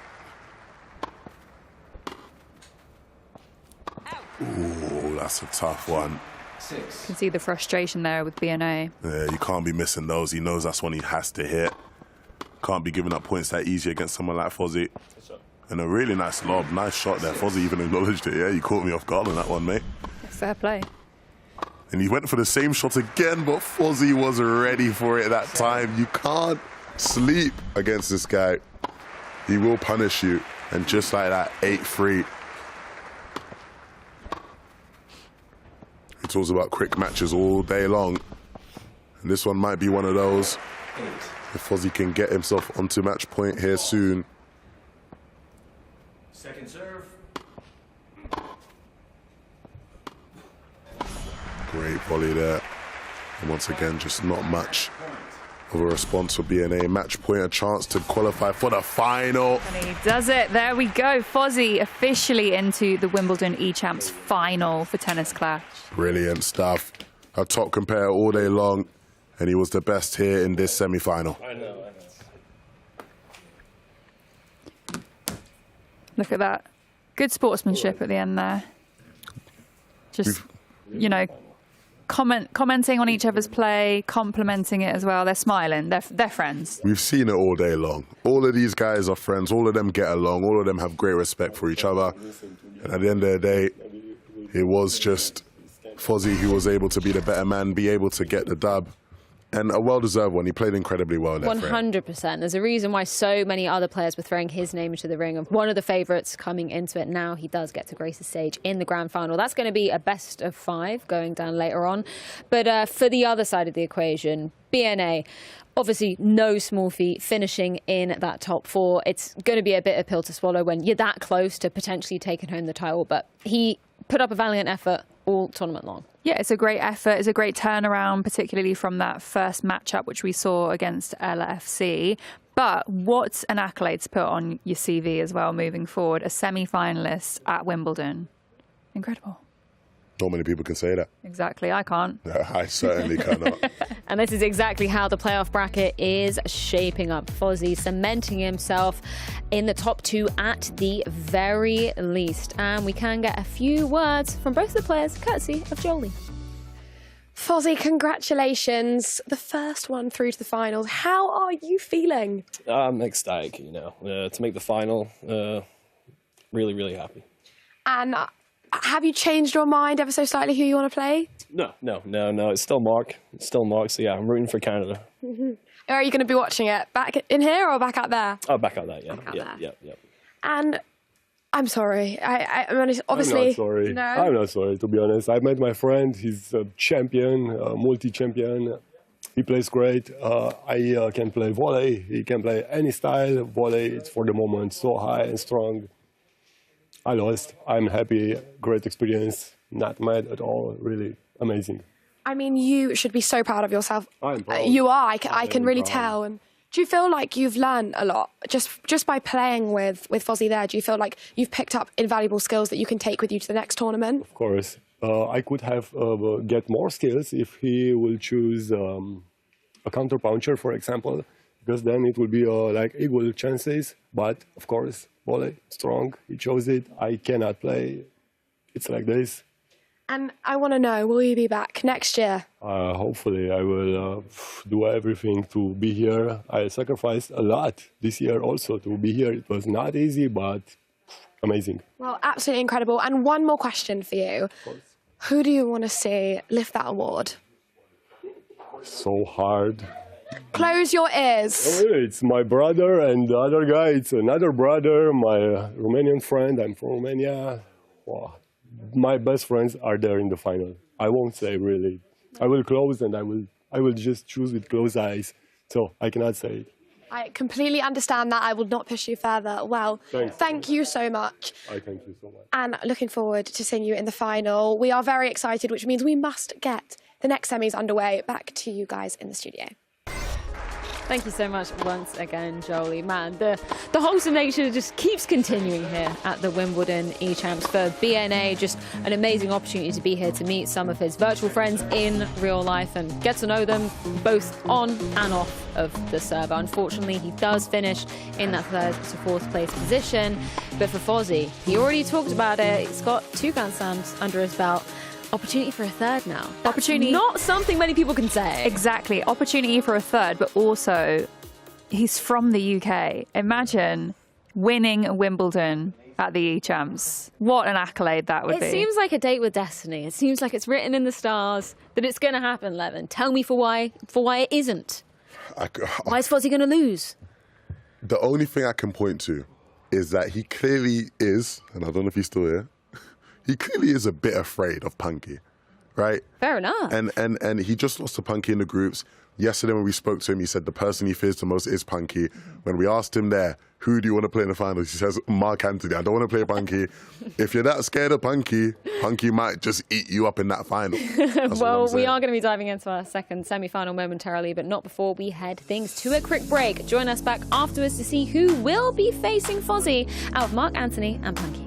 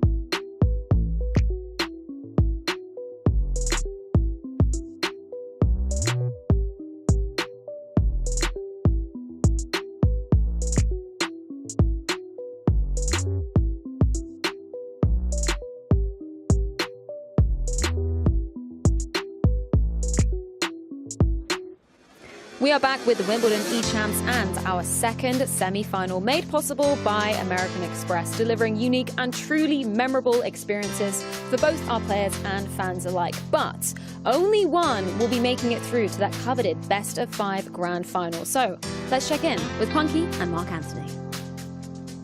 It's my first time here in Wimbledon. It's a great experience. I've been to several tournaments like this. I've been in Rome. I won the NITO ATP finals in Turin. And it's a different thing when you play live, with not as comfortable as you are in your couch at home. It's different here, and that's the experience part. To win the finals here at Wimbledon, I mean, it's the biggest tournament of them all. I think Wimbledon is one of the most great Grand Slam that exists in tennis. So for me, it's a great experience being there and to enjoy the championship. I have to be really focused, and at the end I got qualified and really happy about it. To win this competition would mean for me a great achievement, because I will have to face great players and great matches, so that will be really satisfying for me. So I hope I get a shot at winning the title this year. The clash of two titans, Punky versus Mark Anthony. The gentleman to our left, he's been acclaimed by so many of the players present today as one of the favourites coming into the competition. But, Levin, we can't sleep on Mark Anthony. He's truly showed up to the stage today. Not at all. Mark Anthony has looked absolutely top throughout the day, of course. His final group game against BNA was a bit of maybe a hiccup, and so not maybe having the momentum coming into this one. But he will need to get back to his best form to beat Punky. Yeah, what a tough group Group B was as well. So to come out on top of that group, or the top two of that group, is a really impressive feat there. Myself and Levin have been doing some research in the break. We have. Levin, do you want to take it away? Yeah, so obviously we know that in the semi-finals, the players obviously pick their characters, but they can also now ban characters.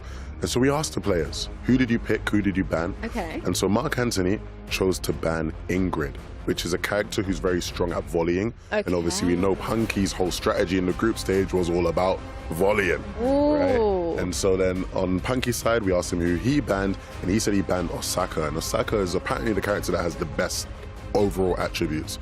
And so it wasn't something to specifically target Mark Anthony, but he sort of knows, I guess, in one of the later sets, Osaka might be someone that Anthony wanted to go to. Yeah, okay, so it kind of just weakens the overall field of the attributes. Yeah. And interestingly, Mark Anthony's top player was Ingrid, so he sacrificed his own top player to stop Punky. Respect. Wow. Respect, okay, honestly. it really is all to play for in this then. Does that change your perspective of who maybe the favourite is to go and meet? We've done that whole big analysis, all excited, and I'm going to say no. Not one You're bit. going Punky. I'm still going Punky. I think Punky he has truly the most aura in the fact that I think everybody knows he's the person to beat. And even though he's maybe struggled with nerves at times, I think just with how well he's played throughout the day, it'll be enough to keep moving through for the final. Yeah, we've been speaking about how we need some drama in the competition. I think Punky's the one to do it. He's confident, he backs himself, and I like that. He's not humble. You can tell on his face, he knows that he's good and he's going to bring it in this semi-final. You guys are so here for the drama. I see the smiles on your faces That's what we already. live for. This is amazing. So there's no world in where Mark Anthony can do this? There is certainly a world. There's many worlds, right? I don't think that's the world we're currently in. But let's see. Maybe I'm wrong. Let's see. We're going to kick things off right here, right now. Semi-final time, Punky versus Mark Anthony. Best of 3 to see who will progress to meet Fozzie in the grand finals. 1 love. And I can't wait to see how these styles clash again. We saw it in that first semi-finals where we had Fozzie playing a lot of volley. And that was the style, that was the strategy that was effective in Group B, where Punky qualified from. And so we'll see if Mark Anthony is ready to deal with that, ready to stop it. I wonder if it's part of the preparation for these competitions, playing with different characters and players and builds in the game, just for these occasions where someone takes away your favourite character. Because that could push someone out of their comfort zone, but these two seem pretty confident right now. Absolutely. you might be at a stage where you're even just faking the confidence because you sort of have to, you don't want to be on the stage and let your opponent know you're not feeling it, you're not confident, you're not happy about what he banned or what he picked. Either way, all tied up 4-4 already. Hyper competitive game in the semi-final. Punky's still playing that classic style though. He's getting right up to the net. He's not scared of the aggression. Second serve. It's interesting seeing the different play styles as well. Punky is very animated when he's playing, whereas Mark is quite understated, I would say. But so a little bit of passion there creeping through from Mark. You've got to, at this point, when it's so close, neck and neck quite literally, so much on the line. Well, the interesting thing here is with how close things are, obviously Punky's style of play means his stamina bar is going to be a bit lower. He's been rushing the net so much.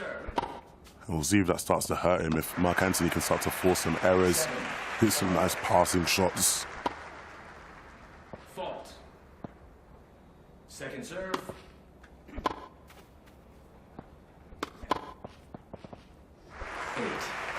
Great response there from Punky. 8-7. It's very close in this set. Second serve. Absolutely. Oh, he went for the lob, but Punky read it, and the volley now to win the points. Match point now for Punky. Punky very happy with that as well. Really good read. He played that excellently. Okay. Match point. Another match point. Second serve.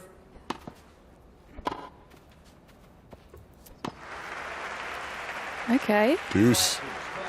Deuce. We still need 2 points clear for either or to win the set here. Awesome. Mark with the advantage right now. This is a big Punky. statement if Mark gets this first set. Can he hold serve? He absolutely can. Another deuce. Oh, if he had hit that, that would have been something. But no, just out from Mark Anthony, and so Punky has the advantage. Big critical shot, and it came at such a pertinent time. And Punky, in a very close game, will take the first set. Do you see that I can't even talk. Did you see him shake his head there from Punky? I think that's the first time I've seen the nerves creep through. Big emotion there, because he felt how important that was a tough, difficult win. That's probably the most he's been tested so far this tournament. So we just reset now. You could cut the tension with a knife in this room. I mean, that was such a close matchup. As strong as Punky has looked all tournament long, Mark Anthony gave him a couple points there that he just couldn't deal with. He had no answers. So we will go through for the second round of bans, as of course you can't play the same character twice within the same game. That resets when you go into a new game. So once either of these wonderful gentlemen goes through to the grand finals, that will all be reset. But that does mean we need to get the bans back in play as well. Something tells me that this next set is not going to be easy either. Mark will not go down without a fight. And he definitely didn't in the first set. It was so close. I agree. I want to see more close matchups between these two. I want to see it go to a third. Ooh, we deserve it, don't we? We haven't had many three-set affairs. Ready? I'd love to see that ahead of the grand final. What surprise you got? Ready for me now? I think we just had a bit of smack talk there. He said, "Are you ready for me now?" It's the most we've got all day, Levin. I'll take it. We will take anything we can get. Anything. I mean, if there was going to be a time to start talking some smack, it'd be now. This is when you want to try to rattle your opponent here in the semi-final. Love. 1.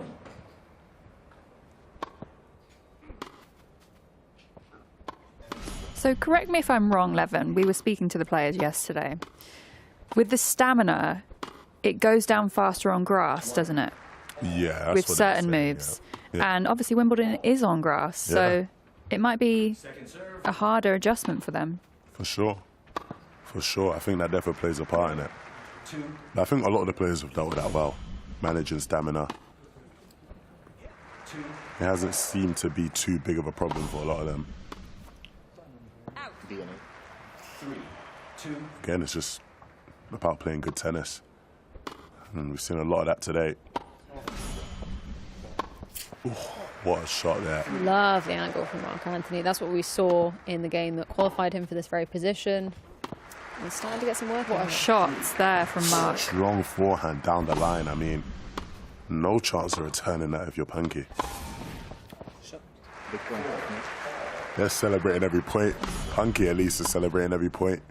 He's having to work for them. This is by no means an easy match. That was dirty. Clean.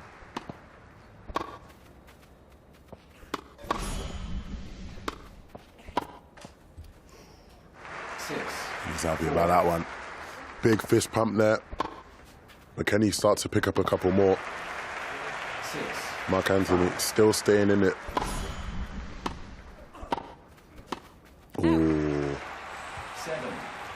Maybe a bit of a miss flick there from Mark Anthony. Can he start to get a bit more momentum in it? Can't allow Punky to pull away.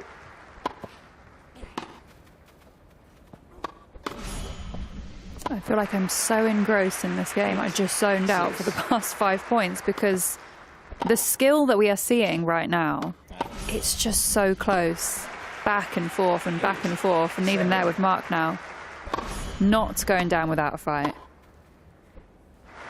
And now, Game point. And game point for Punky. A chance for him to win it all, and he will. Does. You can see what it means to him there. Look at the celebration. We have our second finalist.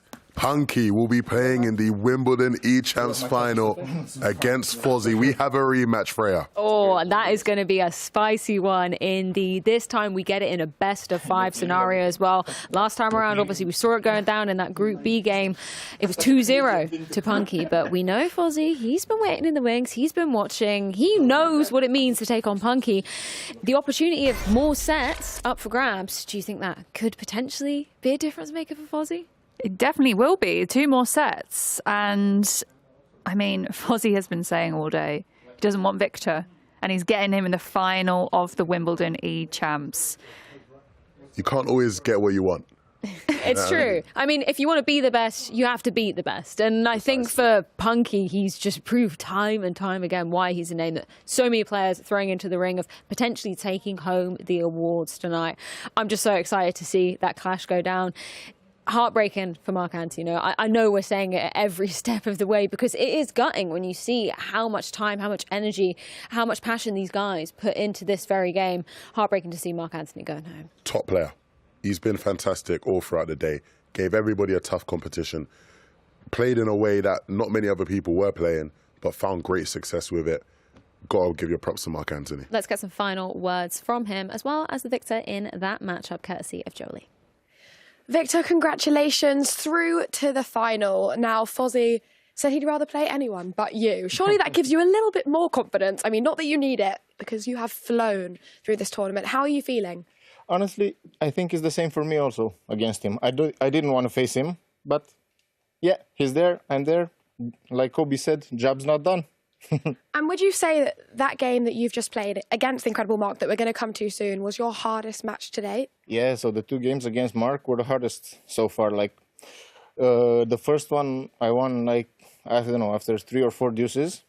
And the second one was very close, like very, very close. My timeline for winning because my stamina was draining was very low, very low. So I got lucky in the end, but yeah, it is what it is. And you beat Fozzy in the round robin already earlier today. Are you going in with the same tactics, the same strategy? Surprise. I like it. I like it. I'm sure he's listening, so now. I'm sure he is listening too and writing it down. And now over to you. Congratulations. You've made it so far in this tournament. You know, he's just said himself, you gave him his hardest match yet. How are you feeling? How has this shaped you as a competitor? I'm very happy with my performance overall. So just to be there semi-finalist is an accomplishment for me.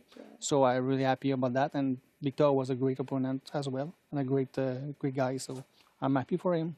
And if you had to choose someone, you know, between the two greats going up against each other to win, I know he's standing right here, but I promise if you don't say him, I will protect you. Who do you want to see win the final? You see, honestly, I don't know who's going to win. So I would honestly, I like those both guys. So I think I will be happy if any of them wins the titles. Amazing. Well, thank you so much. And we hope to see you next year. You know what that means, guys? It's final time and I can't wait. So back to the studio, guys, who I know are just as excited as me. A best of 5 in a rematch between Fozzy and Punky. As Jolie Apley just said to Punky, the man that Fozzy said time and time again, I don't want to be facing him in the grand final. But guess what? We get an absolute barn burner of a matchup to decide who will take home the Wimbledon e-championship accolade. It's going to be a great one. It's gutting, as always, to see Mark Anthony going home, Els. But yeah, just so solid, eloquent words coming out from him there. He's going to be back, and he's going to be back with a vengeance, I'm sure. A great player, and also just a lovely person when we met him yesterday. He was so kind to us. Took the time to sort of teach myself and Jolie, who are relatively new to the sport, about the game. We got to know what they all do for a living, how it all works. So it is a shame to lose him, but what an achievement just to even get to the semi-finals here at Wimbledon. Top player, top player. Big thanks to him for, you know, having the conversation I've had with him about the game. He's very knowledgeable, understands the game at the highest level so well. And he delivered, you know, and to be able to say he's a semi-finalist, I mean, he's one of 4 people on earth who can say that. Yeah, not many people can be saying that. When we're kind of teeing up that grand final for Fozzy, obviously he stated that, you know, this could be his 3rd Grand Slam. Do you think that's going to add any extra element of pressure on his shoulders? Because surely you're on home soil. You could get your 3rd Grand Slam. Big opportunity, but also a big opportunity to lose for him if it does fall through his fingers. For sure. And look at who he's against, you know. I'm going to dig back into my own tennis knowledge here. I remember last year, the final of Wimbledon, right? You have Arez, you have Djokovic, you have someone in Djokovic who has so much history at Wimbledon, who has so much experience of winning it, against Arez, who had obviously won the previous year, but again, more recent history of winning the competition. Similar dynamic at play here, right? Fozzy is someone who has so much experience winning these Grand Slams, you know, in his career in tennis clash, but in recent history, it's been Punky who's maybe had the better performances, more experience winning, and so that clash, it's always a fun dynamic to watch. I'm so excited to dive into it, but we are going to leave you on slight tenterhooks as we're going to be heading to a short break. Go get some snacks, get some drinks, and join us back for what is going to be a showdown for the ages. The grand final, a best of 5 between Fozzy and Punky going down right here at the Wimbledon eChamps.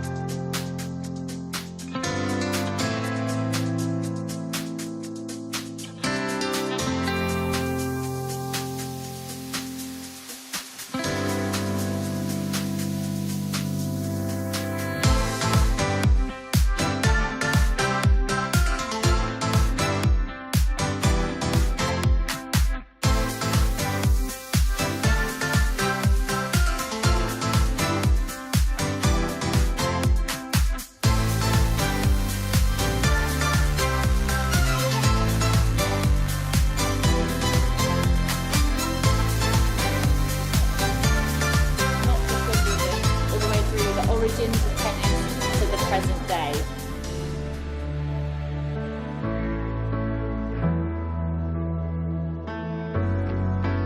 Here we are right at the end of the museum, the lovely shiny gentleman's singles trophy with pineapple on top. It's the final thing you sort of see. And we've got engraved up to 2024. Yep. So we'll have to see later today who will we put on it for 2025.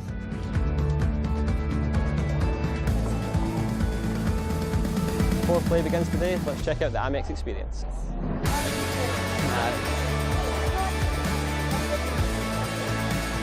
Ho, ho, ho, ho, ho.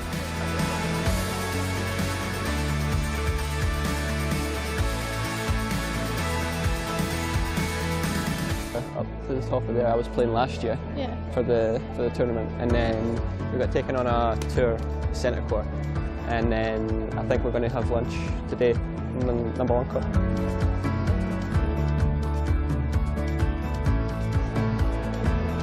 We've just had lunch at the veranda. We've watched the women's doubles tennis. We've got our tickets, we've got our programmes, and we're waiting to see the men's singles finals.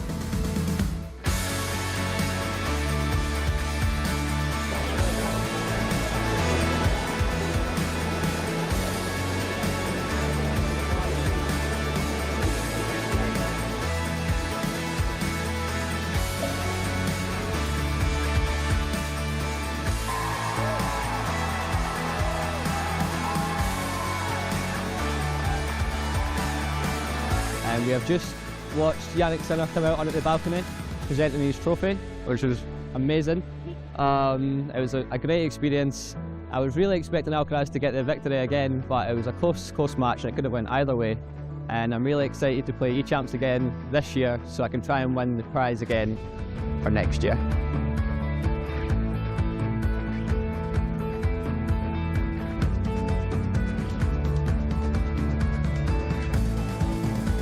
Looking to go back-to-back is Darb. He is, of course, our inaugural winner from the Wimbledon eChamps 2024. And looking, as he aptly said, to defend that title tomorrow as we do move into the top spin at 2K25 competition. That's going to be going down 1 p.m, same area tomorrow. But we do have our Tennis Clash Grand Final to be diving into. We just got to see, Els, one of the prizes, one of the many prizes that are on offer if you do indeed take the title tonight. Not least, you know, tickets to BST Hyde Park presented by Amex. You also get to come here next year to see the gentlemen's singles final. That's just an amazing opportunity amongst so many others that the players get here. An amazing day, witnessing history. Also, what a suit from Darb there. He was looking suave. Lean. The pink suit with the pink tie. Very clean. Imagine he turns up in that tomorrow, just fully dripped. Do it, I would. Yeah, this is what I wore when I got to watch the Wimbledon singles men's final. But yeah, let's talk about the stakes coming into this grand final, because obviously we can talk about the prizes, we can talk about the opportunities that the players will get if they claim this title. But there's also the pride. You're coming here. We're going into a rematch that we saw a best of 3 earlier on in the group stage. If you're Fozzie, he's been very candid. He said, I don't want to play Punky again, but he's got to take him down if he wants to take home this award tonight. As a fan of competition, I love me a rematch. And a rematch in the final between 2 of the best players in the world, it doesn't get much better than that. There's so much to read into, not just the match they had earlier, the mental game between the 2, the things they both said about each other in the interviews in the lead up. We have truly probably the best match that we could have asked for.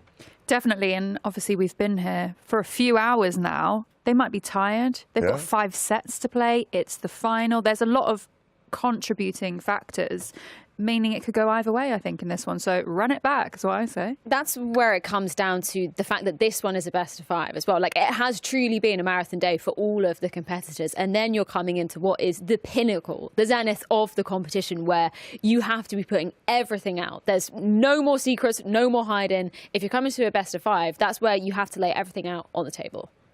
Got to play your best tennis. Got to play your best tennis. I think with, from speaking to some of the players, I feel like tactically, everyone sort of has figured each other out, right? I've spoken to both the finalists in the lead up, and again, it doesn't feel like there's anything tactically there that anyone was really holding close to their chest. It's more so just like execution, right? We know consistency of your swipes is so, so important. Whoever can come through and make sure they are as consistent as possible in this final will be our winner. Well, we do get to hear from both of our grand finalists coming into this. It's Fozzy versus Punky. It's an honor to be here, to qualify as the top 8. It's a very, very hard competition. There's a lot of great people in the world playing this game, so I'm just happy to have qualified. I've played tennis since a very young age. I also played chess, so there's a very tactical element to the game. So I feel like I have a very good understanding of tennis. So I've won Roland Garros twice, so to win Wimbledon, to win my 3rd Grand Slam, it'll be incredible. It's my first time here in Wimbledon. It's a great experience. I've been to several tournaments like this. I've been in Rome. I won the Nitto ATP finals in Turin, and it's a different thing when you play live, with not as comfortable as you are in your couch at home. It's different here, and that's the experience part. To win the finals here at Wimbledon, I mean, it's the biggest tournament of them all.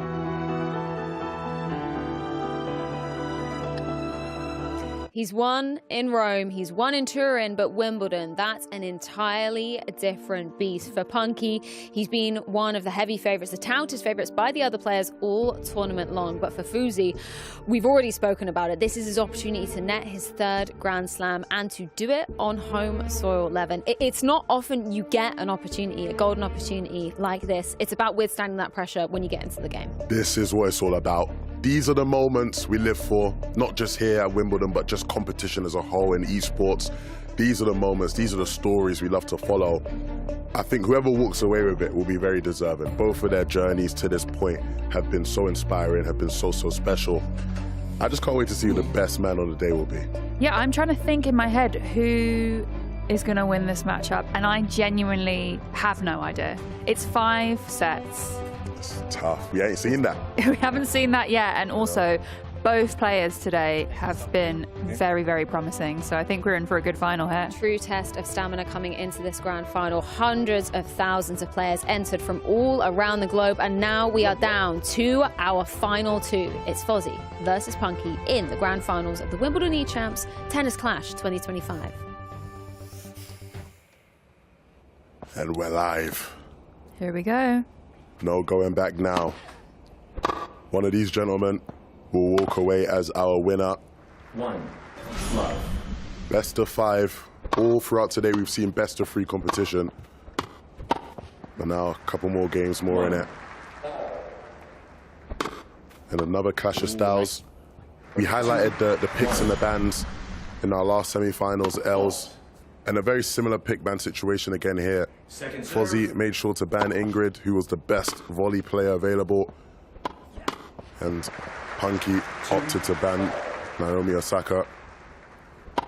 And so similar style matchup maybe to that semi-final Punky just played and was successful in. But Fozzy's a whole different beast.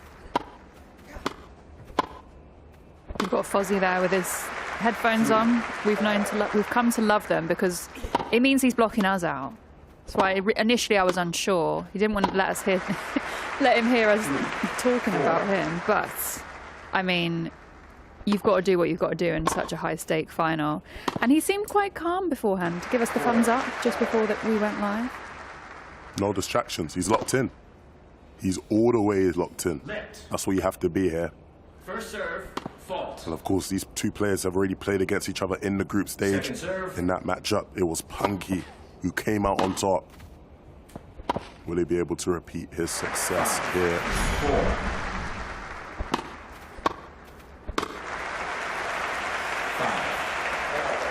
4. A very even scoreline so far for this first set. And I think that speaks volumes for the skill level of both of these players, to be honest. Absolutely. Ooh. Just out on that one, and Punky will take a 7-5 lead. Do you think that the winner of the first set is going to, move forward being very confident? I think this first set is going to be very important for either player, to be honest. Absolutely, especially with how the first set plays out. We've seen a couple mistakes made from Fozzy that might just rattle him here. As Punky gets his first match point of the final. Will he be able to take advantage? Will he be able to capitalize? He will. First set of our final will go to Punky. Once again, another 10-5 win, a replica of one of the scorelines we saw going down in that best of 3 in the group stage, which is very surprising because this one, Els, this started off very neck and neck, very back and forth. It was down to Punky just to get that momentum, capitalize on some of Fozzie's mistakes, and take a real string of points there at the tail end. Yeah, I mean, it really just shows how quickly things can change in this competition, and also a testament to Punky on how he was able to capitalize off of a few weaker moments from Fozzie there. Absolutely. And now, this is where the mental game starts to come in, right? If you're Fozzie, you got to dust off, dry up the sweat, hydrate, and get locked back in. You can't afford to think about that last match now. It's gone. It's past. All you can do is face the man in front of you or to the side of you. And for Punky, it's about continuing to doing what's working, right? He's already beaten Fozzie. He has that mental edge over him. He knows he can beat him. He's done it. He knows Fozzie's scared of him, low key, you know? Maybe high key. Fozzie was openly saying, I don't want to play this guy. And so, has to just continue going through the motions, getting into that flow state. And this is where the best of 5 truly does come into play, right? Because sure, it's more of a marathon. It requires you to keep up that consistency for a longer stretch of time. But for Fozzie, if you want to put the shoe on the other foot, right, it gives him more opportunities to try and mount a comeback. But if you're going to be down 2-0, that's a whole nother task than equalizing the set scoreline to 1-1, which he has the opportunity to do as we move into that second set. So a few changes being made here. Freya, am I right in saying they need to change characters now in game? Yes, you cannot repeat the same character twice within one game. So each set, they will be forced to choose a different character, which adds, I like this. I like a little bit of spice into the mix, adds a little bit of a tactical aspect as well, because are you coming out all guns are blazing with your very best character in the first set, and then when you add in the elements of that, the veto process for the characters, which we obviously just saw for the semi-finals and this grand final, makes it more complicated for the players to be selecting which character they want to move forward with. 16 to be chosen from here in this tournament. So does that mean we will see a potential of 10 different characters? If we go to all 5, we sets. will, and you will be We're going to all 5? We could do. What do you think? We could do. I'm gonna go with 4 sets. 4 sets to who? I didn't click select. I think Punky might take it at this point, but I think Mark's got a set in him. You did say you like to go with winners. I do. I'm a glory hunter, I'll be honest. That's what everyone tells me, so I'm going to go with Punky. No, I think it's going to go either way. It could even go to 5 sets. I would like to see 5 sets because we get more tennis that way. Absolutely. That would be the culmination we deserve, truly. What a time it's been here at the championships. The Wimbledon eChampionships presented by American Express. It's been such a fun competition. Obviously, the first time we've seen Tennis Clash played on this stage. And I mean, it has been a joy to watch. Of course, Tennis Clash, so popular all around the world amongst tennis fans and just mobile gamers as a whole. And these two of the very best in the world. 2 players with so much history in the game, so much pedigree, respected by all their peers. All the boys in the back that competed today will tell you just how great these 2 are. And now they battle it out on the biggest stage of them all. And here comes the second set. Out. Love. 1.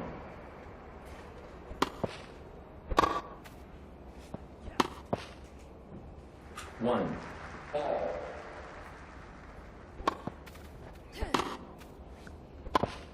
Big return there. 2-1. Fozzie with some great serve and volley play. We know he's been playing all that way the whole day. And so is Punky. 1. Well, who is the true master of this style? That is what we're trying to find out. 4. So far in this set, might just be Fozzie. Yeah, really strong start from Fozzie in this set. 4-1 up at this point. Good job. 5-1 now. Really proving a point in terms of not only his skill, but his mental resilience here. 6-1. 6-2. Almost. Like what Fozzy was thinking there for the drop shot, but didn't quite work out. 6-3. He started off really hot here. He needs to keep that momentum. Second serve.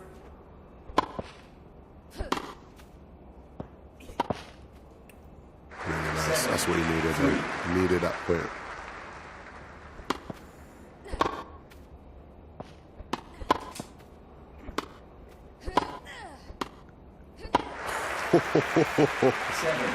What a rally. Game on, Punky said. It doesn't get better than this. It's getting serious now. Punky's fighting. And Fozzy, both of them, as emotional and as emotive as they've both been in this whole competition so far. Second serve. And the stakes have truly never been higher. And a fault on the second serve. You haven't seen that too often. Clearly the nerves getting to him. Second serve.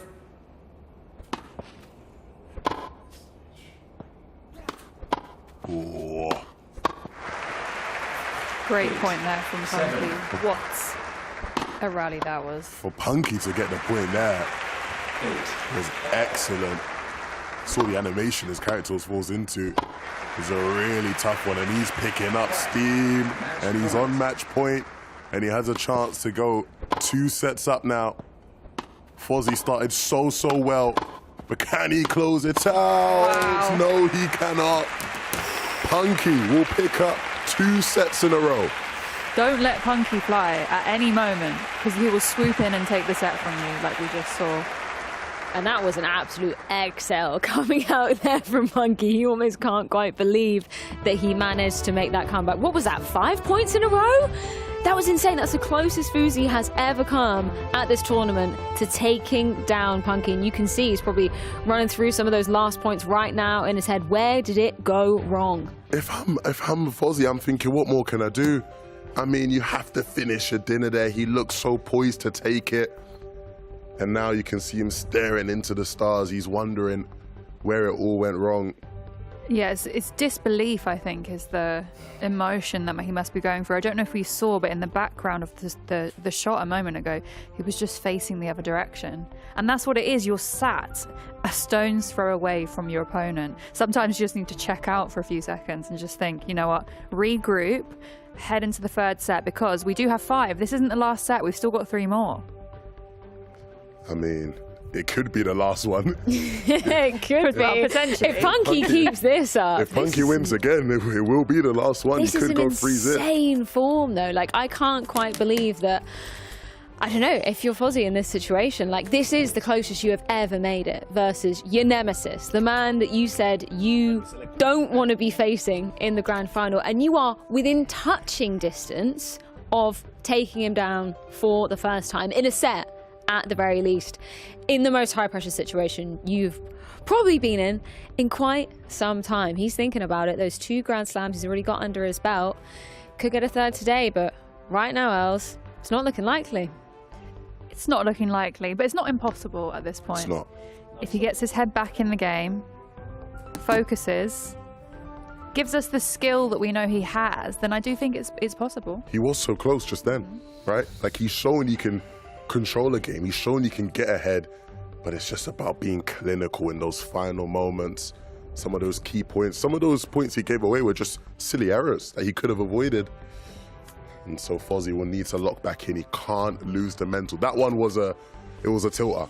I'm not gonna lie. If it was me, I'd be a bit rattled. Yeah, no, that's fair enough, because having to reset from that when you are that close to taking down a man who has not lost a set so far today. Punky has the cleanest of clean records so far here at the eChamps. Question is that going to continue going into what could be our final set here of 2025 Tennis Clash? How, I mean, this is $1 million question, right? How do you reset if you're Fozzy in this moment? Is it going back to basics, going back to the fundamentals that you know? Because I think you're totally right, Levin. It's just some unforced errors, right? It's those small margins where Punky was able to get the better of him. This is no shade to Fozzy. He plays some class tennis there. It's just about Punky having a minimal percentiles of an edge. Well, look, let's stack it up here, right? If you're Fozzy, you've just come off the back of, losing 2 sets. That previous set, you had it in your hands, it slipped through your fingers. To now win this whole competition, you have to win 3 times in a row, 3 sets in a row against a guy who has not dropped a single set in this competition. You played him already and you couldn't get a set off him. It's a mountain to climb. It's the biggest mountain possible to climb. You can't, there is no mental resetting. All there is facing the game in front of you and just continuing to face the point in front of you. Break it down into small chunks. Let me just win this next point.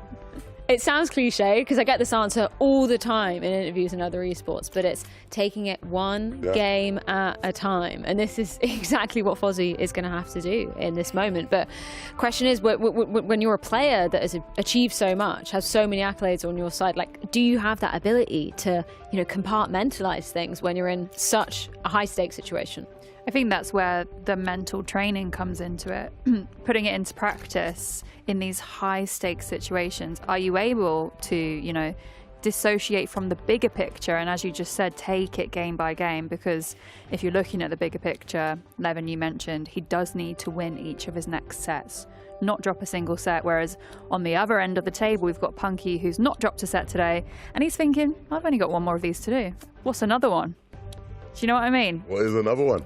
What is another one? He's done it all day long. Why would it stop now? The odds look so stacked in Punky's favour. I think something that's obviously impressive about Fozzy all tournament long is that he's not afraid to get kind of up close and personal with that net. He's not afraid of those aggro plays, which I really appreciate, right? Full bias here. That's the best type of tennis clash, I think, when they're getting so up close and in your face. But is he going to have the confidence to pull that off now when it could be do or die?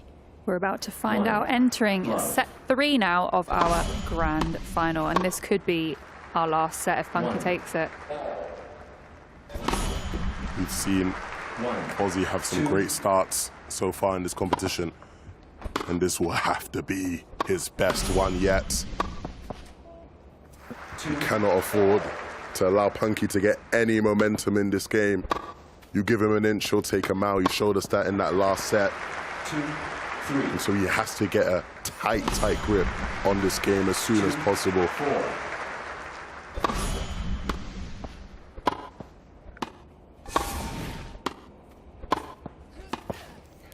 Great tennis being played there.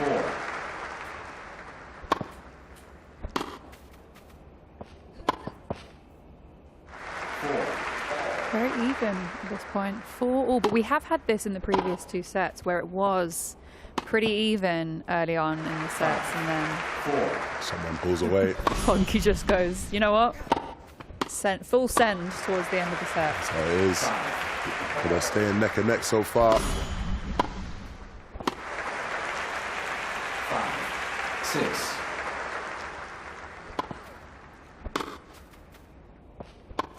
Both players giving it their all. 6. Nobody wanting to go too far behind. It doesn't get much closer than this. 7, 6. Fozzy with a great point there. He'll need more of those. But how can he return 7. shots like that? I mean, Punky is so relentless. Some of these winners have been sublime. And that drop shot there might be soul crushing for Fozzy. This is where Punky really comes into his own at the back end of these sets now. But Fozzy not giving up without a fight. He's got to retaliate. He has to. There is no other choice. It's either respond or go home with your head in your hands. And it doesn't look like Fozzy wants to do that. His first match point in this final. But instantly Punky with the response to send it to deuce. Ooh, what a lob from Fozzy. Unbelievable shot there. Can he hit another one of those? Set point here, potentially for Fozzy to take his first set of the final. What a lob! That is absolutely marvelous from Fozzy. An excellent lob to take the game, to take the set. And he is still in this final. You can see some of that tension just being released from Fozzy there, and for good reason. That was a brutal way to be taking his first set off of Punky, and the first set for Punky to lose here in the competition so far. We've got a game on our hands now, Els, haven't we? We do. I said 4 sets. You said 4. I said 4 sets a minute ago. But what a feat there for Fozzy to come back from, I'd say, a really mentally challenging place at the end of the last set to now it's that hope. The hope is here for Fozzy, I think. Sometimes you just got to give that little bit of hope. And it grows, and it grows, and it grows. And next thing you know, we're here in match 5. But let me not get too ahead of myself. Let me calm down. They do say hope dies last, and that hasn't died at all for the side of Fozzy. He's been a nemesis all tournament long, and the fact that he gets to submit Punky's first set loss here in the grand final, that's something that gets your blood pumping once again, gets some momentum back on your side. And I'm curious to see how Fozzy not only handles that going into that 4th set, but how Punky responds, because it's one thing being able to dominate your opponent time and time again. It's a whole nother thing how you respond when you're submitted your first defeat. And there, I mean, it came down to the final millimeters once again, Levin. I mean, some of those lobs at the back end, crazy. That's what I'll say, crazy. Again, not about me at all. We've spoken a lot about my tennis class skills. I am woeful. But some of those lobs are very, very difficult. And the precision on them, the fact that it's going to these reviews where you're seeing it's just millimeters away, I mean, really impressive from Fozzy. Levin, I'm surprised you're not up there befriending either one of these players, because ultimately you want to go to the Wimbledon final next year. Well, look, Fozzy's my guy. I've known him for years. You know, we met 2 years ago. Oh, you go way back. We go way back. So really, he owes me one. Do you know what I'm saying? So I don't need to do the work there. Punky, I'll put in the work soon. Don't worry. We'll have a chat. We'll have a chat. Do you know what's funny? Fozzy has noise-cancelling headphones, so he did not hear one. I'm glad he didn't. I'm very glad he didn't. So much on the line for both of these two players. Of course, we're talking about not only tickets to BST Hyde Park presented by Amex, but also getting to return to this very ground this time next year to witness the gentlemen's singles finals firsthand, just as Darb got to do just last weekend. And look, so far, this competition, we've only had one edition of it, but it was won by a Brit. So we have a chance to keep the streak going. Keep the tradition. Wimbledon is all about tradition. It's all about the tradition. It's only right. It's only right. Follow in the footsteps of the underdog who came before him, Darb. Obviously, different title. That's top spin going down tomorrow at 1 p.m. But right here, right now, we're going to be seeing the players selecting their next characters, banning out the next wave as well.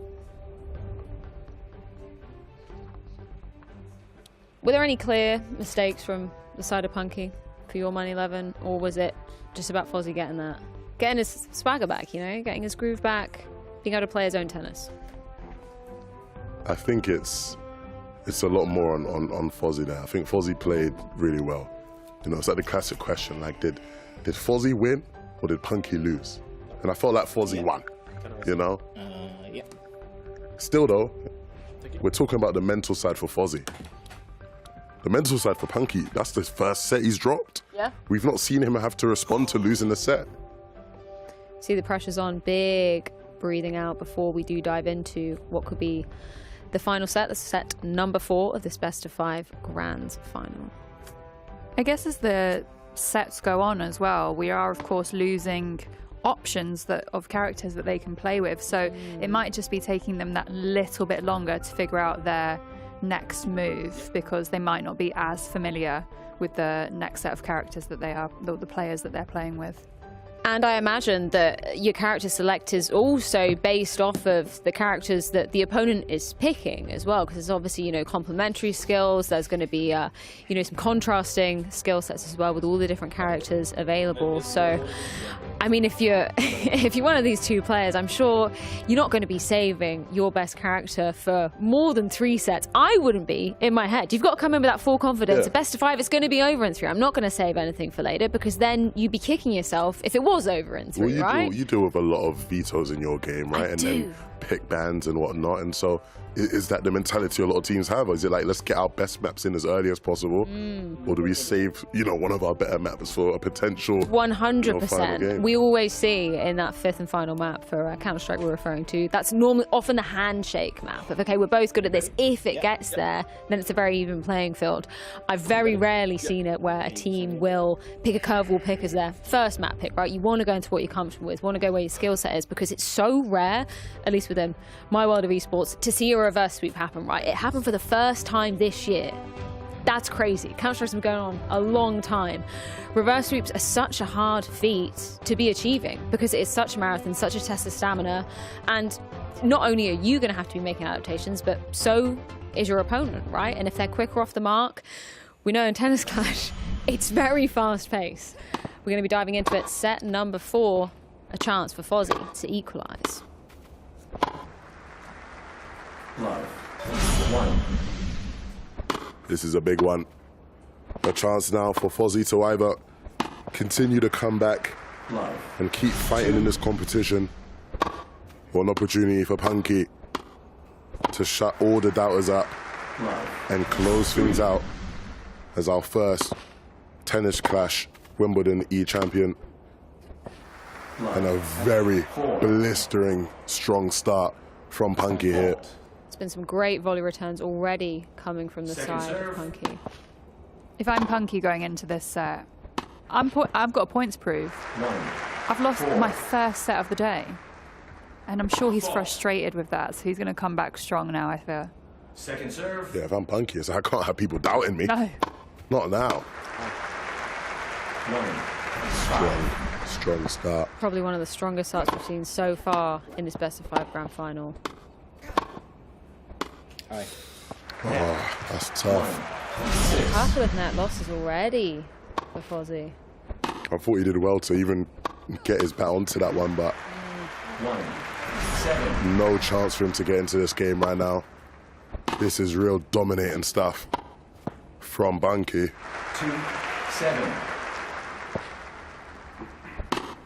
Fault. Once Punky gets into his groove, he just flies through these points. 2 more potential points left of this final. 2 points away from becoming the champion. Just 1 point now. Punky, he has fought so hard this whole competition, and it's time for him to make his mark. And just like that, Punky will be your Wimbledon E-champion. What a day, what a game 11. Punky never in doubt the entire day. Only dropped that one shot, that one set just a moment ago. And like I said, if I'm Punky, I'm coming into that set and thinking, you know what, the crack showed for one moment, but I was here to prove a point today, and he did just that. He fought so hard. He was the best man on the day by far. Truly unbelievable performances all throughout the group stage, in the semi-final, and here in the final, only dropping 1 set against a legend of the game. Punky deserved the win, and he will walk away as champion, and we'll send it over to the stage for Freya.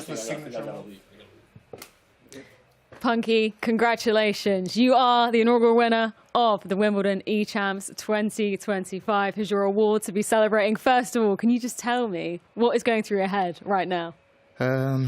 Nothing. I'm total. So it's a total mess in my head right now. I'm thinking of everyone that's texting me back at home, like, you can do it, and I'm like, no, I cannot do it. Like, you can do it. No, I cannot do it. And now I'm holding this beautiful trophy. Yeah.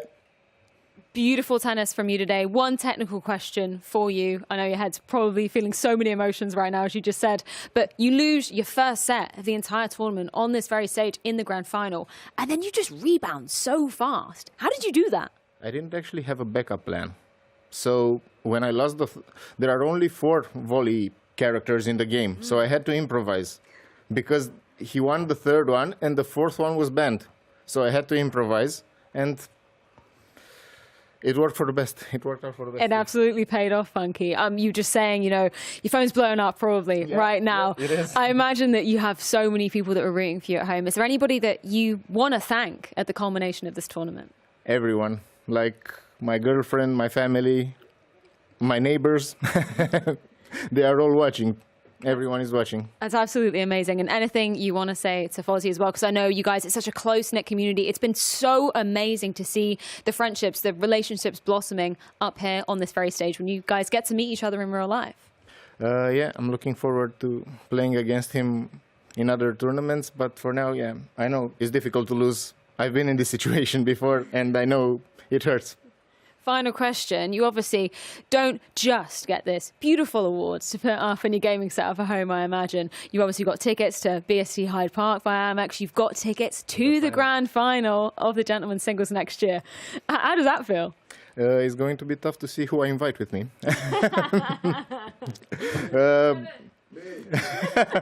I'm sure you'll be here.